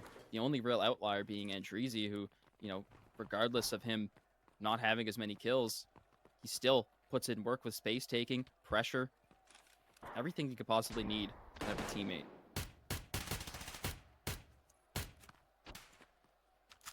Well, you're on a little pre-fire downfield, just seeing if Virtus.pro will opt to maybe step out into it here. Nobody kind of shifted toward that B site this time. XPA will put 2 over there, but again, I think Virtus.pro just kind of waiting out this smoke toward VIP. Rask has done so well over here, so I think they just want to allow them to get into that advantage again. Yeah, I mean, this is really uncommon, I think. Virtus.pro, they often get aggressive at the start and then slow it down, but they're immediately slowing it down this time. Rask, the only one moving. Over by KFC will be Andreezy, trying to find some shots. Possibly through the wall, nothing connecting. It looks like XP are completely out of utility. Look at the grenades, they're all gone. VP can just wait this out. I think that's the goal here. They've done a great job with that time management thus far. They've still been able to get that device planted, even when it does get a little bit sketchy. And so I expect maybe an explosive play here within the next 10 to 15 seconds. Oh, yeah. It's all going to come at once. And I believe the bell is about to ring. Virtus.pro Their attack is dangerous. Can they finish off this game? 8-7. Can they make it 9? The bomb makes its way to site, and Magic hits that prone position. Through the smoke finds Zerold. This is insane. And Dreezy up for another one. Still 5 strong for VP as shots ring out. The bomb goes down. Bomb down here. Hop over. Moyanri looking for something. Virtus Pro, they've got a real opportunity to close this game out here as they've got a big player advantage, but Cords Disabler has made his way over to the site here, and well, he's been a menace in these last couple rounds. FMX, though, able to put Moyanri down as Cords finds hard. He finds Rask as well. And Superion to Andreezy. XPA coming back from all odds. 2 versus 2 situation when they were down many key members. FMX up for 1 though, making it 2 versus 1, and he shuts it down with a double kill. Virtus Pro, the Polar Bears, bring it home on round 16 here, ending it in a swift fashion, 9-7. 9-7, they get it done. There may have been some doubters in chat. I saw some people saying it, but like I said before, it's hard to vote against the Polar Bears, the back-to-back champs, even in these moments where maybe teams have beat them previously. There was something similar in that last ACS, and I learned then that you can't count these Polar Bears out. So they get the job done here in this first matchup, but can they get it done in the second one on Bull? Yeah, Bull will be interesting for sure, but I mean, I really want to focus in on that last round there. Virtus Pro were so good at recognizing that everything is off the board for XPA. They threw it all. Maybe XPA didn't realize that immediately, and then once they figured it out, they're like, yeah, I think we made a mistake, guys. Virtus Pro, they waited out. Absolutely so patient. We could see the only member that was moving was that of the bomb carrier in a KFC, and of course the VIP player just providing whatever it may be in terms of space taking and pressure. Waited out. Throw smokes of your own. They still had 4 pieces of utility available to use. That single-handedly allowed them to get onto site and allow 5 members to still be alive by the time that XPA were only down to 2. Yeah, I mean, Cords Disabler was making a great stain to the case, or a great stake to the case that he might have been able to bring it back. We saw a crazy clutch in the previous round before that final one, stepping in, somehow finding those 2 picks in that final round as well. And so, I mean, XP Academy has come to play, and you know, maybe there's potential for them to take Bull away from Virtus Pro, maybe give them a little taste of their own medicine. But Virtus Pro, time and time again, has showed that they play consistently well in this top tier position, and so I think that's what we see here. I mean, the Polar Bears have come to play. Magic and Dreezy, the whole crew, Rask in that VIP area, I think was very tough for XPA to deal with. Yeah, that was definitely a key member in the best position he could be in. Making an uncommon angle really worked to his favor, not even providing kills consistently, but just damage and pressure. And sometimes that's what it's all about, allowing your team to move up and do their job, allowing them to do it better than if you weren't there to begin with. So VIP control, always important on Skybridge. I think everybody knows that. And it will be even more important from here on out once we do a little bit of odd review and realize just exactly what Rask was able to pull off for his team. Next game, Bull. XPA has not played Bull once in this tournament. I don't know. We'll get more into that later as we head on over to our highlights from this last game, XPA versus Virtus Pro on Skybridge. Check it out.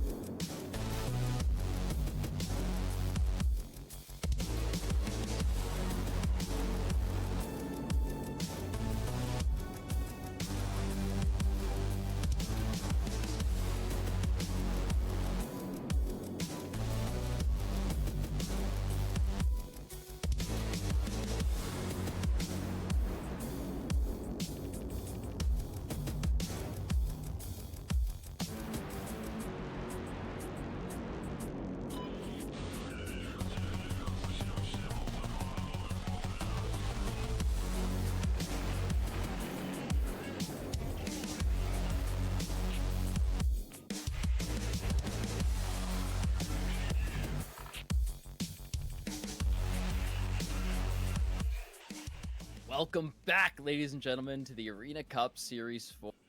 We're in the halfway point of this best of two between CIS scariest teams available. That's right, XPA versus Virtus Pro.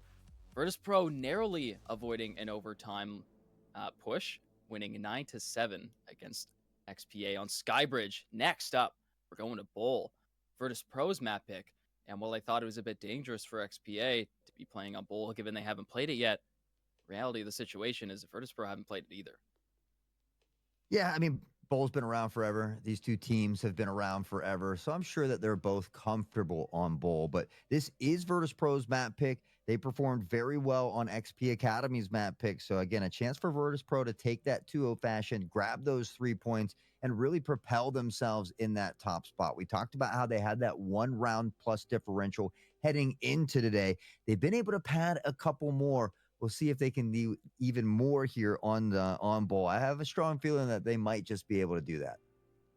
Yeah, and being that they're the only team so far out of the two that have proven that they're able to get a 2-round push above their counterpart team here, doing it twice, 2 separate times in that last game. So obviously they've got something figured out, and I really like that they really took advantage of what I said before the game started, is that finding those minor mistakes and then just running home with it. That's exactly what they did in that last round, realizing that they don't need to move a muscle, realizing XPA has completely thrown out all their utility, allows them to get onto site. XP almost bring it back with their raw gunplay and just pure aim skill, but it was inevitably Virtus Pro to shut it down in the end and take home that win on Skybridge. XPA need this win here if they want to, prove themselves to be a worthy competitor of the Polar Bears, because this isn't just an A-tier league anymore. This is S. This is as good as it gets. Yeah, and I think Virtus Pro is showing teams that you're going to have to hold on to some of that utility if you're playing a team like Virtus Pro. They are comfortable waiting out those smokes, waiting until the last 30 seconds to pressure onto a site because they're confident in their ability to shoot and collect heads. So, I think it makes a great case for not always letting all of that utility rip at the beginning of a round, but that we'll see if maybe XP can make those adjustments heading in toward Bowl. I mean, both of these teams over time have always shown that they are great at adapting and reacting and looking to overcome. So I think that's going to be the big task here for XP Academy on Bowl. Yeah, I think adaptability is kind of the name of the game at this high level, right? It's kind of whatever team is able to, figure out enemy strategies and counter them very fast. I know Sicario was very, very good at that. Unfortunately, it never ended up leading them to a win, but it allowed them to put a lot of rounds on the board against very scary teams. And that's what, obviously the two best CIS teams are going to be known for. And when the two Titans clash, it's going to be none other than just absolute chaos and destruction, as they most likely, again, go 1-for-1, back and forth, until we finally claim our champion and possibly push an overtime. I say claim champion, I mean of this best of two, of course. We still have 3 total days to go, ladies and gentlemen. This weekend is only the beginning. Next weekend will signal the start of the playoffs. Well, it will begin on Friday and on Sunday. Make sure that you stay tuned and mark those calendars, of course, because it wouldn't be a show without you. We love you so much, chat. Yeah, I think the thing for me that I worry about a little bit for XP Academy is that Bowl is a lot like Skybridge, especially in terms of utility and how you work that map. And so Virtus Pro getting the job done on Skybridge. It was a close one. We do credit XP Academy on a job well done, but they didn't quite complete that job. And that's what they're going to be looking to do are looking to do here on Bowl. So a big test again for them, but an opportunity for them to show that they did come here to compete and they can beat teams like Virtus Pro. Yeah, for sure. And I mean, I don't know. Bowl's going to be a complete wild card, in my opinion. It's like both of these teams, yes, they have experience in it in their own league, but when it comes to ACS in these last 3 days, they haven't played it once. And when it comes to utility usage, I think it's way more important to place them correctly here on Bowl than it is on Skybridge. You could be punished very easily if your smokes are even just a little bit off. Some of these lanes are quite large, And other than maybe tower lane, but other than that, I think you really, really need perfect smokes, and you need to place them at the right time. Tarkov Help has shown previously that they are the masters of that. Their strats were like, the best word I could say is like graceful. It's like they've done it a million times in the past, and they just slowly go in, they do their thing, and they do it to absolute perfection. That just proves how important that utility usage here is on Bull. Both of these teams, I would imagine, have mastered it in their own time, but it's been a while since we've been here, and I want to see if they could kick that rust off, if there is any, to begin with. Hey, I'm hoping to see some early nade kills as well. I think Bull sets us prime for some great nade action as well, and it's that utility, that upper hand, that early player pick that can give your team that advantage. But I mean, we've seen both of these teams be in a 3v5 situation that doesn't favor them, much like we saw Core's Disabler have that big clutch on Skybridge. So even when things are looking grim, I mean, that's what's so exciting about these two teams is they have that skill, they have that power to create those magic situations for us here on screen. Okay, I see what you did there. Magic being a key member of the Virtus Pro lineup. He's, you know what? Fun fact, ladies and gentlemen, this guy has not put down the MCX for 3 tournaments in a row. Every single game, it's the same thing every single time. He makes the kit, he runs with it, doesn't ever need to change it up. This guy's crazy. I'm a big fan, and in fact, he is also the IGL/team captain of Virtus Pro, and been around since before ACS even existed. If anyone remembers back in the day, back in my day, Virtus Pro were in the trailer, one of the trailers for Escape from Tarkov Arena, where they were shown to be invited early on to be able to test things out, and they were featured in that trailer. A lot of games on Air Pit, I remember in the trailer, where they were shooting through walls and showing off what they can do as a pro level team. And they obviously have the most experience out of anybody, and it proves to be that way as double ACS champions. I mean, what more could you want? A three-peat. Three ACS You know what I'm champions. saying? At this point, you got to be greedy. You got to be hungry for that third championship. But I mean, XP Academy, they've looked dangerous as well. And again, we've seen teams, maybe lose a game or a couple games in the group stage and then completely turn around, much like Virtus Pro in the last ACS. They didn't lose a single game in playoffs, but they did have some issues in the group stages. So I think the important part is just playing consistently well, doing a great job, punching your ticket into that second weekend, and then it really comes down to the wire. So I'm excited to see Tarkov Help take on some of these teams like XP Academy and Virtus Pro as well. They've punched their ticket into that playoff spot, but they do get a bye, I think, on that first day. Yeah, that is interesting you brought that up. I believe ACS 3, I don't think XPA dropped a map at all, did they? Until they actually got to the finals where they lost to Virtus Pro. I think that's how that went. I want to get that confirmed because that's actually a really interesting stat that if Virtus Pro actually had trouble in the group stages and then all of a sudden come down to, the playoffs, and then you're just a whole different team against better teams technically, it's really kind of exciting to see. I can see right now, yeah, XP Academy, they start off with a 2-1 on the Pandaric, and then another 2-1 in the lower bracket. Or sorry, no, they did lose to Virtus Pro. Okay, see, the upper bracket finals, they lost to Virtus Pro, and then they went back to fight Virtus Pro in the finals, and they didn't even lose Virtus Pro didn't lose one map in the finals. Yep. 3-0 in the best of 5. I mean, that's got to put hurting somewhere. They didn't lose a map in the entirety of the playoffs. They 2-0'd all the way to their finals where they 3-0'd. And so, again, like I said, I know teams have been stepping up and beating them recently, maybe in some of their local area tournaments, but it was the same case at ACS 3 where XP Academy had recently beat Virtus Pro and there was this hype surrounding it. But in these big moments like ACS, Virtus Pro has shown time and time again that they have what it takes to win. And so if you want to make me a believer in all of that hype or all of that talk, I need to see teams begin to topple Virtus Pro when it matters most. Absolutely. Virtus Pro, the Kings for a reason. We're going to see who wins it out here on the first showing of a bowl between these two teams. I don't know.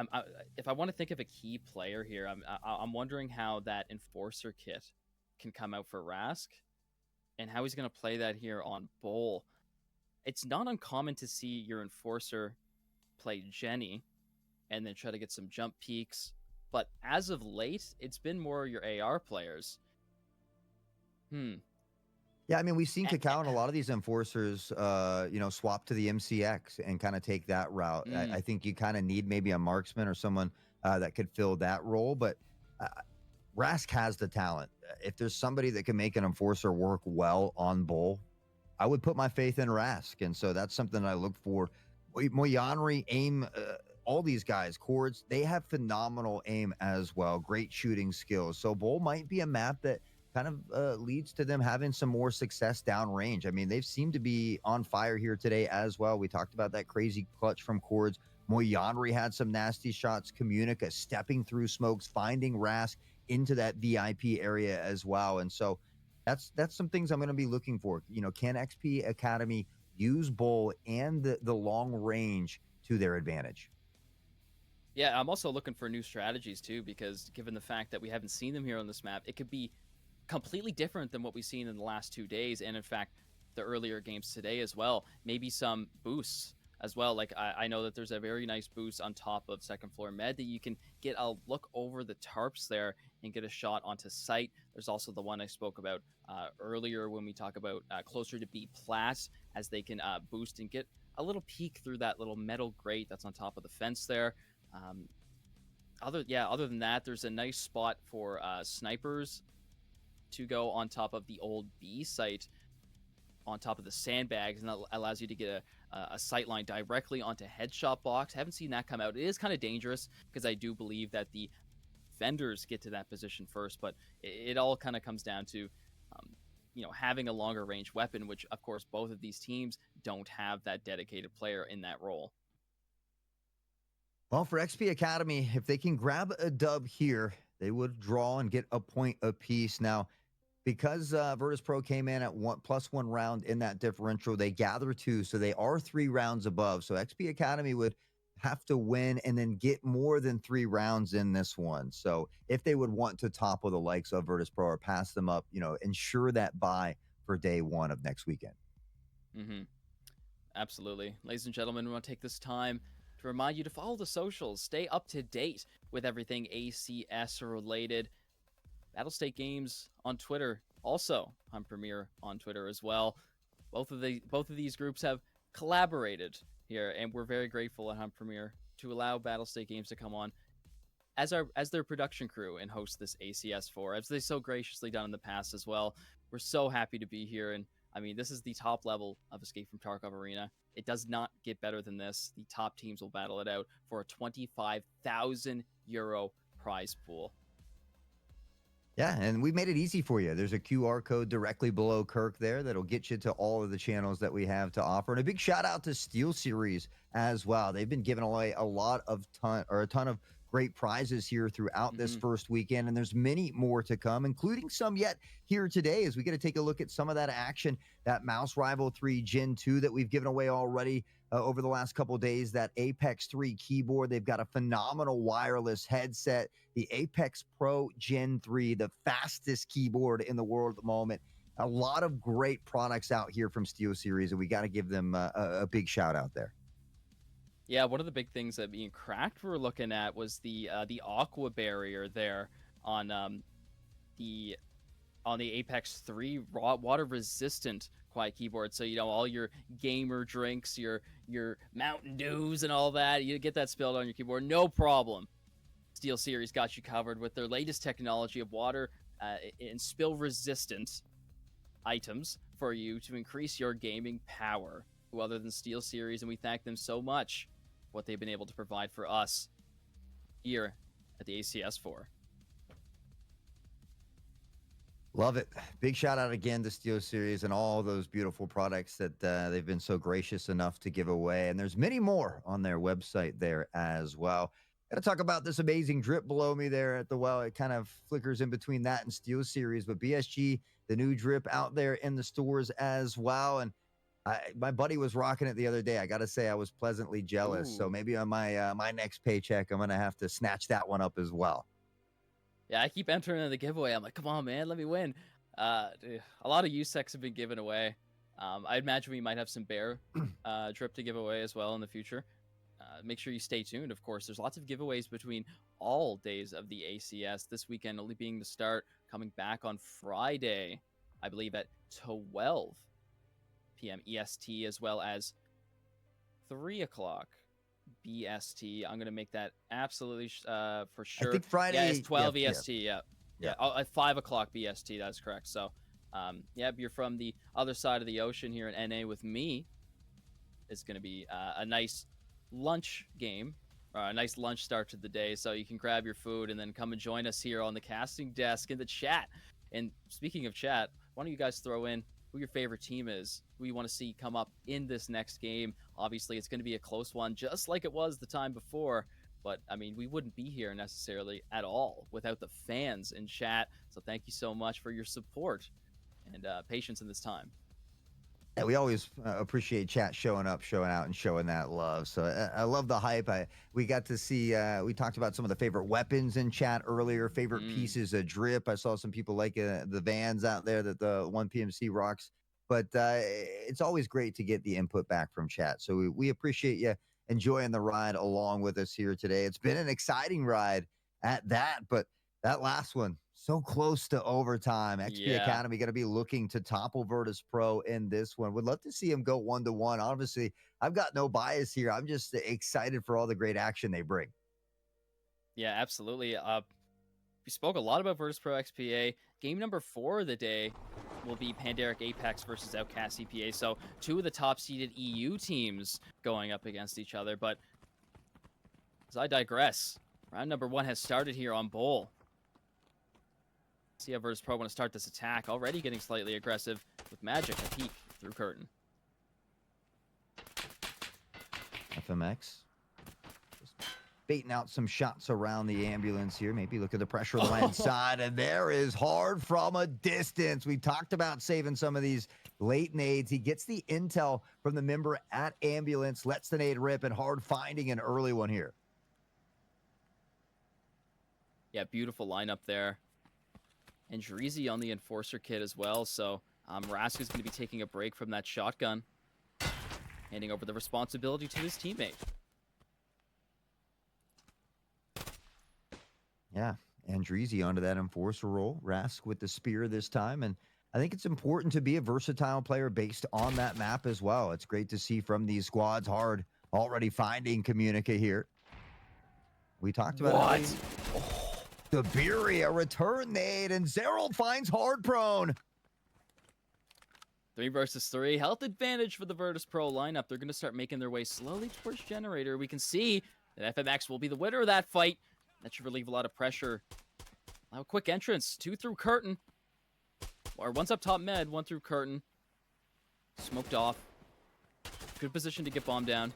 Push to the Smoker's cords. Is he going to find FMX? He does. He's going to spot the tip of the head of Andreezy as well and completely deny that bomb going down. There's 15 seconds for Magic to make a play here. This is perfect. Magic, will he spot him? Cords Disabler, who's been on fire, finds the triple yet again. And XPA starting out on the right foot this time. They've got an early lead. Can they hold on to it? That was close. Just barely spotting the tip of the head, and actually not even deciding to run either to spare for time. Magic wasn't even forced to push there. I mean, yeah, he kind of was, but I don't think he was expecting him to be that close in that corner. I think the standard play is to just back up and kill as much time as he can, but luckily had the right shoulder. Maybe that's why he held it. See if VP can bounce back in round 2. Early pressure from both squads here. Zerald will take a bit of damage, as does Magic on the jump across here. Now looking for something near Jin, and we see most of the action from VP lingering toward the A site.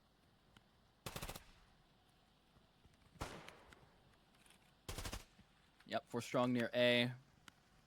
For XPA, one of them backs up. Tower lane and Jenny is open. There is a close member, Communica, who can replace his teammates. Shots ring out in exchange. Magic feels a little bit.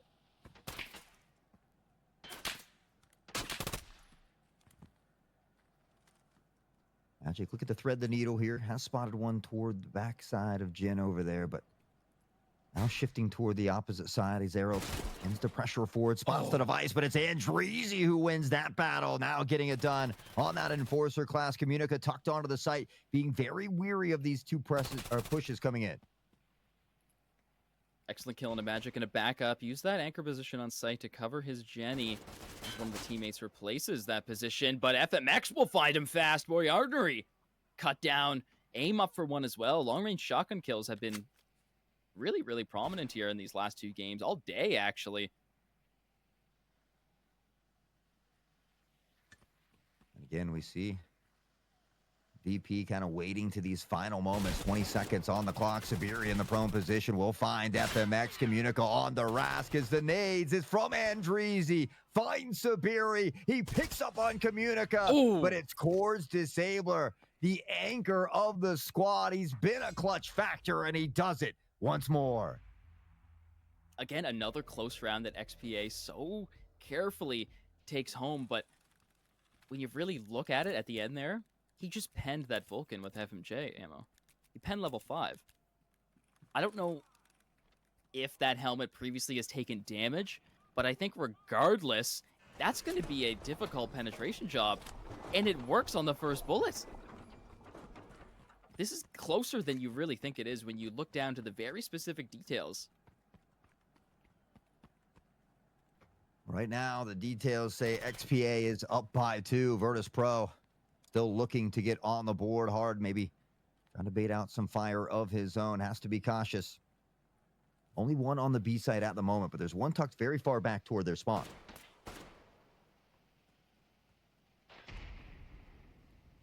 Yeah, absolutely. We have a Tetris player this time. He's going to be the last one remaining on site, while the rest of the team goes to give some support towards B. The bomb is A, but the distraction is being made by Virtus Pro, and it's doing a decent job. XPA read the distraction.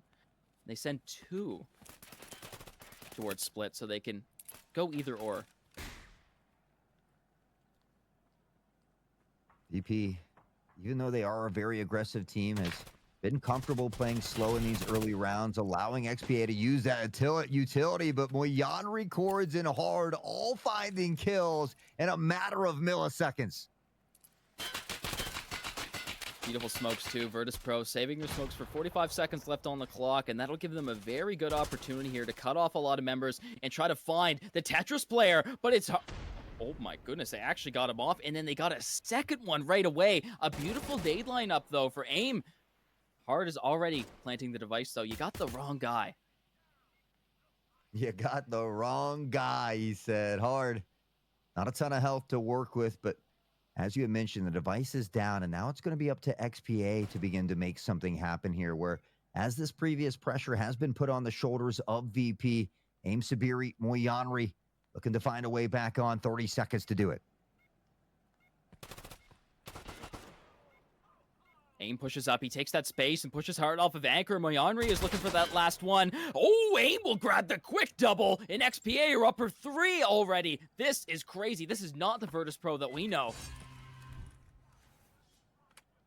I mean, XPA is just that good. Again, it just goes to show you how talented all these teams are at the top. And just because you lose one game doesn't mean you'll lose the next. I think this is great for XP Academy. They come back, they bounce back, and in dominating fashion. The first 3 rounds can be huge, but it's early in this one yet again. We can't get ahead of ourselves because teams like VP, even when it looks, even it looks like they potentially could be finding their way out, they always find a way back in. Mm-hmm. No, I have no doubts Virtus Pro can come back from this, but I mean, it's a tough start to begin with. A lot more to put on than if it was just 0-0. AIM being the, utility guy so far, and I think he's been doing a really good job getting key V40s. Zeroed off the board, though. Single-handedly done by Magic. Rask up for the second one, and this time Virtus Pro are up a couple members. See if they can take advantage of that. They have a lot of site control if they want to push right now. However, the smoke is not necessarily in their favor. Hard and FMX working on that pressure towards Generator.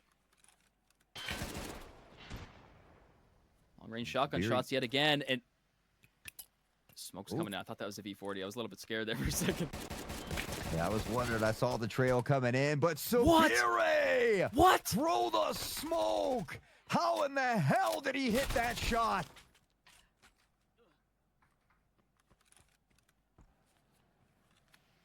All right. Kirk God picking his gamer. jaw up off the floor over there, maybe, God because gamer. that was crazy, right? We got a gamer indeed. And even with the crazy shot on the Magic, though, VP, they find the majority of the kills. They got a snake in the grass, but Cords is going to flush them out. So many times today we've seen this, the frame of the scope blocking it, but no, Cords opts in for the fast fire 3. This is why players run this scope, so they don't run into this situation. It allows him to save his life, but at what cost? The rest of his team is down, and he's less than half HP. A large order to fill here, as healing is only going to do you so much with 20 seconds left. Bomb will go down for free on the B side, and Dreezy making that sprint. Sprint indeed. And you take a look at the control that Virtus.pro has here. Great positioning. If there's one clutch factor you want, though, it would be Cords Disabler sitting at 6-1 in this one here as well.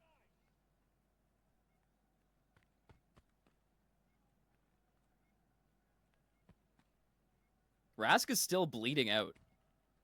I think he actually healed it now. All right. No, he's still bleeding out. If he's not careful, he won't even need anybody to actually end him. But nope, it's FMX. Finishes it off. I was really watching that. I was like, is he really just gonna let himself bleed out to hold this angle for that long? But I guess, sure. Killing the time. On the dime. There you go. An important round, though, for Virtus.pro. Again, you know, we saw XP Academy get 3 in a row. You start to worry a little bit. I think Virtus.pro, by taking that round, can put those worries aside here for a moment anyway and see if they can begin to battle back in. Again, you take a look at the kills on their side, and it's always almost so even down the board. They play so consistently well together.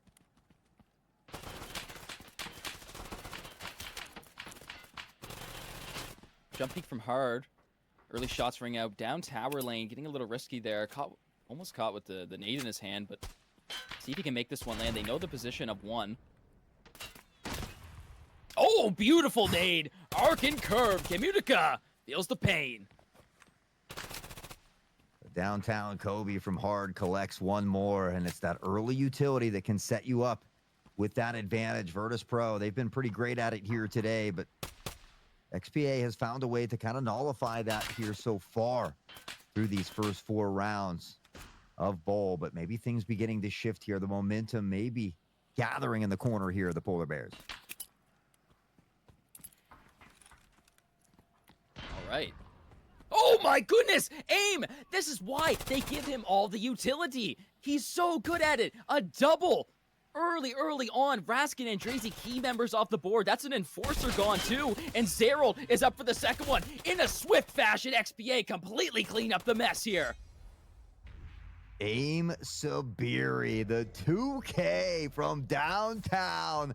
A menace on the nades. And, well, he answers back nicely. XPA will regain that round and maybe stifle any momentum that Virtus.pro was about to gather.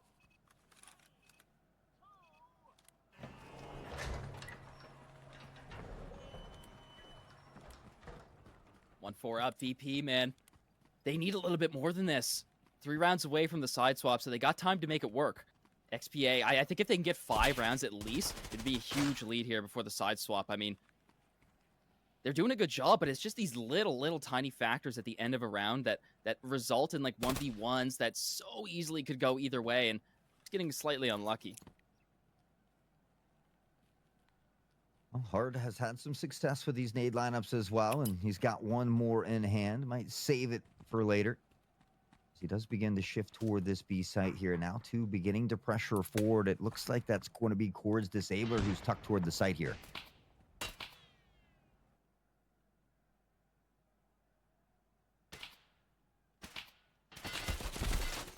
Oh, Cords looking the wrong way. Punished by Magic. Take that lane.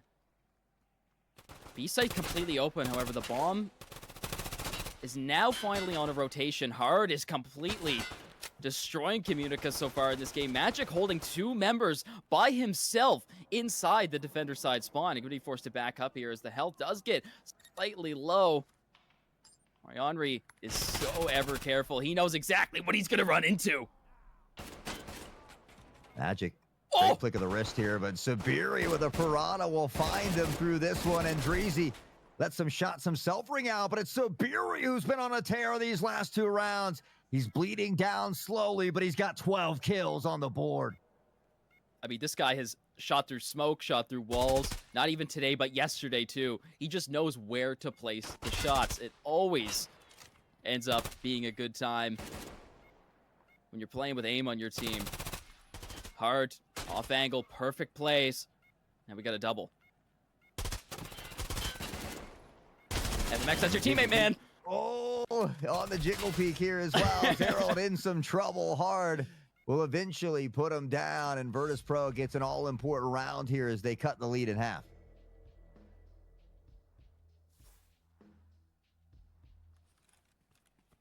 All right. Definitely a good start to bring it back. Again, getting down to the wire.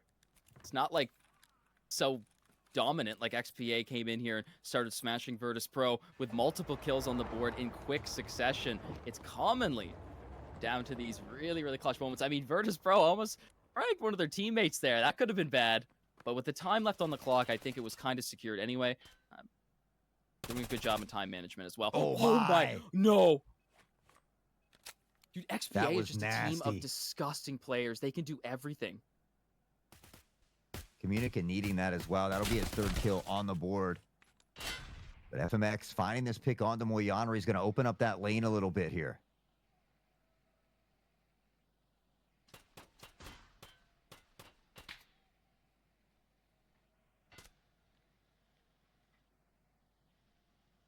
Magic gives up his position. Top mid. I mean, that's fine. Can't really do too much right there anyway. Nobody's peeking you. Communica. Look at how silly this boy can be. He's getting real sneaky with it. Who's he gonna find? If he stays crouched, he might get blocked. Nope, Magic finds him quick right shoulder. And Zerold is gonna peek his head up and find the same demise. Magic back to doing magical things here. 6 and 6 on the board. The device does get planted.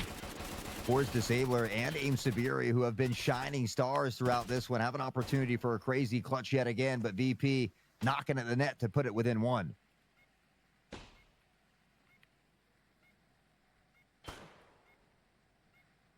Long-range shotgun. That's what he's known for. Doesn't really matter where you're at. He'll make him connect. Cords will fall, but it's all up to the clutch factor himself, and he finds the same fate. 12 kills for Aim, which is quite impressive. Double over the next closest on his team.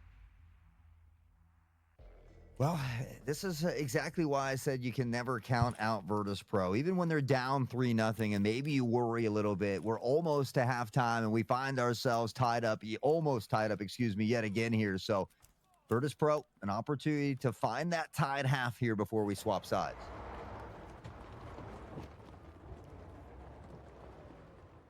I bet you that cheeky little smile that XPA had on their faces as they were 3 rounds up on Virtus.pro is now slowly starting to fade as they come back. Put rounds on the board. One away, like you said. Bomb making its way nose very early on. It's going to go up a plat, though.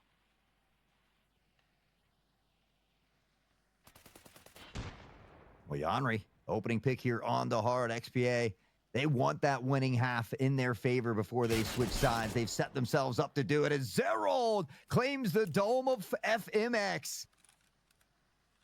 Yeah, he received a dome shot of his own.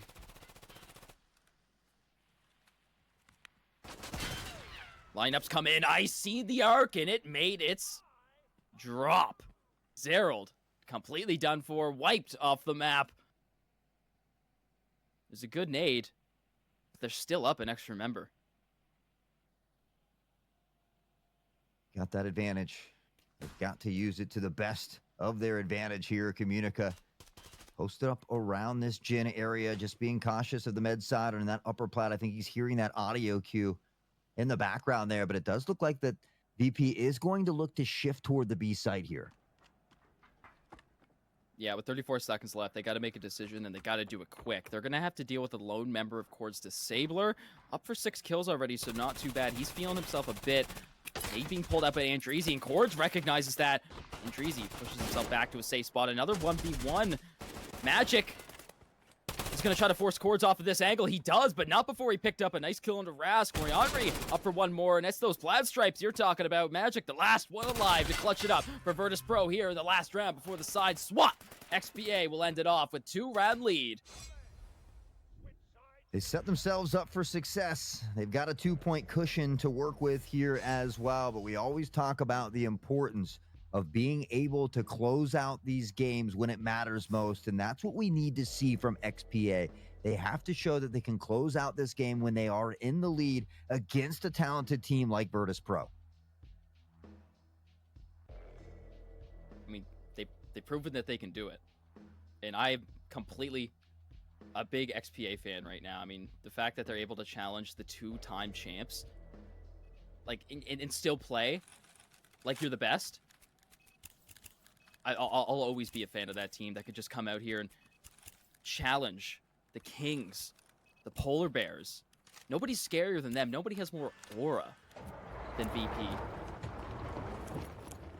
Well, XPA, they 2-0'd them in the I don't know, group man. stage and Yeah. back in Arena Season 3, so you got to show that you can beat them, but you got to show you can do it in that important weekend, which happens to be next weekend as well. But still fighting for that bye, for that top spot here in their group stage. And again, they've got to win this match, but win it by more than 3 rounds as well. So that round differential could play a crucial part here.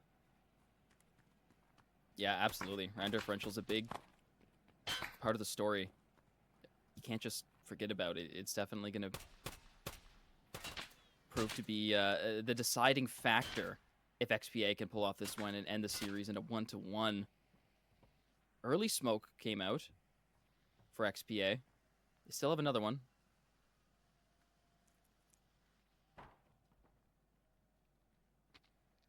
Hard going for, I believe, a flashbang. Nope, it's going to be a smoke. That's going to be Jenny smoke. And there's the XPA final smoke that's been pulled up on Curtain. So if Virtus Pro want to wait to maybe 20 seconds left, they can make their push. Otherwise, they're going to have to take the risk to go through the smoke or just full force it through Jenny. Well, Rask is going to find the first. Sabiri answers back with a 2-piece of his own. Rask will find the second one as well. It's a double for double as they pressure up the Jin. Cords finds Rask. FMX, one more trade. The jump shot from Cords, not good just yet.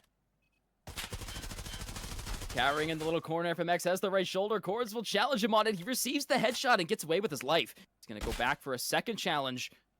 FMX is ready for him this time. A jump beat could come out. Oh, the hip fire is disgusting. Make that a second one. Magic feels the hurting. Cords puts him down and XPA up for their first attacking round. Unbelievable. That was extremely impressive. Cords a menace. I mean, Sabiri has the most kills at 14 right now, but Cords just has been that clutch factor, getting big kills at big moments and doing it once more. They double the lead now here, 6-3. Anything extra is what they're looking for. Again, 4 rounds, a 4-round win here at any point would allow them to pass Virtus Pro up in this group stage here and clinch that very nice and elusive bye on that first day.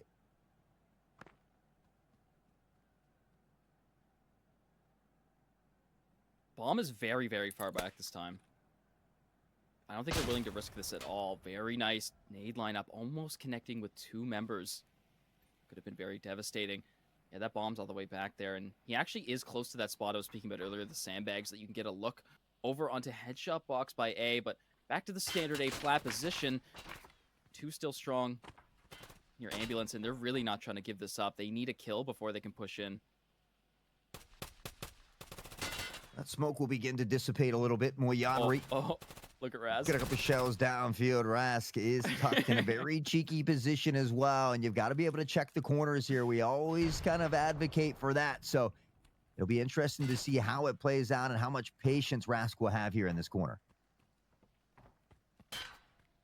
I mean, they do it on Bay 5. They can definitely do it here on Bull. That's a tight little angle that nobody really checks. But so far, 40 seconds have been killed, and nobody's really made any space here. So perhaps a B-site rotate could be in play. Magic is waiting for that. But there's not really anybody other than Hard that can make a quick rotate. I think There's they're just 25 waiting for seconds, these you gotta smokes to go. dissipate. So now that they're Yeah. gone, we should see them quicken that pressure. Rask. Pitter patter Time to get at her, but it's Rask. He was tucked in. He finds Moyanri. Aim Sabiri picks up one hard chords disabler. Dancing around death as Sabiri finds one. FMX gets two. Rask will get one as well. And Zerold all alone with 4 seconds on the clock. That's what happens when you don't check your corners. Rask results in 2 kills because he was completely left alive there. 1 kill. And then, I don't know if anybody called him out, or maybe they were just preoccupied doing other things, but XPA felt the pain of not checking those corners. Also, key members Tetris and Generator to shut down the rest of the XPA lineups. Onslaught attack. Virtus.pro climbing back in it slowly but surely, and even if they happen to lose this game, as long as they keep that round differential close, they can still come out on top here. We will see XPA beginning to shift back toward the A site. It's a 4-1 split at the moment here for VP, as they were considering some more pressure toward B for a moment, but FMX finds Communica early here yet again. I think that's always a great sign at the start, getting an early kill. And as we speak about them, 2 more just come right out. Aim yet again back on the B forties, and that's going to be a problem there, Hard. Maybe some words in the Discord right now, but all that aside, Chords up for another one. XPA, 2 members that are alive have the kills. Jump off the top ropes. This must be a fly zone. This is not a no-fly zone. So he actually makes away with it. Hard gets the unbelievable kill on Moyanri when you wouldn't think he had the advantage there, but quick, swift, flick of the wrist. Hard. He knows there's one toward Jin side here as well. Maybe trying to bait one out. But he finds Sabiri. He's got to get through Chords Disabler, who's been that clutch factor, but he's given himself plenty of time to do so. And well, Hard, he had an accidental nade here a bit earlier, but if there's one way to make up for it, it would be a clutch right here. Oh my goodness, that is so close. That was unbelievably close. XPA up to 7 now. 3 rounds. They'd done it before, and Virtus.pro came back from it, but that was early on when there was still, plenty of time left to go. The mentals were still strong. It could be a completely different game right now. 7 for XPA. I did not expect this at all. I thought it would go 1 for 1 all day. I'm loving this, man. Yeah, I mean, they're showing they can get it done. We talked about it before. Any of these teams could take games away from any of them. That's why they deserve to be here. Hard maybe wishing you could have that nade back, but you can't focus on that now. You have to pay attention to what's in front of you, and you can't allow XPA to get to match point this early. They've got to put a couple rounds on the board. Yeah. There's so many rounds there where they don't get those early kills, but then when they finally do come out, it usually just goes in whatever way of who gets it. Like, you waste a minute just gaining information. It's not waste, right? You're letting utility run out and whatnot, gaining information. But the fact that you can get an early pick before you're completely smoked off is a good sign to show that you're going to have a lot less of a difficult time getting onto site. It's so important to take these early positions, but not to get too aggressive once you take them. Communica's trying to look top down onto site here to find an early pick. Sticking out the barrel there, maybe looking to bait out a pre-fire as well. It was Rask who found this initial pick onto Moyanri. We do see a bit of a rotation now heading toward that B site, though. Yeah, Magic left alone yet again by himself. This is his key role. This is what he's been doing for a while. Bomb is the last one to come, so yes, they can clear sight. No, I think Bomb's going to stick around. He made a decision. He wanted to stay A-plat, but no, he gets the call from his teammates to, hey, join up with us. They still have to clear these corners, make sure Magic isn't a problem. And there it is. This is what he's done before. He does it again. 2 quick double kills. And now the Bomb is going to be only supported by Chords Disabler, who already has a red thorax and might meet the same fate as he turns this corner into Magic. The 3-peat triple on the board. We talked about the magical moments and Magic making it happen here, a triple as he anchors down the B site. The trade couldn't come in, and that's, again, a huge round here for VP as they begin to chip away at that lead. We talked about the importance of them being able to find a couple here and not allowing XPA to get to this early match point. So they do a great job thus far, but they're not out of that deep water just yet. Again, they've got to get to at least 6, but hope for 7 to prevent XPA from toppling them there in the group stage. Oh, here's one of these boosts. That's a new one for me. Very interesting. And they get off of it very fast once they realize that XPA is starting to make their move. Magic a lot further pushed up this time now that he has the support from his teammate Hard. 2 insanely important kills, and that's going to force the bomb to back all the way up and think of a new strategy. This is a great play from Virtus Pro as well. They've had one on the B site for the majority of the time. There hasn't been any pressure there, but they see this late rotate from XPA in the previous round, and they realize that only Magic is there. So they try to go back there this time early, but VP was waiting and ready. Oh, yeah. 2 early picks, and now this round gets exponentially tougher for XPA. That's adaptability, baby. I knew Virtus Pro were one of the best in the business at it, and they prove it here. The 13th round. Zerald starts it off. Good start. Dreezy falls, however. That's the lowest fragging member.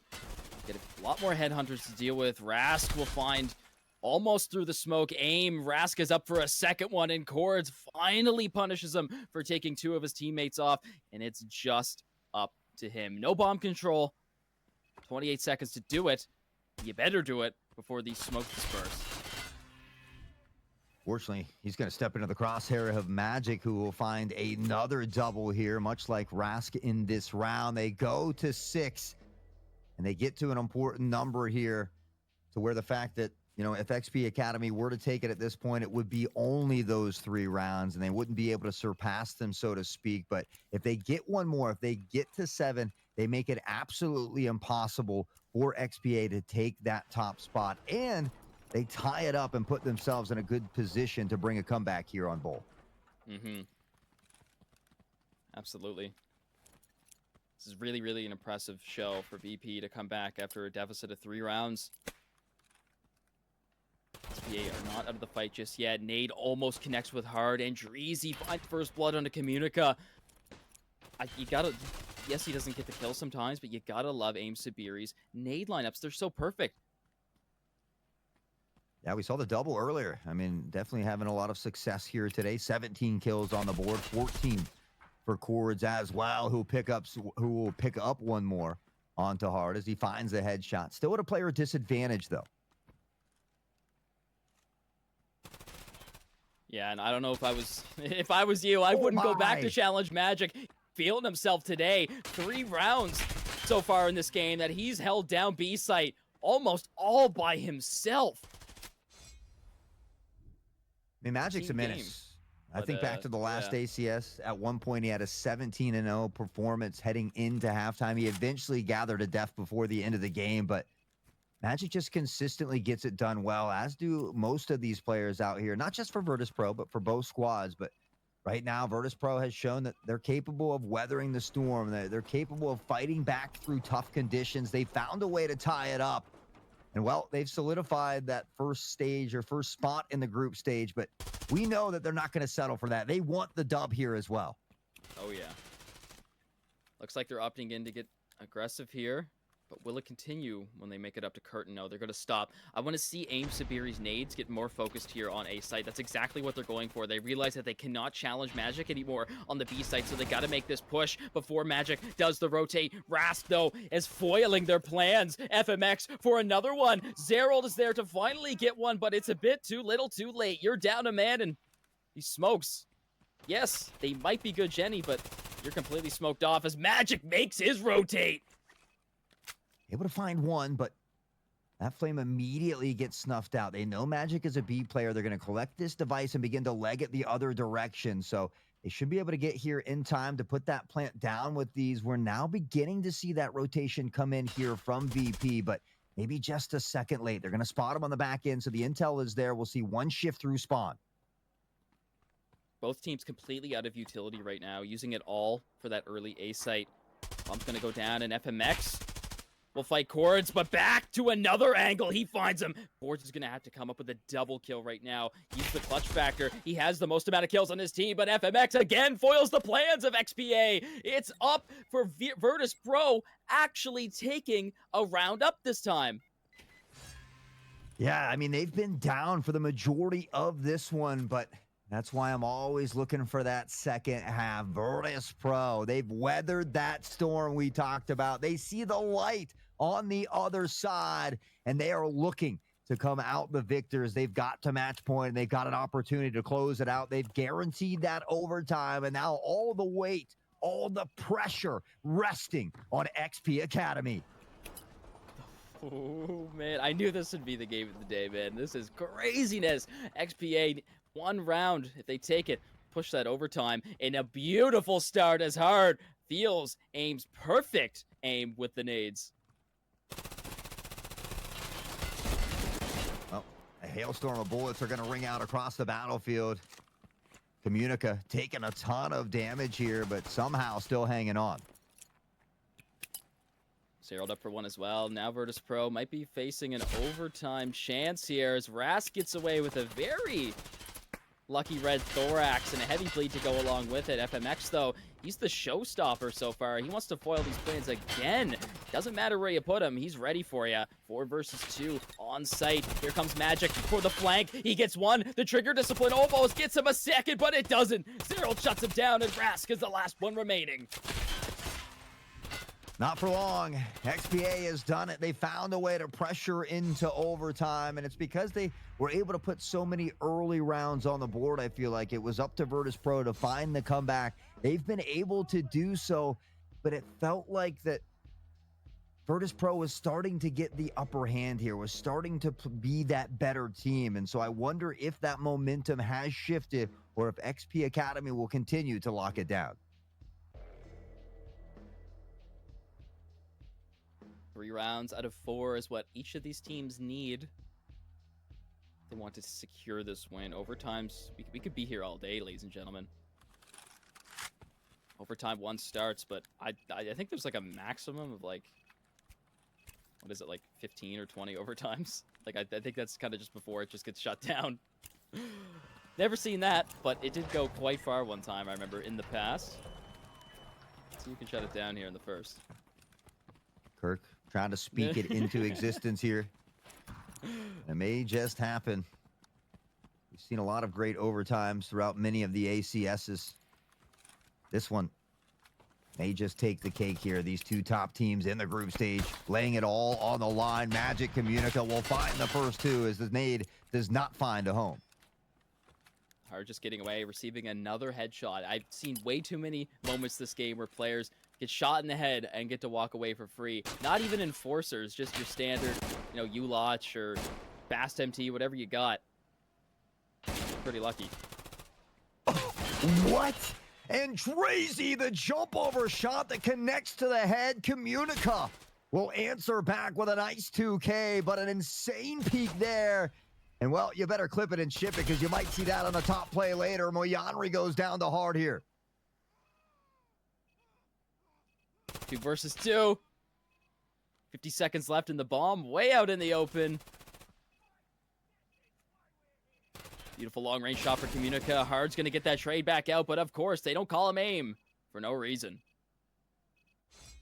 AIM Sabiri gathers that up. That shot, though, from Andreezy was insane. The jump peak, one little tap to the dome of Cords, but AIM Sabiri getting it done when it matters most, almost to that 20 bomb here as well. Cords Disabler not too far behind, and XPA has gotten the lead once more.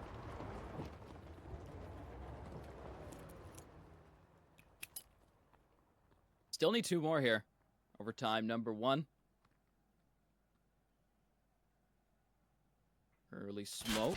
Still yet to be deployed. Looking to get an easy early kill onto Andreezy. Now it's smoked off. It won't get that same opportunity twice. No! Through the smoke, Rask! What? All right. Taking a page out of AIM's book.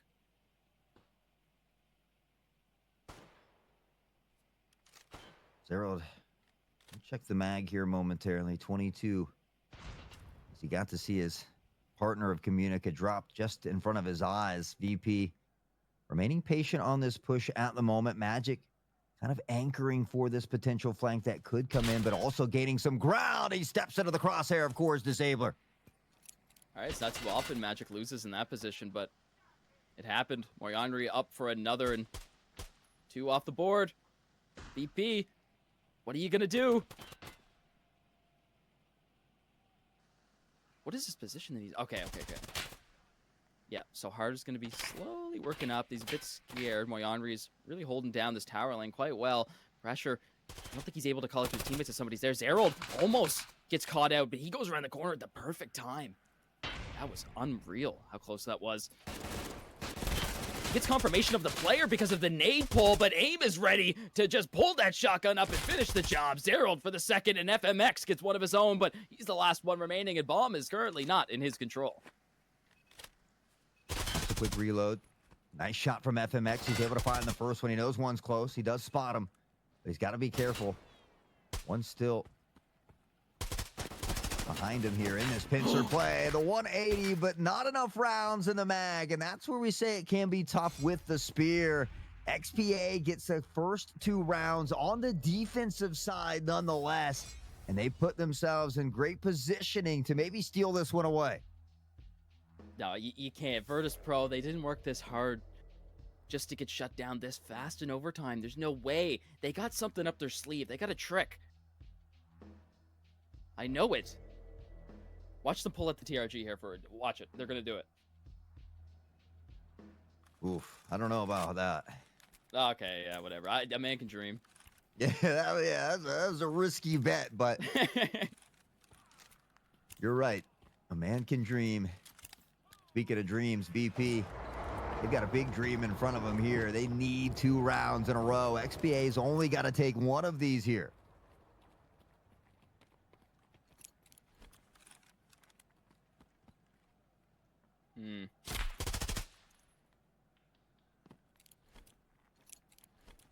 Number 3, it's going to be Rask back in this position. I think he's going to be holding that... Oh, Zerald, unreal shot from all the way back of second floor offices. Finds Hard. I was having a look at Rask there. I think he's holding that, like, same little dirty, like, corner. And he's hoping somebody walks past him again. He is. There's no way XPA doesn't check that again. So, Beery, the nades continue. Magic able to find Zerald, though, to bring it back just a little bit, but Communico on the other side finds FMX, and now it's XPA. Oh, they are 1 kill away from taking the map.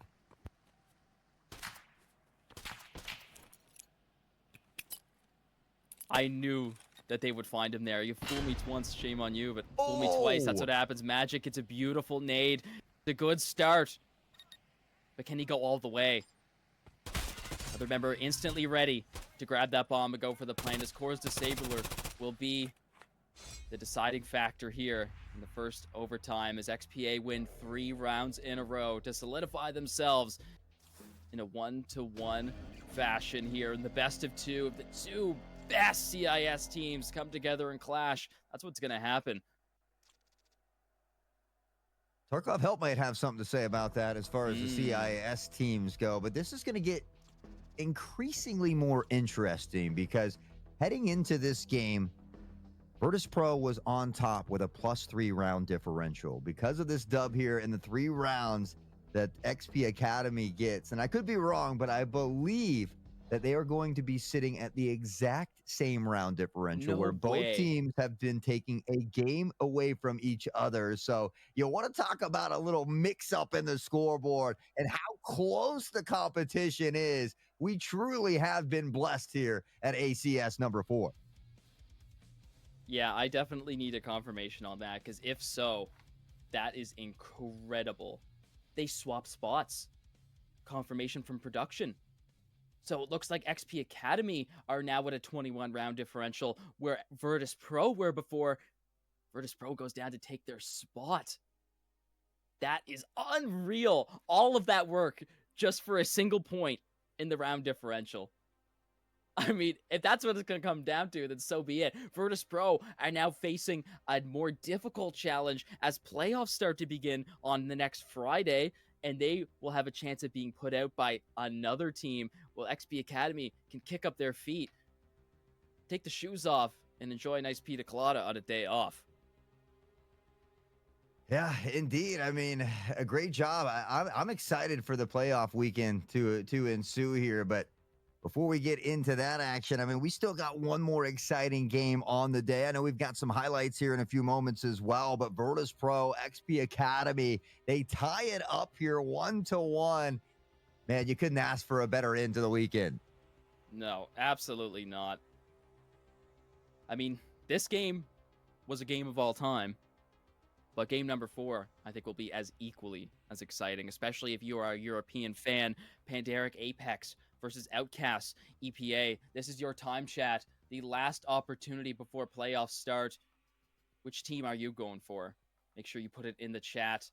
Always spam the chat with whatever team you want to win. We want to hear what you have to say. Get those predictions in. Maybe get some channel points to go in your way. But I think it'll be a very, very close game. Pandaric Apex have obviously in history shown that they are the higher level team just based off of tournament placements. However, Outcast EPA this tournament have been feeling the heat. They really have been starting to struggle.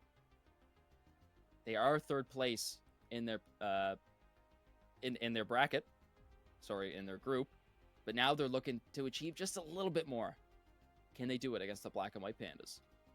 I mean, every time we've seen them play, Pandaric has usually come out on top, but we've seen Outcast get better and better and get closer and closer to toppling them. So there's a very good chance that Outcast can do it. And we've seen lately that Cacao hasn't been on this squad. They've been having Crank fill in Mm-hmm. for them. So again, this is a really great opportunity here for Outcast to make a statement and to grab a dub against Pandaric. That's a great point, actually. I think Crank is actually doing a really good job. In fact, may even soon come to be just as good as Cacao based off of yesterday's performance. It was the same way. I was really, really impressed with what he was able to do on Bowl. In fact, putting up a lot of good kills where they really mattered, taking space. He's really quick, too. He's got quick movement, perhaps taking some lessons from Bikizi, the CEO movement himself. So I'm starting to think that he's one of those younger guys that is just, being trained up, and he has a limitless potential. I'm really, really excited what they can do with him and if he can stick around on this roster because he's really, really well worth it. And I think they picked up an excellent reserve player in that of Crank. Yeah, I mean, again, it just goes to show you how deep so many of these rosters are. There's just so much talent littered across all of them, and I think that's what breeds so much excitement here in the ACS. I mean, these first 3 days have been absolutely phenomenal. Like I said, we still got one more game to go, but I'm getting excited for these playoffs. I mean, that atmosphere is just really unmatched. Yeah, I mean, who couldn't be excited? This is the best tournament Escape from Tarkov Arena has ever had. ACS 4, baby. Does not get better than this. S tier. Go check the Liquipedia page if you don't believe me. That's right. Tarkov Arena has actually recently got a Liquipedia page too. So if anyone's interested in stats, previous match histories, it's all covered there. So yeah, it's totally filled up by the community. If anyone actually is familiar with filling in Liquipedia pages, they're always willing to accept new community members to come in and give them a hand over there too. So you'd be doing the community quite a big favor there. Well, the follow button is always a free way to help out, not just over here at Hunt Premier and Battle State Games, but maybe you're enjoying a specific player. I know a lot of these players, maybe not all, but a lot of them do stream. So be sure to share some of that love on those socials as well. And we've got a nice little QR code there below Kirk as well to get you over to explore all of our channels in one quick button excuse me. So make sure you take advantage of that. A big shout out to Steel Series again for all the wonderful products that they've allowed us to give away here as well. And you can see those new outfits scrolling down below as well. Maybe you need to pick up some more drip from the Battle State Games page as well, so you too can look flashy out on the battlefield. Absolutely. Next match, I think is going to be a good one. The two maps that we're going to, I'm not going to announce them just yet, but one of them is familiar, one of them is not. And I'm really excited for that very last match of the day where we get a slight change in scenery. We'll check that out here in a bit. Pandaric Apex versus Outcast EPA will be a slaughterhouse, in my opinion. It usually goes back and forth for a while where Pandaric are able to finally clutch it up in the last few rounds. And I know Walker's gonna probably already has a couple memes already pre-cooked up, ready to post on Twitter. A For couple? yeah, he's got his folders on A his computer. Right? It's folder, a like filing cabinet. if we win, if we lose, and then he just opens up whatever and just throws them on. But if you go for the if you win folder, I think that would be a story to tell someday. If you can finally take down the Pandas, your rivals, in my opinion.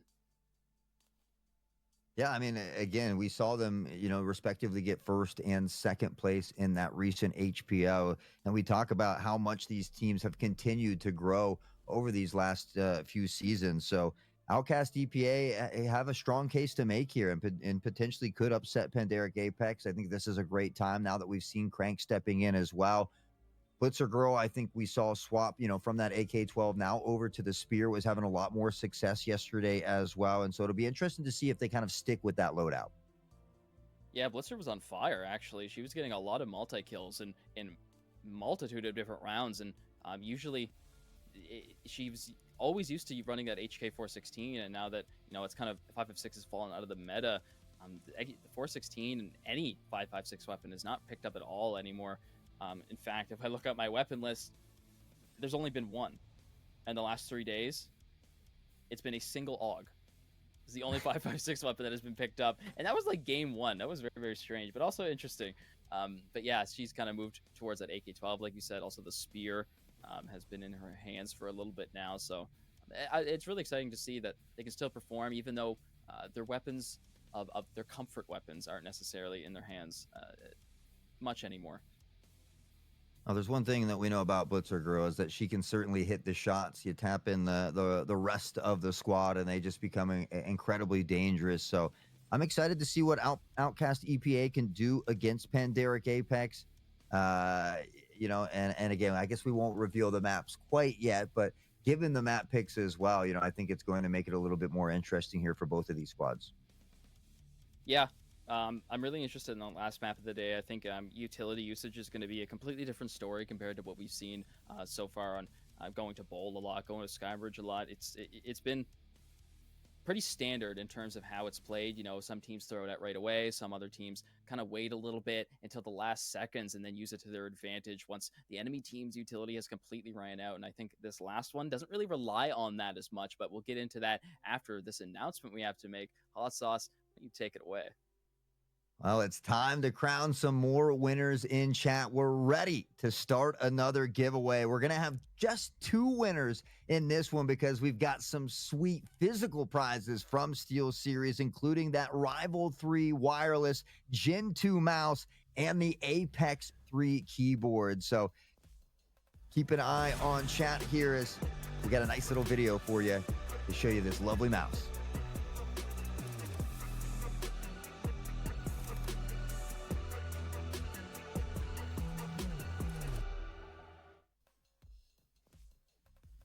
Very nice. There you go. You got a chance to win it. It's going to be !SteelSeries in chat to give a big shout out to SteelSeries again for supplying all of these wonderful prizes that we are so lucky enough to give away to all of you hanging out with us in chat. So again, !SteelSeries for that one. A chance to win not only that mouse Rival 3 wireless Gen 2 in that Aqua, or, of course, the keyboard Apex. So that first winner that we draw will be the mouse. The second one is going to be that keyboard. Mm-hmm. Absolutely. Like I said earlier, I'm kind of waiting for the mouse pads to come out. A new one. He has given away some nice mouse pads for us to give away later on as we get more into the tournament. So I'm really excited for that. But ladies and gentlemen, make sure in the chat you be ready to enter !SteelSeries only in the Battlestate Games Twitch channel. It has to be there if you're in the Hunt Premier channel. We cannot stress it enough. Open up a new tab and go in to put your prompt in the BSG Twitch channel. So with that being said, we thank SteelSeries yet again, and we will also be moving on to our highlights of this last game on Bowl. Very explosive. Back and forth. Let's check it out.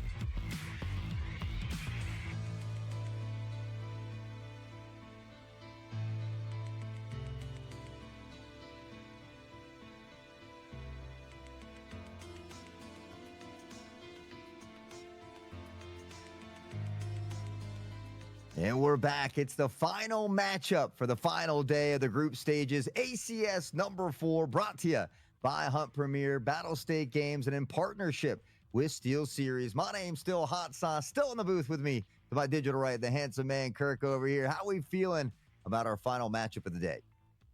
I mean, I feel like it's going to go almost the exact same way that we saw before. Top 2 CIS teams go up 1-for-1 a lot of the time across the board. Now it's the same thing, but over in the EU region. Outcast EPA versus the Pandaric Apex squad.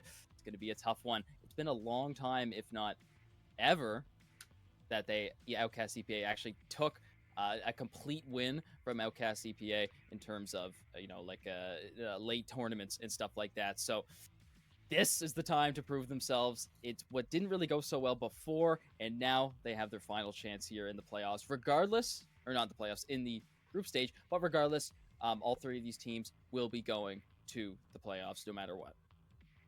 Yeah, they've found that ticket in, but they want that better seed if possible. Some of those bragging rights, and again, Outcast EPA just looking for their chance to topple Pandaric here for the first time. And it might be a little bit easier because they don't have Cacao, but Crank is another one of those extremely talented players. And if he comes playing hot here today, if he's popping off early, I mean, it could be trouble for Outcast EPA, but they've been making strides in the right direction. They're comfortable adjusting on the fly. And so I'm expecting a big game from them here today.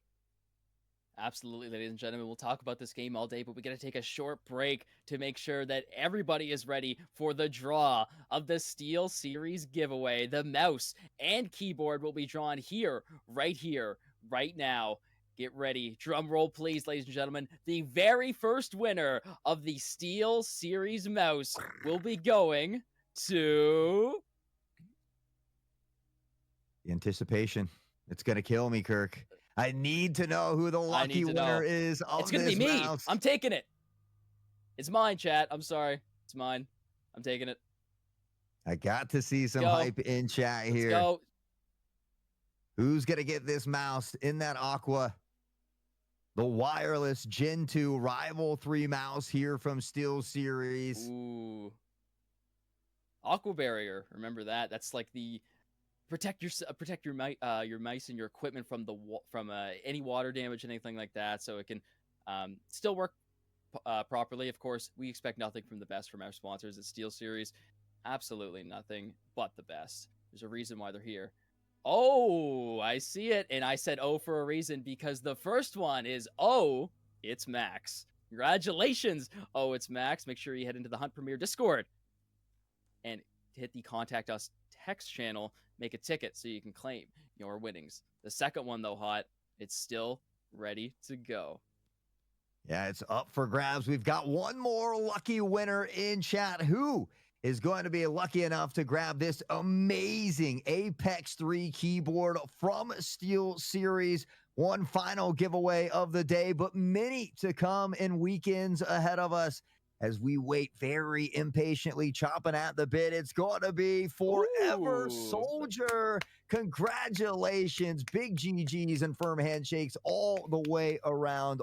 It's Max, the big winner of the Rival 3 wireless Gen 2 mouse. And of course, Forever Soldier getting that Apex 3 keyboard. I gotta say, I'm a little bit jealous, but incredibly happy for both of our winners here today. And as Kirk said, a friendly reminder, if you did win, you got to join that Hunt Premier Discord. You can find that link over here in the Hunt Premier channel as well. There's a section on the left-hand side that says Contact Us. Click that. Yes, you won't be able to type in there, but there's an @mod mail. You click on that, you send that mod mail, your name, all that good stuff, but what you won, and we'll work on getting that over to you as quickly as possible. Awesome. I know sometimes Discord can be a little wonky sometimes, so if you can't find the Contact Us channel, you want to go to the top left and hit Browse Channels, and then find the Contact Us in there. Check mark it on the right side, and then it will show up for you. There you go. More words of wisdom from our friend Kirk over here. But we had a lot of great winners here today. I mean, we had 10 lucky winners of the Stash expansion a little bit earlier, 15 that were able to get that USEC Deadly Frog drip so they could look flashy as well. And of course, these final two wonderful winners of that wireless mouse and the Apex 3 keyboard, all courtesy here of not only Hunt Premier and Battle State Games, but Steel Series as well. So a big shout out, a big thank you, and a big congratulations across the board. Awesome. And now, it gets exciting over the giveaways, but also we can get excited because it's the last game of the day. Top two European teams head to head. Pandaric Apex versus the Outcast EPA. Yesterday, it was kind of a crazy round on Bowl there for the Outcast EPA, where Tarkov Help actually shut them down 9-2. So only getting 2 rounds up here. One of the scariest CIS teams available. So I want to see them come back here and try to get them more rounds on the board than 2. We need a little bit more than that, Outcast CPA. We know you have it in you, but the Pandas went to bowl themselves, taking down Jumbo Team 9-5.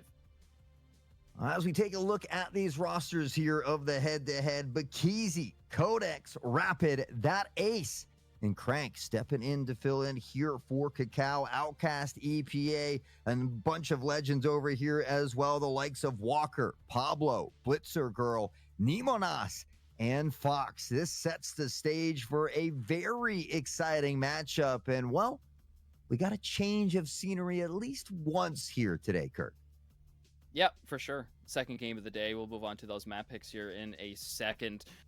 Pandaric Apex versus Outcast EPA. First game will start on the Bowl. But Outcast EPA banning that Iceberg. We so commonly see them do Bay 5 ban for Pandaric Apex, which is extremely surprising. I've seen them play very well on Bay 5. Yeah, I mean, we saw them kind of get away from Bay 5. They had some struggles on it. Now, more recently here in the ACS, we saw them get back into it. They did have some success, but I think they know how good EPA is at Bay 5 as well. So I think it's a wise decision, especially without Kakao, to get rid of Bay 5. Outcast not wanting to play Iceberg, so we see that to the wayside. Now, Pandaric, they play very well on Bowl, but so does Outcast EPA. We often see Blitzer Girl kind of holding down that B site. The same could be said for Kakao. He's that anchor toward that B site, but they're not going to have him today. So I'm interested to see how exactly they mix it up here on Bowl. You head over toward Fort, another map that both of these teams play very, very well, but I know Walker has been cooking up some strats here in the background. Yeah, I mean, absolutely. This is the cooker, I guess, out of any team. He really always has that big brain. He's always doing something new, and recently been starting to give away his responsibility of utility to other key members of his team. I know Blitzer's been throwing a couple, or not Blitzer, sorry, Fox has been throwing a couple nades, getting some big kills on the board with V40s, while also Nemo is out there doing a good job with taking some of the responsibility off of Walker as well. And they're doing a very good job. Obviously, Walker's a good teacher, but is it going to be enough here to take down the Pandas on Bowl? I know that they have what it takes. It's just about executing properly and getting it done on the day. But, I mean, the same could be said for both of these squads. They have so many fun players to watch. And, again, I could name all 10 players because they are equally as fun to watch. But that ace on the TRG has been a force to be reckoned with here, especially on Bowl. I know the other day had a little bit of trouble on Bowl before really picking it up on Skybridge. So I hope to see him off to a much better start this time on Bowl. But if not, I expect to see Outcast EPA take advantage of it. Yeah, and these are two teams that take this very seriously. So there's not going to be any messing around. There's not going to be any mistakes. It's going to be absolute play to the T, like their life depends on it. As a matter of fact, it doesn't really, because they're both guaranteed to go to the playoffs. But like you said, seeding, and that is very important. It really depends on what team you're going to go up against and, kind of prove how long exactly you will last, if not go the whole way once the playoffs finally show up. Bowl will be interesting as both teams have history here, but Fort, I think, will be the decider of the day. Absolutely. Yeah, the round differential slightly in Pandaric's favor by about 7 rounds, but Pandaric only has a single point on Outcast EPA. So if Outcast EPA can find a way to win both of these games, they very well could pass them up on the leaderboard here and maybe get themselves a little bit better positioning, but we'll have to wait and see as it does unfold here. But we're just gonna give you a little teaser there of what's to Yeah, a come. little You know, too. we I just want want to give in. you a little teaser because Let me it's the see it. final game. It would only be Yeah. fair. Yep, just a little bit more patience, ladies and gentlemen. But we'll get everything figured out, and maybe we'll have a little bit of a chit chat with the chat, ladies and gentlemen. Who do you want to win, Outcast CPA and the Panderic squad? I know that these are probably the two teams that have the most fans out of like anyone, EU at least. Dang. There's a Like, lot of teams out there that are mad about that, Kirk. well, no, I'm just saying that they got a lot of fans, and there's a good reason for it. And I bet you that they're all here ready. They've been waiting all day for this best of two at the end, and I know I have for sure. These last two games explosive, with game number 2 being very, very important as well. But I think it's a whole good matchup of games today, with Tarkov Help coming in at the start, winning 9-4 on Bowl, and a 9-5 win on Skybridge as well. And I believe that they're completely undefeated at this current moment. No, Panderic actually took him down once. Skybridge day 1, going 9-7, but Tarkov Help, they're looking way better than we initially expected, and that seeding might just be higher as well. I mean, Tarkov Help was supposed to be the number one team here, from what I was told, currently in the CIS region. Mm, But again, I don't want to believe that until I see them beat Virtus Pro here in those playoffs. But again, this is an important game for both of these teams here. For Panderic, obviously both teams want to win both games, but for Panderic, they just have to win one, right? They're 1 point ahead of Outcast at the moment. A 1-1 draw would leave them 1 point ahead, regardless of the round differential. So for a Panderic, I think that's the important part. Let's make sure that we get at least one of these two games. yeah, and I don't know. I think Fort's they've been cooking a lot up on Fort Outcast CPA. So if they really want to have a chance here, I think Bull's going to be their best bet if they want to actually get a double win and take both of them home to get the most amount of points, get those 3 points. I think Bull's going to go very even, where perhaps the Outcasts might have that advantage. In my opinion, they probably do on Fort. It's an uncommon map. Obviously, we haven't seen it that much. In fact, I don't think Panderic Apex hasn't played it once so far in this tournament, as I can see. So, um, lots of strategies being cooked up in the background, and I'd like to see it for sure, but only time will tell as we head on to the first game. Bowl will be the deciding map at the start. Utility placement, like you said earlier, that's all that matters. That's what's the most important here. I think Fort, it's more like forgivable. If you mess up a smoke here, whatever, you can still have another one. You have your other chance as long as your teammates are in the correct position to cover different flanks and angles like that. V40s, very impressive to be able to see some teams throw them through places like Spiral, the little tower that goes up. Something that I learned somewhat recently, that there's a little window. There's actually a couple little windows, but the easiest one to hit is right on the side out through cannons. You can chuck a V40 in there, right in, and then go right down, take out that member. I'd like to see that. That would be really interesting, but it doesn't come out too often because it's very, very hard to hit. Also, key positions like top mid inside of Fort there. Walker really likes to rush that position on defense and hold that whole area with the left shoulder, or just stay back into the room for a quick rotate towards A, or possibly just get information on teammates coming up through the bedroom and stuff like that. Yeah, I mean, there's a lot of great nade lineups for the A side as well. Through lobby, you can clear out whole or quad. You can find them in Xbox or 90. So there's a lot of great nade lineups still on this map as well. Obviously, some of the ones from yard toward B, whether it be stripper or mini, have been altered slightly, but we are seeing teams kind of navigate around that. And I'm pretty sure both of these teams have put in their homework. But I know Walker has been practicing insane lineups from Mm-hmm. multiple different places as well. And so it'll be interesting to see if he takes on that as well, or if he does kind of delegate to that to some of the teammates, because he has been running that enforcer class, trying to eat up that space, kind of get into the face of the competition. Yeah, I'm also interested in where that ace is going to go, particularly on defense with that TRG. I know over in the NA scene, I commonly see one of the best NA snipers, not Mr. Kevin, commonly hold the D2 angle towards jungle there, I believe it's called, and he would just hold that, back off if he needs to, let a teammate support him. But as of that ace, I don't really, you don't really see Panderic playing for it that often, so I can't put my mind on exactly where he wants to place himself to take full advantage that that weapon can bring.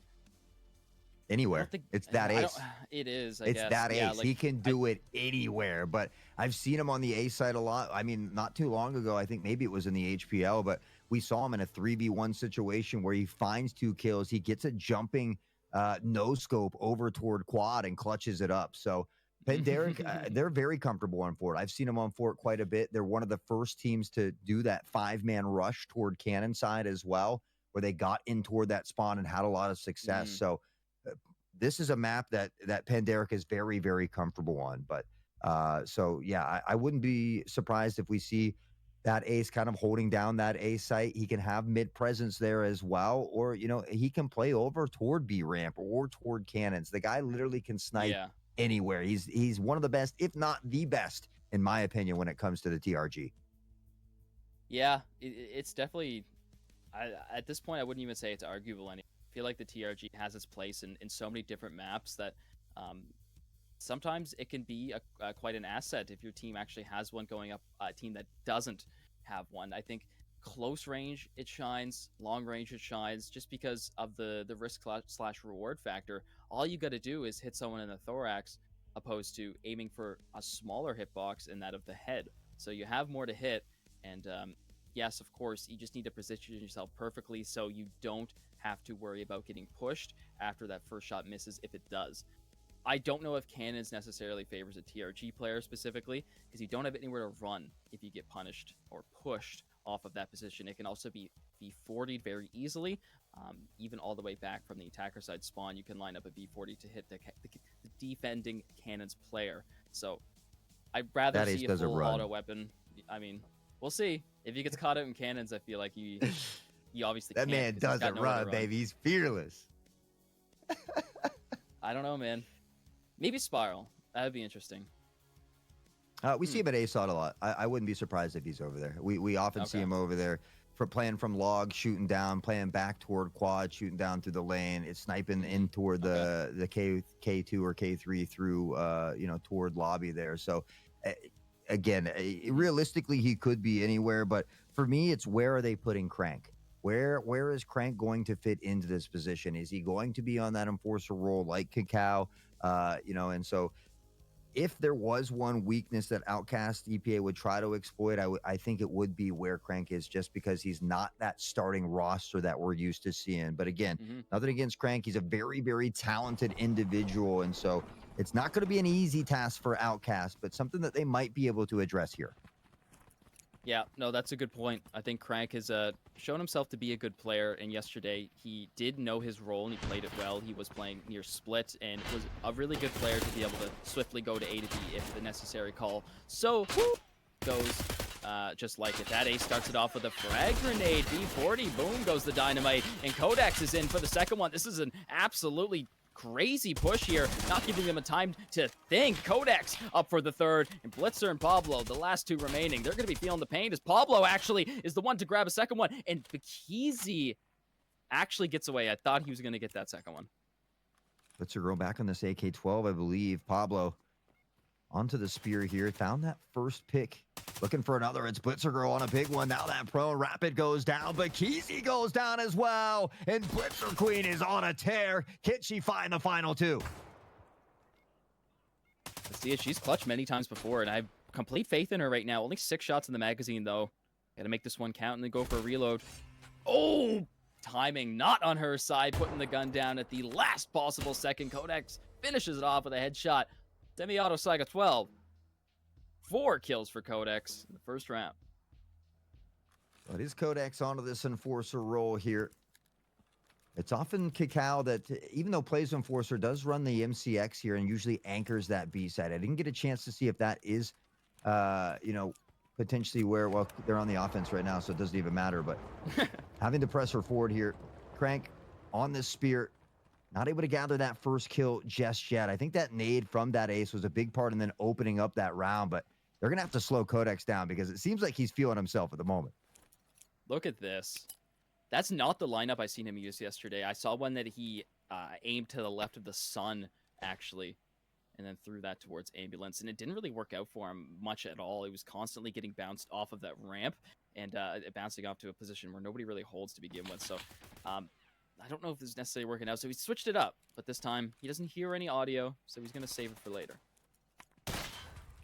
Oh, but the nade finds the feet of Nemo again. That ace, 2 for 2 on the nades. Blitzer Girl was able to pick up that kill onto Crank over toward that B side there as well. So it's back to a 4v4 and things will slow down momentarily.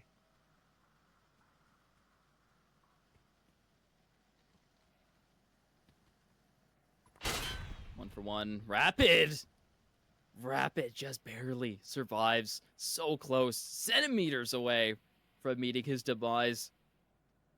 Not even opting in to heal that up either. He doesn't want to give away his position. He doesn't want to let them know that, yes, he almost got me with that one. Shots, Codex finds... Oh, Walker actually becomes the victor, and Rapid's there looking for the trade out, but no, Blitzer from the other side of the fence cleans him up. Easy gets one on the way out here before Pablo finds the trade. That ace will find the head of Walker now on a 2v1. Gonna need something wild here. Has to be cautious. Only 17 on the clock, though, and the device down over here in an awkward spot. Picked up in close range. Not going to do you too good, TRG. Doesn't even come up to attempt a shot, Pablo. Gets one on, and going to be even up here at the second round. Blitzer for 4, and so is Codex. Good start. Good start here for the Outcast EPA. Able to battle back again, not allowing Panderic to extend that lead. It's going to be a crucial and important part here for Outcast as they look to take the lead here for the first time in this one. Round 3 set to be underway. The gates open. The Pandas charge. Crank making his way over to B site. So he's going to be that important member that the Pandas need to rely on to provide accurate information and stop any flanks. Very important role.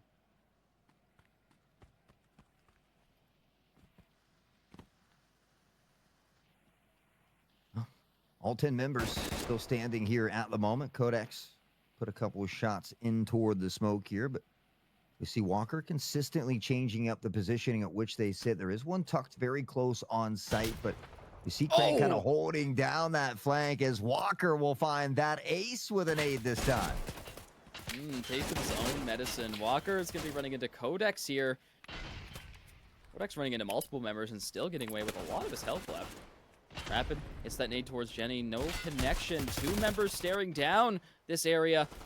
In the back, Bikizi ready to support at a moment's notice. Rapid finds one, but is instantly traded by Fox. Nemo, all the way before those two, got one. Fox just being kept alive by that stim. Could have been very dangerous right there. 2 versus 4 situation. Bikizi's left all alone here in Generator with the bomb. Now Walker finding Crank spells trouble. Pablo on to Bikizi. And the Outcast EPA will find themselves in the lead here. Good start, good start. No crazy weapon picks that I've seen so far. Everything looks pretty standard. No AUGs. That was quite interesting. Like to see what that ace has brought up for his backup weapon yesterday. He was, in the last 2 days, he's been really liking the SVDS as a backup. I know most players have kind of went to other weapons like the RSAS, some of them like the SKS.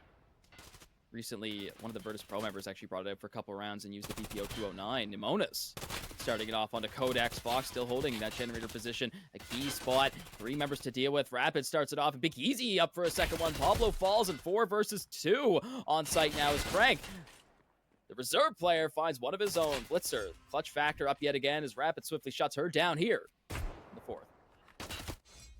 And Derek, reel it back one more time. Yeah, and that ace actually used to use the VPO, but I felt like it just doesn't as consistently drop bodies. So we have seen him kind of shift away from that a little bit here. But and Derek, I mean, this is what we were expecting between these top 2 teams of the EU region. A back and forth, a game of tug of war, as we like to call it. And, well, it's going to continue here, though, thus far through round 5.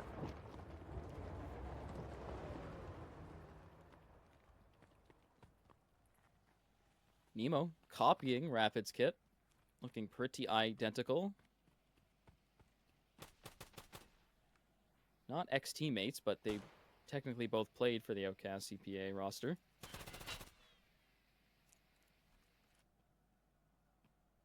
Two sent towards B.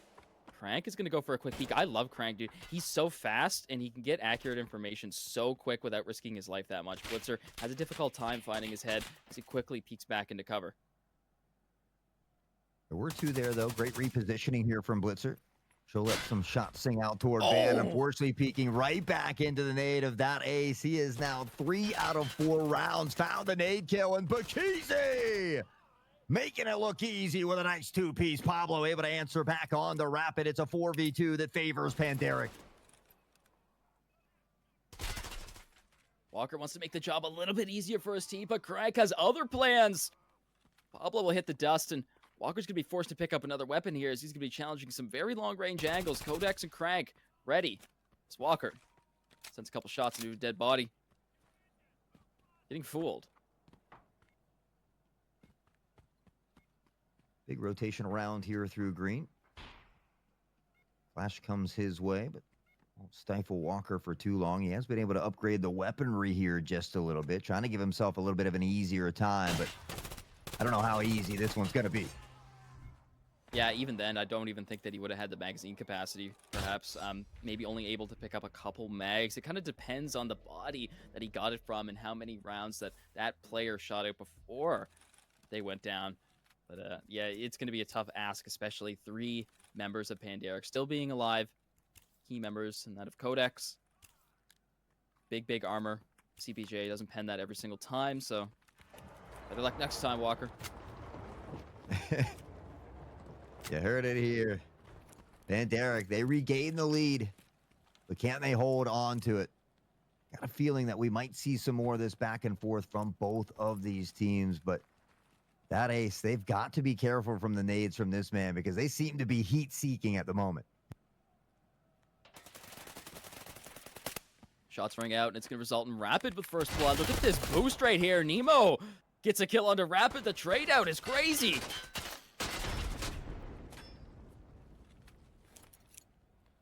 One for one. Codex, maybe a little bleed to deal with. Easy. Might collect a few more resources here. Bit of a split from Outcast EPA, but they're comfortable here at the moment.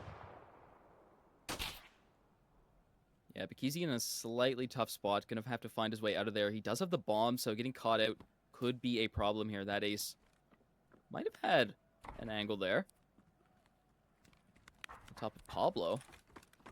But he's still stuck there. He has not decided to move yet. Not dedicating any utility to try to get him escaped out of here. There's that ace on top. Second floor offices trying to get Pablo off the board. So there it is. And now it's going to signal Bakizi to be able to move out safely. Teamwork, baby. Teamwork makes the dream work, but Fox has got other plans. He finds Codex, Bakizi, at a minimum, finding that trade, and those are the important things that you need to be able to do as a team if you look to put wins in bunches. So now on a 3v2, it comes down to Walker as Nemonos takes an early departure. Easy looking one. The shots ring out from the shotgun. Nobody falls. Oh, he just barely almost around the corner. Walker hits him in the head in the back. That ace again shuts it out. That's 3 kills that round. That ace. Not even just getting a couple kills here and there, but no, they're kills that are crazy important, allowing Bomb to move up, to get to site, and even protecting him once he goes for the plant. Panderic will double that lead. They've guaranteed themselves a tied half here. It's going to be up to Outcast to slowly reel this one back on in, but again, that ace on these nades and the snipes. I mean, sitting at 7 and 2. Bakizi with 6 here as well. We'll see if Outcast can find a response.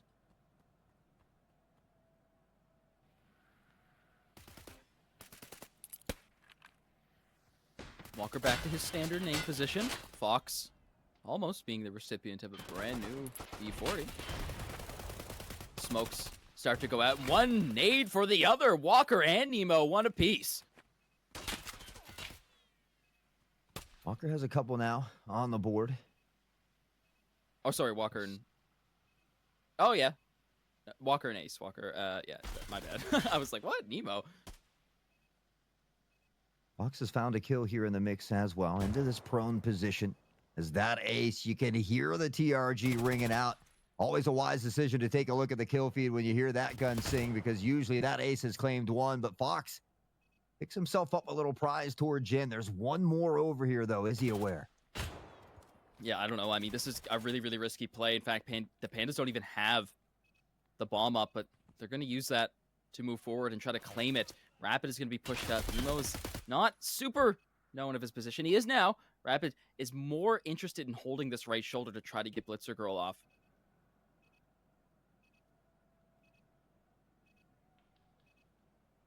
Not a ton of health here for Rapid.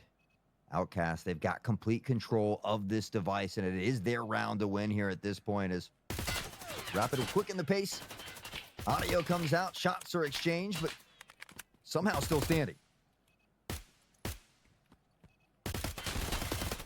And shoulder for Rapid. He's so quick. He knows that there's danger from every direction. If he could just make that one little shot count and instantly flick to the other one, could go the other way. A lot of members to deal with, and at that point, you know, you just play it safe with the time remaining on the board. Excellent job. The Outcast EPA know exactly what they're doing. But, yeah. 4 up, Pandas. 1 round away from that overtime, or not overtime, the side swap here. 1 round away from halftime. Outcast EPA looking to tie it up once more. It's been back and forth, and this is what we were expecting from these two very talented teams here. That ace, the lineup once more. Will it find a home as Blitzer gets one, and it might have, but Crank able to find the kill first as Fox will pick up on the Bikizi. So much time left on the board, and check that out. 4 bodies fallen. That ace with 1, Crank with 1 as well, but Blitzer, the one on the Outcast EPA side, has fallen herself. Fox usually leading in kills for the Outcast EPA, but at this point, the whole team is putting in an equal amount of work. It's very impressive. Share some of the love. 3 of them with 6 kills, 1 with 5, 1 with 3. Codex is going to make his way onto site as Pablo is ready to respond. He makes it count, and it's going to back up. The 25-round mag only lasts so long. Fox, though, applying that assistance will pick up on the Crank, and now, again, it's down to that ace in a 1v3 situation. And this is where you can struggle a little bit with the TRG to try and find 3 picks. They have the potential to kind of swarm you or overrun you. I think he knows Pablo is close. Pablo tried to bait out the pre-fire by sticking the barrel out, but he doesn't need it. He finds the headshot, and Outcast EPA will tie it up at halftime. I think it's impressive from that ace to not shoot based off of the kind of bait that he did there. Like, it was just a little bit of a peek out. Let's get him to shoot. Let's try to get him to reveal his position. Nope, not fooling that ace. Way too much of a seasoned veteran player to fall for that trick. Fortunately, you know, up close and personal bolt action doesn't necessarily connect all the time, so didn't end up going his way anyway, but we can tell simply based off of how he played that right there. It's obviously a veteran player indeed. Many veterans out here on the battlefield. That ace making his stake here, though. 10 kills, 4 deaths on the board, and a handful of grenade kills already. We swap sides, though. These first couple rounds are going to be incredibly crucial for both of these teams here. For Pandaric, again, hoping to win at least one of these 2 games to ensure their spot here in this group stage as they get ready for the playoffs next weekend. A lot more dedicated members towards B-site. That's a huge grenade kill. That's going to full force rush and Outcast push towards B-site. There is one close. That ace is ready to respond, but he can only deal with 1 at a time with that bolt action. What's he going to do? He can't even get away with his life. Oh, on the backside as well, grabbing 1. Completely smoked off. This is an Outcast EPA round just fed with a silver spoon. Yeah, Outcast hitting him with a Conor McGregor. Said, you'll do nothing, as they storm onto the site here, find these picks, shut down that ace. And now Codex on the Enforcer. Hard stacked against him. The shots don't connect. It's Walker who will be doing the enforcing here on the battlefield. Outcast EPA up by 1. They've taken the lead after half. I mean, that nade just signaled the alarm. It just sent them flying. They knew what they needed to do. They knew there wasn't any time to waste, but team members were on the rotate, and they did just that. Made the play at the right time. that's just time management, man. I'll tell you what, it wins a lot of games, a lot more than you think it would. Yeah, game awareness is huge. And I mean, we see that from these two teams all the time. How many nade kills have we already put up on the board through these first 9? And I don't know if they're done just yet. We've seen the lineups coming in. The smokes will rain down, but it's a lot of pressure toward this B site. Yeah, going for another B push. 3 strong. Bomb is A plat though, so obviously it's going to be some type of bait. Also kind of risky. Someone could run out of curtain at any moment. Close by at ambulance. Blitzer girl. Always off by herself, trying to do something sneaky. A lot more shots ringing out. Nobody finds the mark yet, though. Maybe just looking for something cheeky through this smoke here. But Walker remaining patient here. He's got Nemo up top as well. And after that early initial B pressure, making some noise, they've got 2 toward the site. But it's Rapid and that ace that combined for 2. Foiling the plans. Walker might be a little bit upset about that one, sending some shots through the smoke. Rapid on the prone position, ready to take him out if he decides to cross here. Fight off in the background is Fox and Crank. Crank's still full health. Rapid on the other side of the map, though. Peeking out of curtain, getting that 1 kill and looking for the second here on Walker, or on Nemo. Oh, there it is. The quick pixel peek left the competition weak, and Rapid's not done. He's got the quadra kill. It's a 4K all day, and Rapid came to slay. Alliteration Nation, huh? I'm Sometimes. loving it. I'm loving it. All right. 5-5. We knew it would go like this, just like the previous best of 2. It's going to be whatever team comes up with the 2-round lead. Panderic was doing that at the start. Cast CPA, they're shaking the dust off. They said, hey, we're not going to be played around like some fool. We're out here to win it. You've done it before. You beat us. Come back with a whole new boatload of strategies. It's over for you. Really nades here. Don't find a home, but look at all this pressure toward the B site. Outcast really looking to mix up what is the normal strategy of continuous A pressure, but it's Crank to find Nemo. That ace is already shifted in toward mid here and has it locked down with that snipe.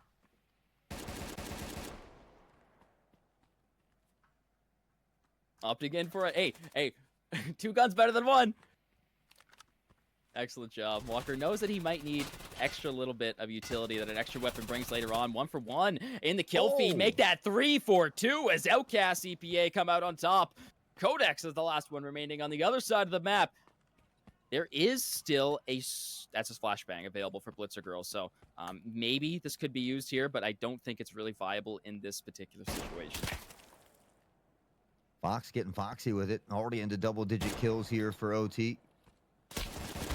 Now we hear that potential plant going down. Codex trying to find this pick up top.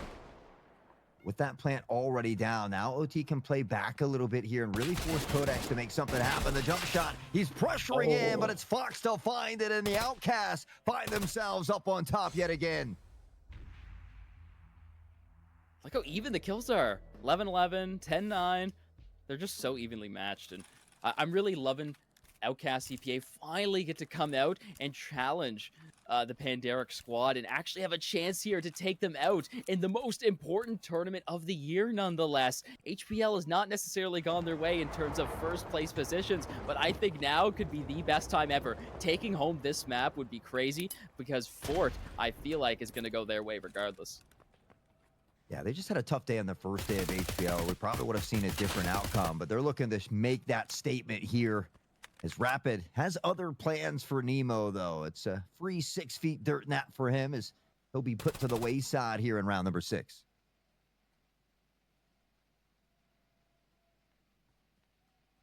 Yeah, I feel like Nemo's one of those players that, like, he just gets, like, a crazy amount of kills in some games, and then the other one, he just focuses more on utility placement and the things that necessarily aren't exactly going to lead to kills, but allowing your team to get to that point to get high kills. But this game just seems to be one of those maybe off games for him. because we all know what he's capable of. He aced somewhat recently, not in this tournament, but in a recent one that he has played in. Gotten 3 kills, triple kills, a few of those as of late as well. As of right now, Bull might not just be his cup of tea. Well, we'll have to wait and see for the next round because we'll be sitting this one out momentarily as Fox begins to shift forward toward the Jin lane. It's Rapid that finds Walker on the jump peak. That ace will pick up on the Blitzer, and the domino effect may be in full effect here.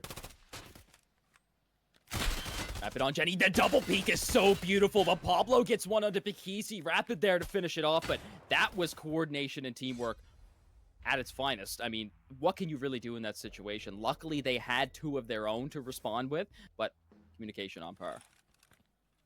Yeah, I mean, Rapid is a consistent multi-kill king. We see it happen here again into 13. Will eventually pass up that ace who's got 12 here as well. And Derek Apex not ready to go silently into the night, as we like to say. They've tied it up 6-6, but can they find that extra oomph to take the lead away from Outcast here? Early nade almost takes away Nemona's life again. And he gets flashbang just to rub salt in the wound. He's probably not too happy about that. He's ready to go Super Saiyan any second. Oh, Rapid to find the first one on the Pablo, and he finds 2 more. The triple kill is a dirty one, but Blitzer Girl eventually snuffing out the hot flame that is Rapid. So impressive. He can even make it there without them realizing. Quick 3 triple kill just like that. Put off the board, but man, that's all you need out of a close teammate like him. That ace Codex shut it down. The 2 opposite weapons. And Derek win this round, and all thanks to one man at the top of the kill leaderboard. Yeah, I mean, it certainly takes a team here to win the game, but that was a shining standout round yet again for Rapid, as we had just crowned him the multi-kill king as it starts, and we get to see why here on screen. A big round for them as they get to regain that lead, and the fact that they do so late in this game has to feel good. 1 away from match point, 2 from closing it out, but Outcast EPA knocking at the door. You know, I mean, Rapid was a part of this old roster, so, you know, the only reason that we could expect Pan, this is just a joke, by the way, but he knows all the strategies, and he just leaks it to the Outcast team. He's like, yeah, we know what you're doing. You're done for. As we can see, the Pandas, yet again, are demolishing this round with 2 quick kills to start it off and make that a third, as Rapid is going crazy. 1 round before, he's looking for another one with multi-kills all across. That's the 2nd headshot he's got so far. The last one up, 2nd floor mid. Can he get a shot through the wall? But nope, Codex will finish it off. Headshot to the dome. Blitzer Girl, the last one remaining. Last one standing, but eventually falls here as Pandaric Apex will now solidify that match point position here. And we talked about it. They just got to win 1 of these 2 games to solidify that 2nd place position in their group stage. Looking to do so now here on Bowl.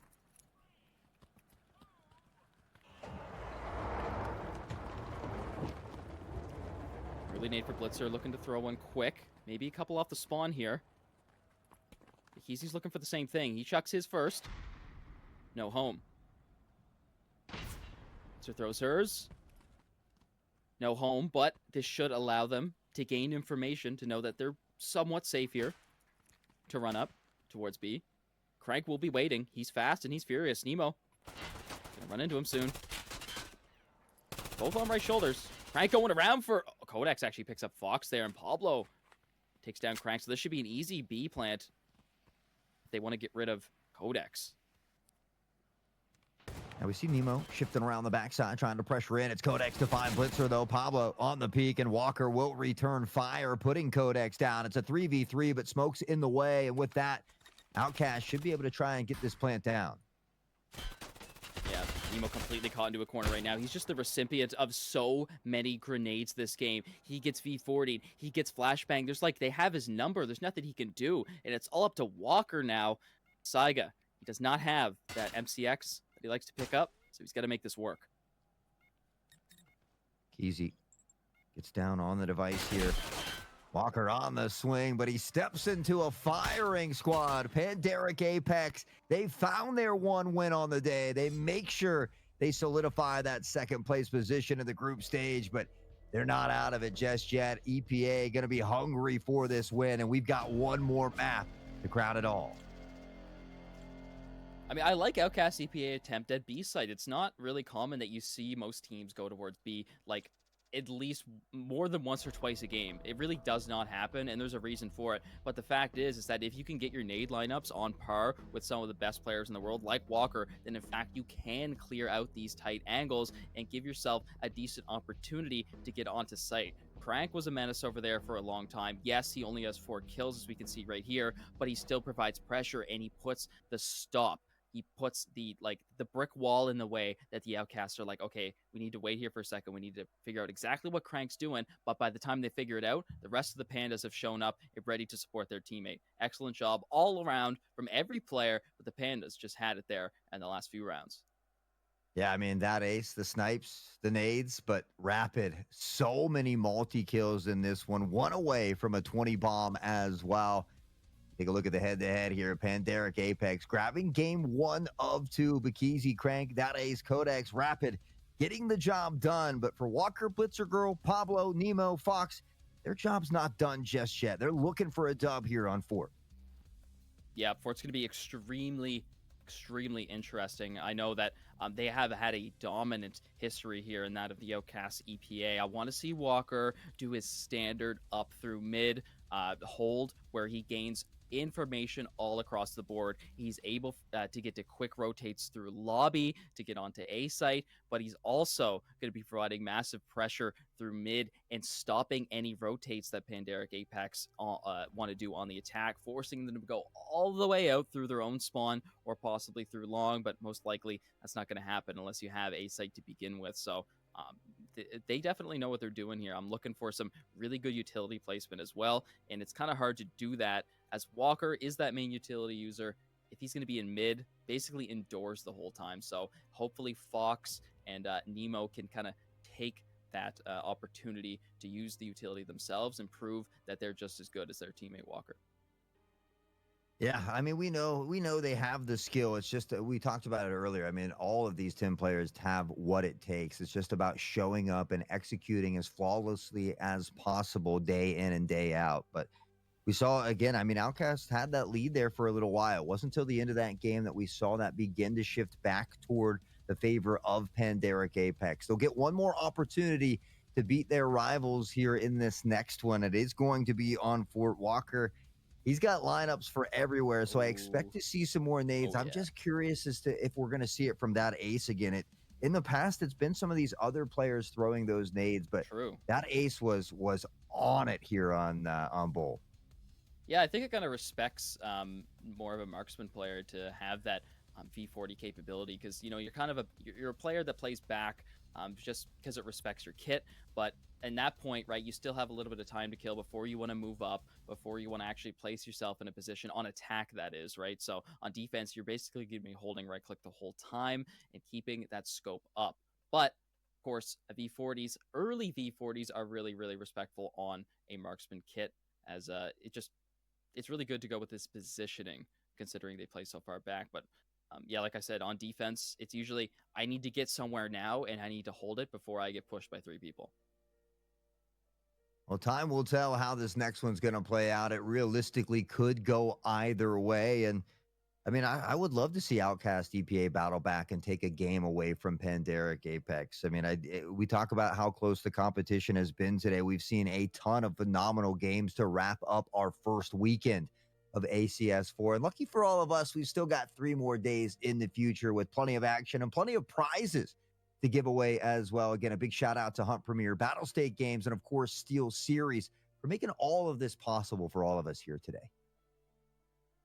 Absolutely. Thank you so much, ladies and gentlemen. Let's head on over to the highlights for this previous game, and then we'll get straight into the next one. We started off. Let's see how Pandas came up on top 3 rounds at the end there to take Outcast EPA off the board for this first game. Definitely going to get a look at a lot of these wonderful nades that we saw. That ace finding one in both of these first rounds, showing that he can snipe here as well. And Pablo was finding those early picks. I mean, we saw a lot of great back and forth through these first 12 rounds or so. Blitzer Girl often anchoring down this B site, but again, that nade from that ace.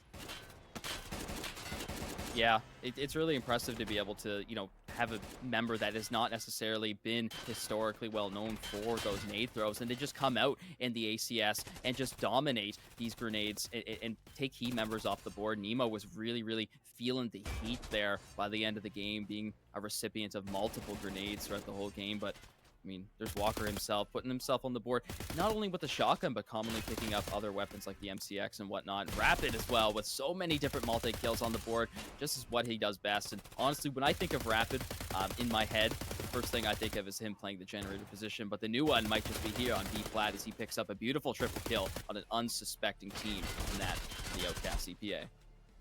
Rapid, kind of similar to that ace. You realistically could put them anywhere and they're going to have success. They make things happen. They are playmakers. And that's, I think, why I like both of these teams so much is both of these teams have a ton of playmakers. You look at Blitzer Girl, Nemo, Fox, Walker, Pablo, all of them, from the nades to the gunplay, and you get the same thing on Pandaric Apex. So it's been a lot of fun watching these two teams clash over the last couple months in multiple different areas. And I've seen Outcast EPA getting closer and closer every time. You have to feel like it's only a matter of time. It's not how, but when. Mm-hmm.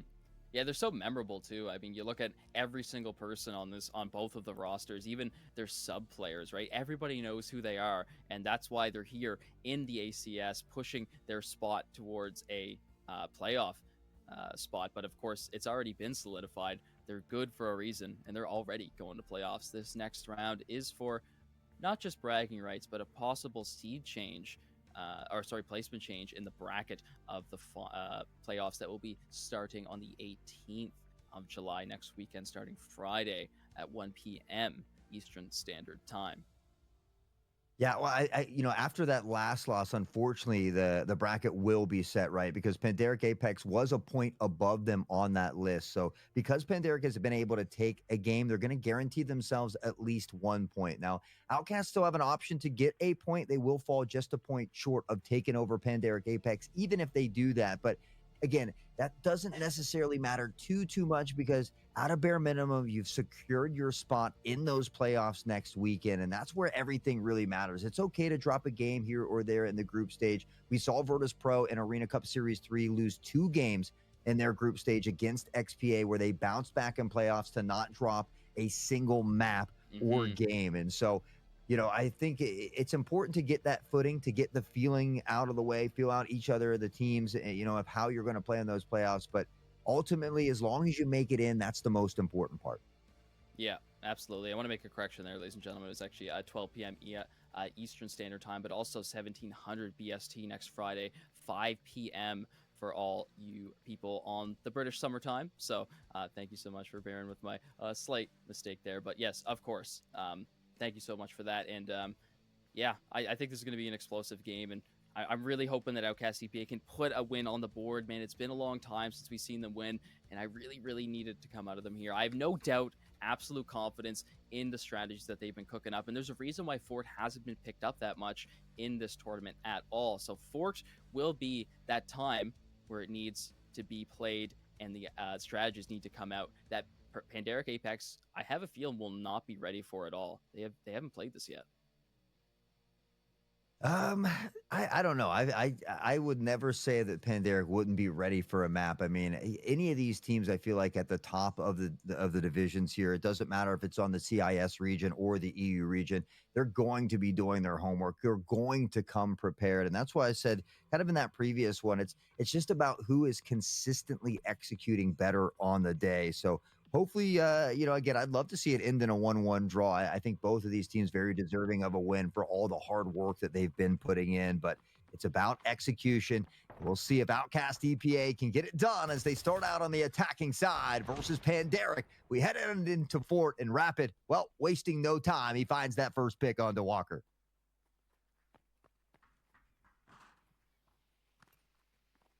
Yeah, I'm trying to have a look at who the bomb carrier. Okay, so Pablo has the bomb right now.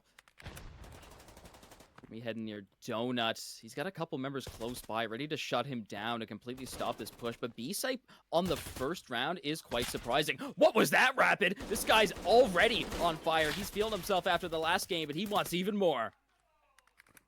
It would appear that that confidence has spilled over and out of Bowl and on to Fort as Rapid starts off this first round with a 3K. Blitzer Girl hanging on by a thread of life here.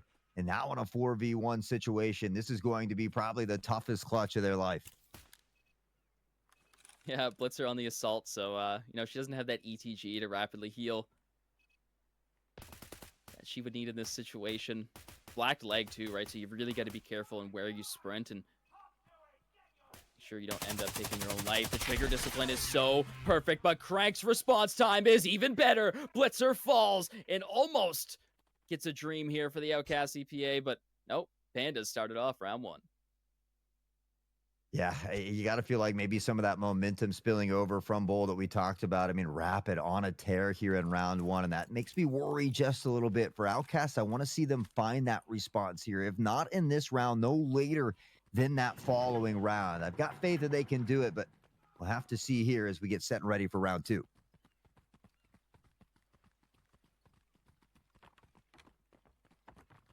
Strong push towards A-Site this time. They're switching it up. Let's see how it goes. Quick lobby control, but the Pandas are ready to instantly swing the corner, but it's just over for that Ace and Crank. Not surviving very long. The Keezy's up.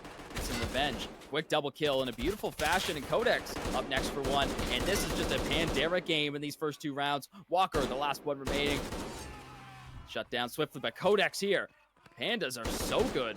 Not what I expected. Such an early fashion. They're so good at Fort. I've seen them dominate on this map quite a bit, and I know that they're comfortable here, and they're already showing it in these first couple of rounds. Rapid 4 on the board, but Keezy's cooking up himself here as well, and so, that Ace is going to be the one searching for a kill here. He's going to have to maybe fight his teammates because Rapid and them are just, that W key appears to be stuck down. Yeah, they want this to be over quick. They're not letting them even think about getting a map up on them. Ooh, underhand nade does not make its way through the window. That Ace will make up for it with a kill onto Pablo, but right after, Emo gets one of his own. That Ace is going to be looking for a second one here. We'll back off just a bit. Saw that flash coming over the top. They've got two tucked on toward the site here, and it's something they can still work with, especially if that Ace finds that shot. Unfortunately, he does not. So close. Nemo on the other side of the map is taking a couple shots of his own, just barely surviving. Big there to clean up the mess. Fox falls and Blitzer up for a trade.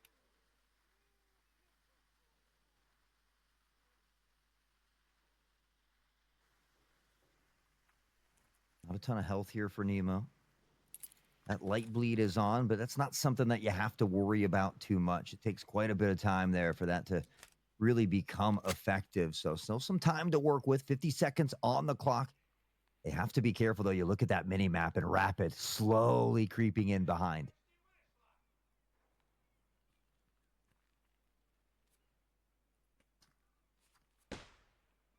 Grabbing a couple more magazines, look like. Oh, the shots through the box are so close. That would have been a key factor in getting site control here. We have a nice little flank, though, coming up from Rapid, but instantly gets straight out by Nemo. Oh. Shot out of the air, bud. No-fly zone. That Ace, nice snipe. I mean, Rapid has a nice flank, and he gets a kill, but that was a really great job by Outcast to at least find that one-for-one trade because they were not expecting that coming in. So able to turn on the dime, find that one, but unfortunately they don't get the round. And now it's Panderic Apex that is beginning to pad these rounds in bunches, now up by 3.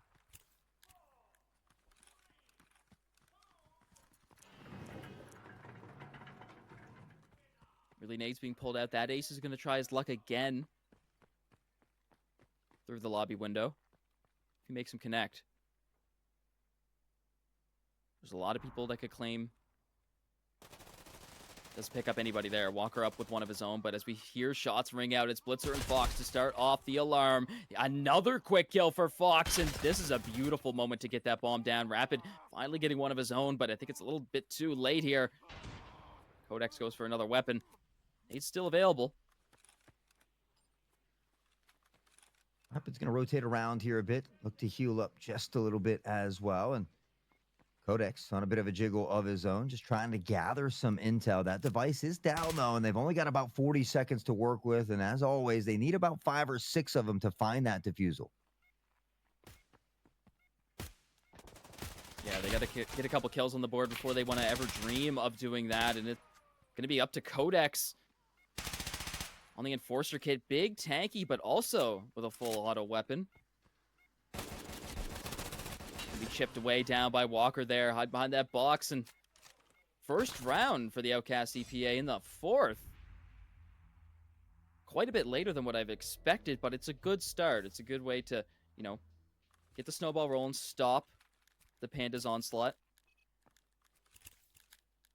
Yeah, just going to try to look to slow that momentum down from the Pandas, see if you can turn that snowball into an avalanche here and maybe work off of the back 1 round, 1 kill at a time. That's the important thing here for Outcast. They got that first one on the board. The stepping stone has been achieved, but they've got to build off of the back of it, especially against a team like Pandaric.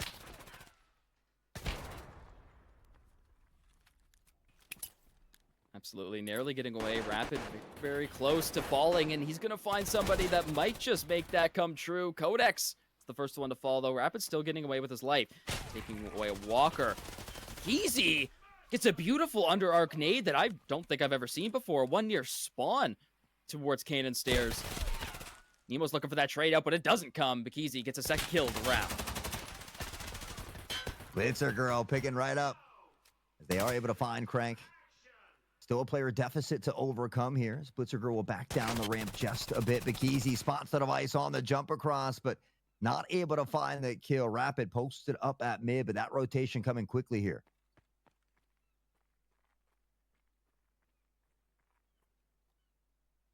Yeah, Bomb's just not really in a spot that we can kind of predict on what side it will go to. It's really one or the other. It kind of depends, I bet, if Blitzer can pick up this kill onto Rapid. Should be able to go right towards B side here, but it's going to be a tough tale to tell. Rapid shuts down Blitzer as that metal sound sometimes is the most loudest thing you'll ever hear. Ooh, Pablo trying to channel his inner Jason Bourne as he jumps by that shot and the flick of the wrist. He finds the dome of that ace who's sleeping in the dirt now. Bikizi Rapid, a 2v1, not a ton of health. This is a feasible round here that Pablo could clutch. Well, short-lived. The Pandas come up for their 4th round win here. There's a ninja defuse, technically, in the smoke. Comes out. Courtesy of Rapid. Giving a little love tap to his teammate there. Just patting him on the back of the head. Good job, bud. Nice defuse. Good job. You did it. I knew you could do it.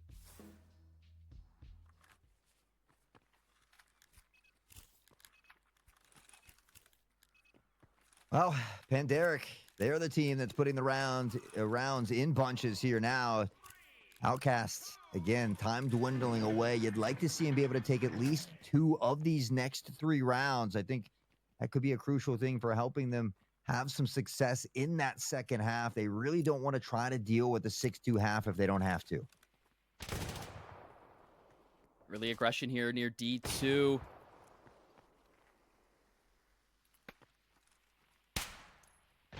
Easy up so close. He has the right shoulder. He doesn't want to give this up. But Fox might just be the one to match him.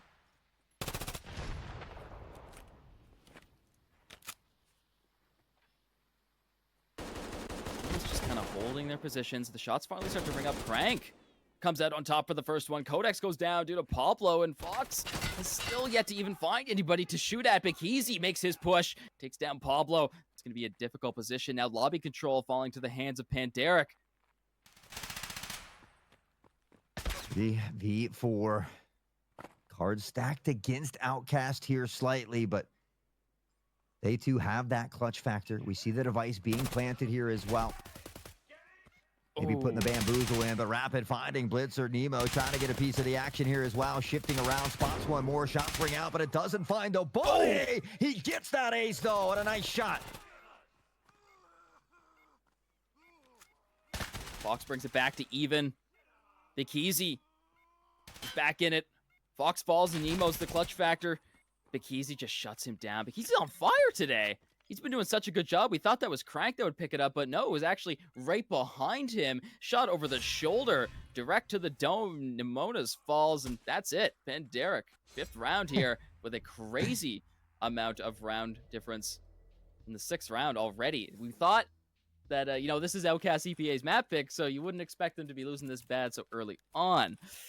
Bull was more of their favor, and maybe in the future we'll see them head there a bit more as they seem to have everything locked down a bit safer.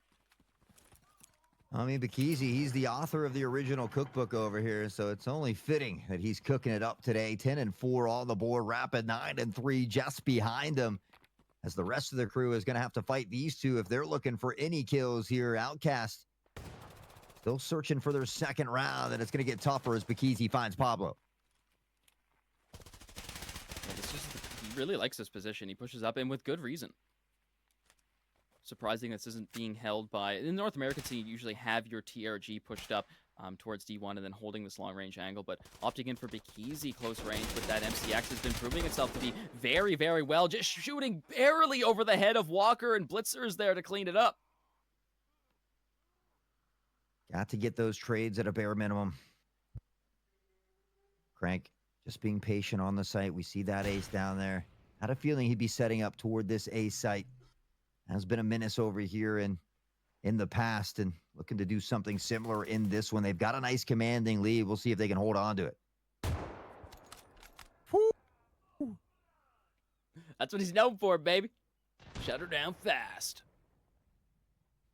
Fox is like, yeah, I'm not going to peek that. I'm going to need a little something else before I decide to go out. Walker is going to be linking up with that bomb. And if they really want to push this site, man, it's going to be tough to deal with. There it goes yet again. Shuts down Fox, and Walker gets the trade out, but at what cost? Yeah, Crank finding Nemo there is going to make it tough as Rapid will kill his former teammate and friend of Walker. Rapid continuing to hit the headshot, 6-1. A much more of a dominating performance here on Fort. Outcast EPA hoping to get this final round and maybe use that to propel them in the 2nd half here. Chat, we need the Outcast EPA fans to come out in a swift bunch. Spam your emotes.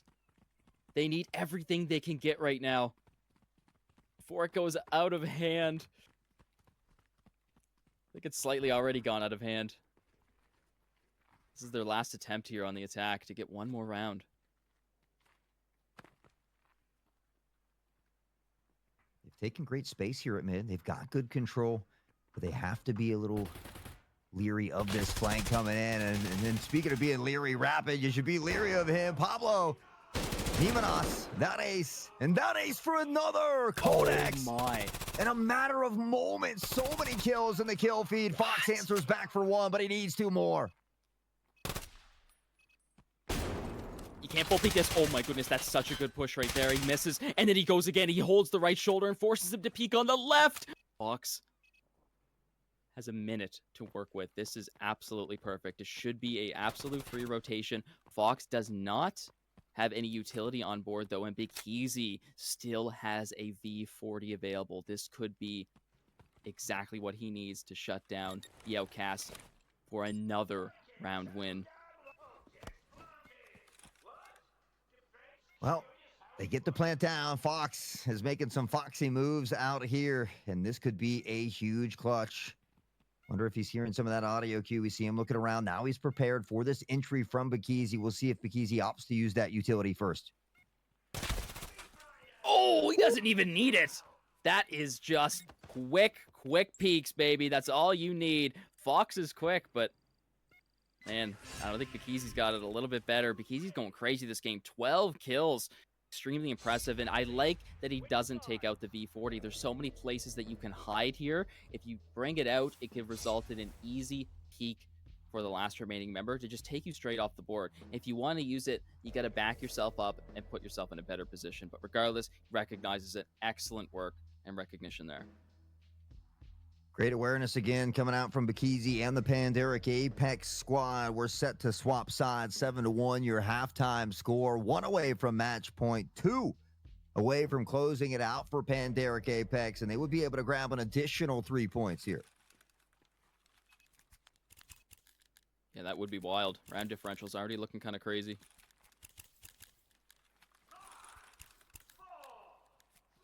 Dim's being popped. This is where I expect Walker to go up top mid. Very important position to be held. Split up push for the Pandas as they send one mid. One stays a little bit behind. A full force cannons rush takes out Nemo fast.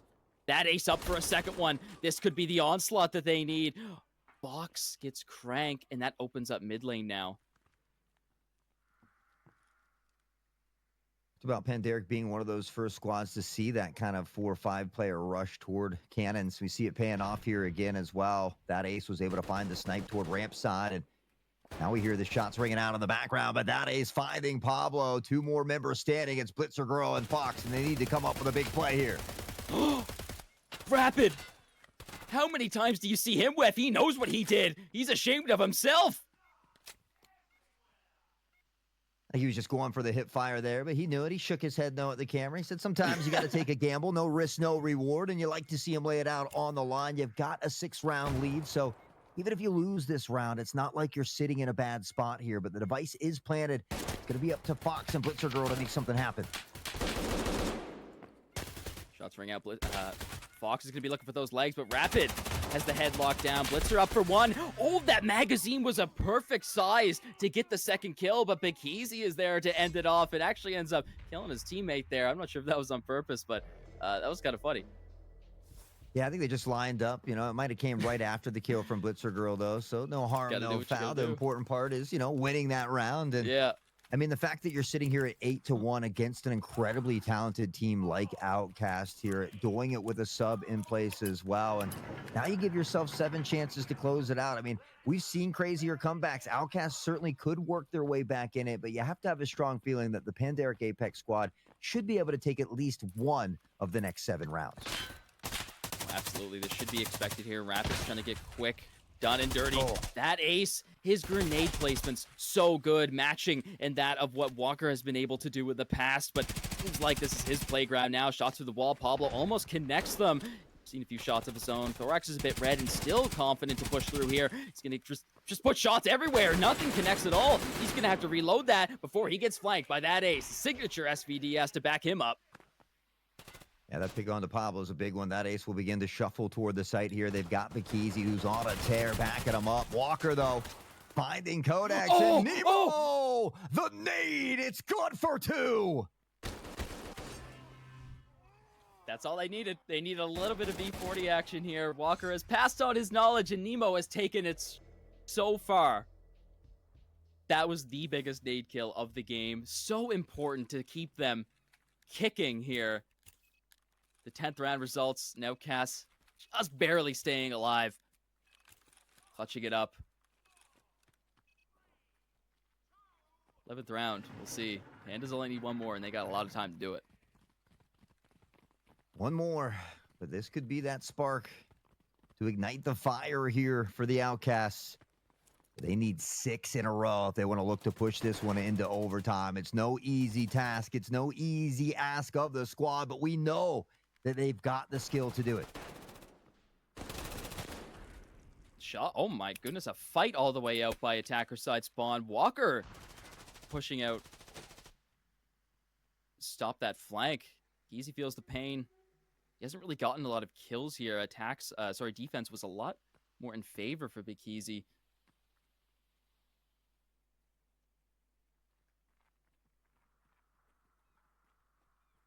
After that quick action, we see things slow down here momentarily as Codex begins to shift back toward the A side. It's a 3-2 split at the moment for Outcast. 3 being tucked toward that B site here. That ace just looking for something. All he needs is a pixel as he looks to claim a life. Oh, yeah. You give this man an inch, he'll take a mile. We could also say the same for Rapid, and as soon as I speak his name, Pablo puts him down and takes him out of existence. 3 up for Pandas right now, and the Outcast EPA are looking for that comeback factor. Pablo makes it even more true as Crank and that ace are left alone. to get this final round win that they need. Nemo shuts him down, and it's all up to that ace. You got 8 shots, but can you hit 5?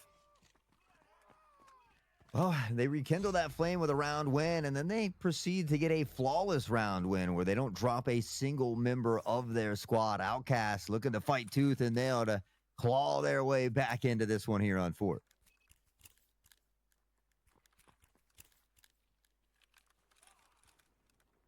I need to have a look at Bikizi here and what he decides to do. It was really...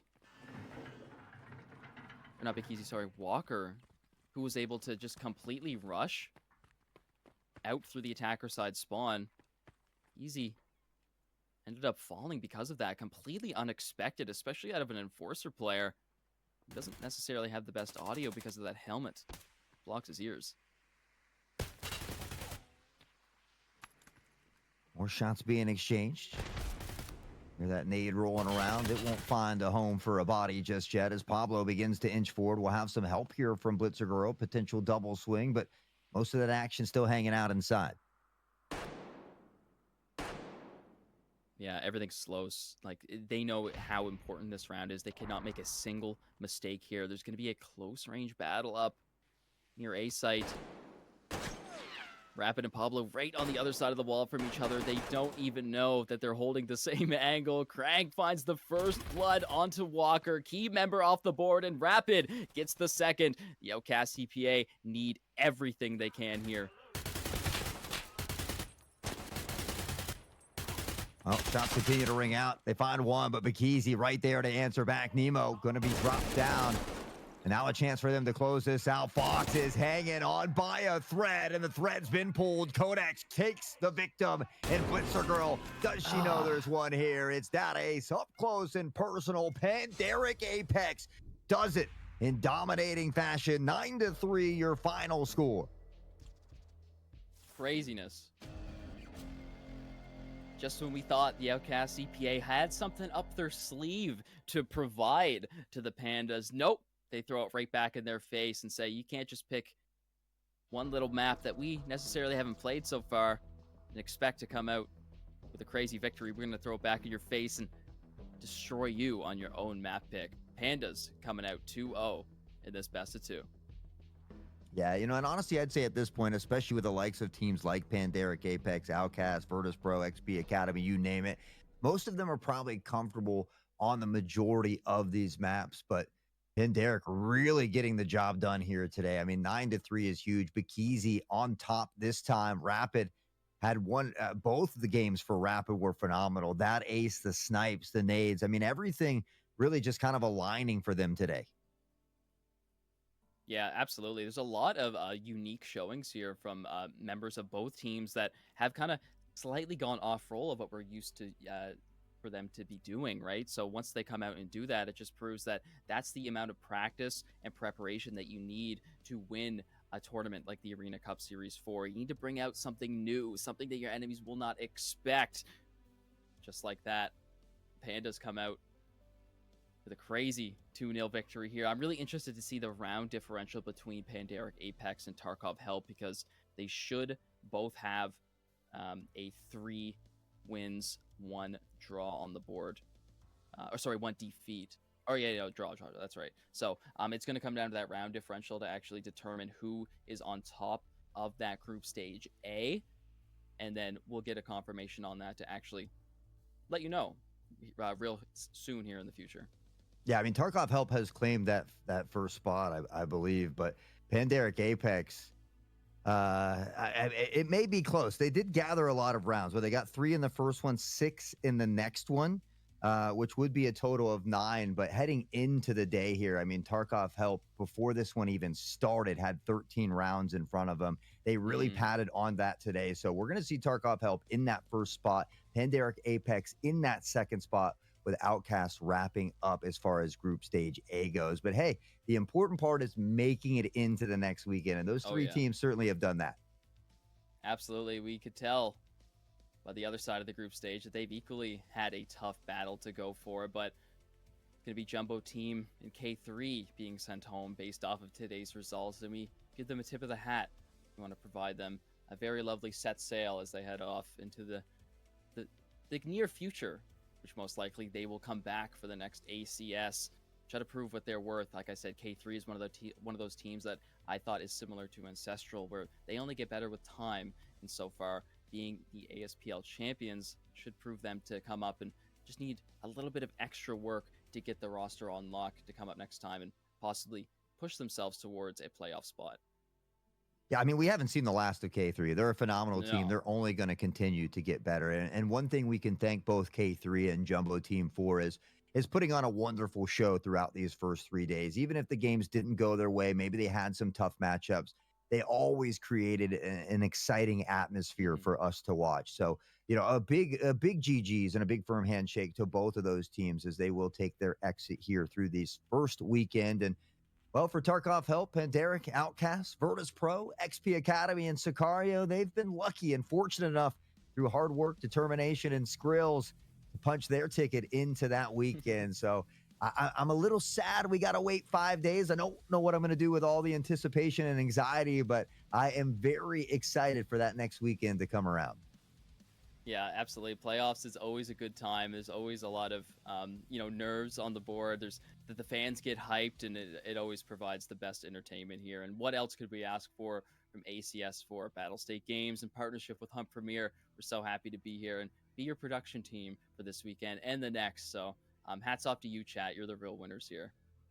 That's right. And just a reminder, guys, it's a little bit later on Friday, so it is going to start at 5 p.m. BST on Friday, 3 p.m. BST on the weekend, Saturday and Sunday. Of course, if you're like us and you're across the pond and you still love to enjoy the action, that would be noon on Friday for you, EST, and 10 a.m. on the weekends as well. So all the more reason to mark the date in your calendar, and it's a great way to hit that follow button down below. You don't want to miss out on the action. You certainly don't want to miss out on the giveaways, so make sure you hit that follow button. Make sure you're a part of that notification gang as well.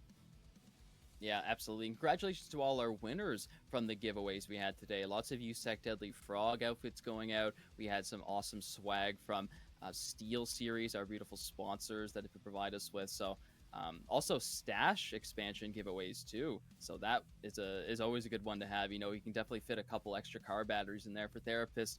If you decide to collect those, but we all know how heavy those can be in our backpacks sometimes, and it's sometimes not really worth taking out. But of course, who doesn't love free stuff? And congratulate you, chat, for being the winners today. And as we get the final bracket set up, the final leaderboard set up, why don't we shout out our production crew members that have helped us out today, Hot? Yeah, there's always a ton of people in the background that we love to thank. None of this would be possible without them. So a big shout out to everybody working very hard behind the scenes. And, Preppy, Schmitty, Turbo Bear, Boosh, OG Don, Mecca, Step Sherpa, Cynthia, Miss Hellcat, Phoenix, of course, Klish as well, our all-knowing eye in the sky, King Connor. Wouldn't be possible without him helping produce and run this show smoothly. And, of course, the legend, Philbo. I mean, always putting on a great show everything for us here. It does a little bit of everything. Starting out, we got to see that wonderful casting clip. I didn't even know about it. Philbo literally is a jack of all trades. But again, we really appreciate everybody behind the scenes working so hard here to make the show run so smooth. They make our jobs very easy, and we appreciate them for that. Kirk and I, we got to pretend to be handsome, come out here, yell at the mic, and have fun. And so we do want to take a moment to thank all of those people working very hard behind the scenes. Of course. Thank you, everybody in the background. It wouldn't be possible without them, of course. All we do is just talk into a mic. We'll yap all day, but in reality, our job might even just be one of the easiest ones. So another thank you to everyone in the background. And ladies and gentlemen, I believe it's ready. Let's check it out. Where have these teams placed inside the leaderboard? Let's check it out.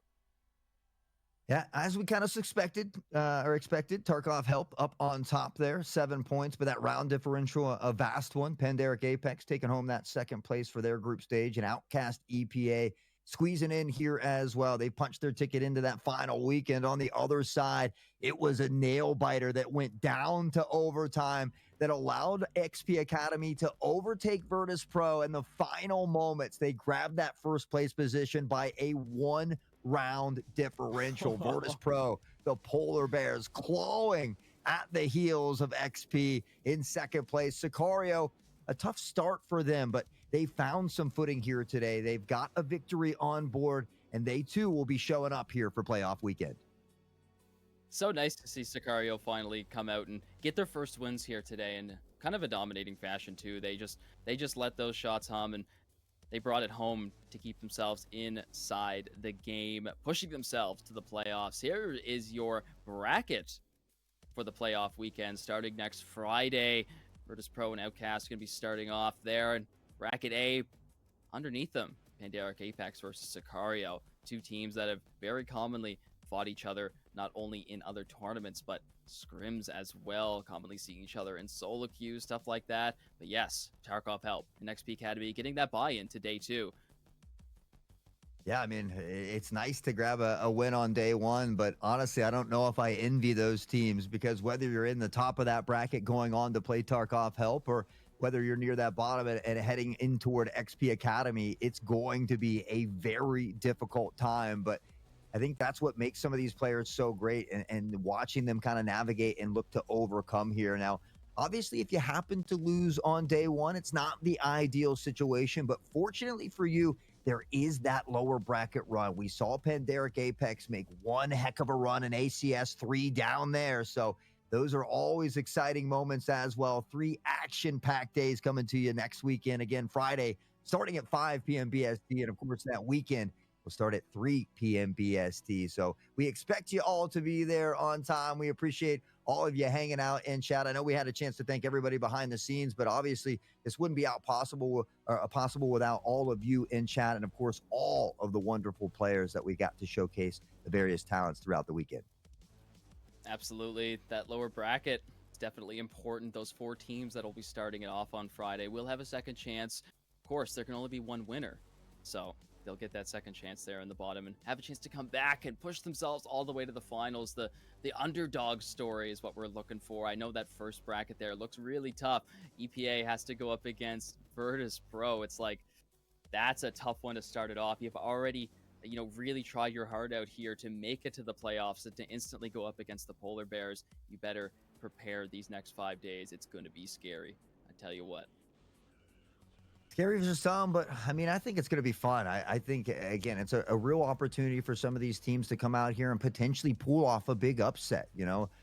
Obviously, there are teams that are favored to win, but they all have the talent. They all have the ability to pull off a crazy upset. So now that we get away from these, 2 matches where it can end in a draw, we move toward that best of 3. Every game is crucial, but again, at least you have that second chance opportunity. So maybe you have a very tough first matchup, but maybe you can find maybe some of that breathing room there in day 3. Yes, absolutely. Ladies and gentlemen, thank you so much for joining us here on the Arena Cup Series. Day number 3, but the Arena Cup Series 4. I think this was the shortest time that we've had in between ACSs as well, between ACS 3 and 4. There's a pretty wide gap between 2 and 3, so it's nice to have this more commonly now. And a big shout out to Battle State Games for putting on this tournament for everybody at home to enjoy. So thank you very much, ladies and gentlemen, for bearing with us all day. Congratulations to all the teams that have made it to the playoffs. My name is Kirk, joined, of course, to my digital left will be Hot Sauce, my main man. We're going to bid you adieu as we see you next Friday.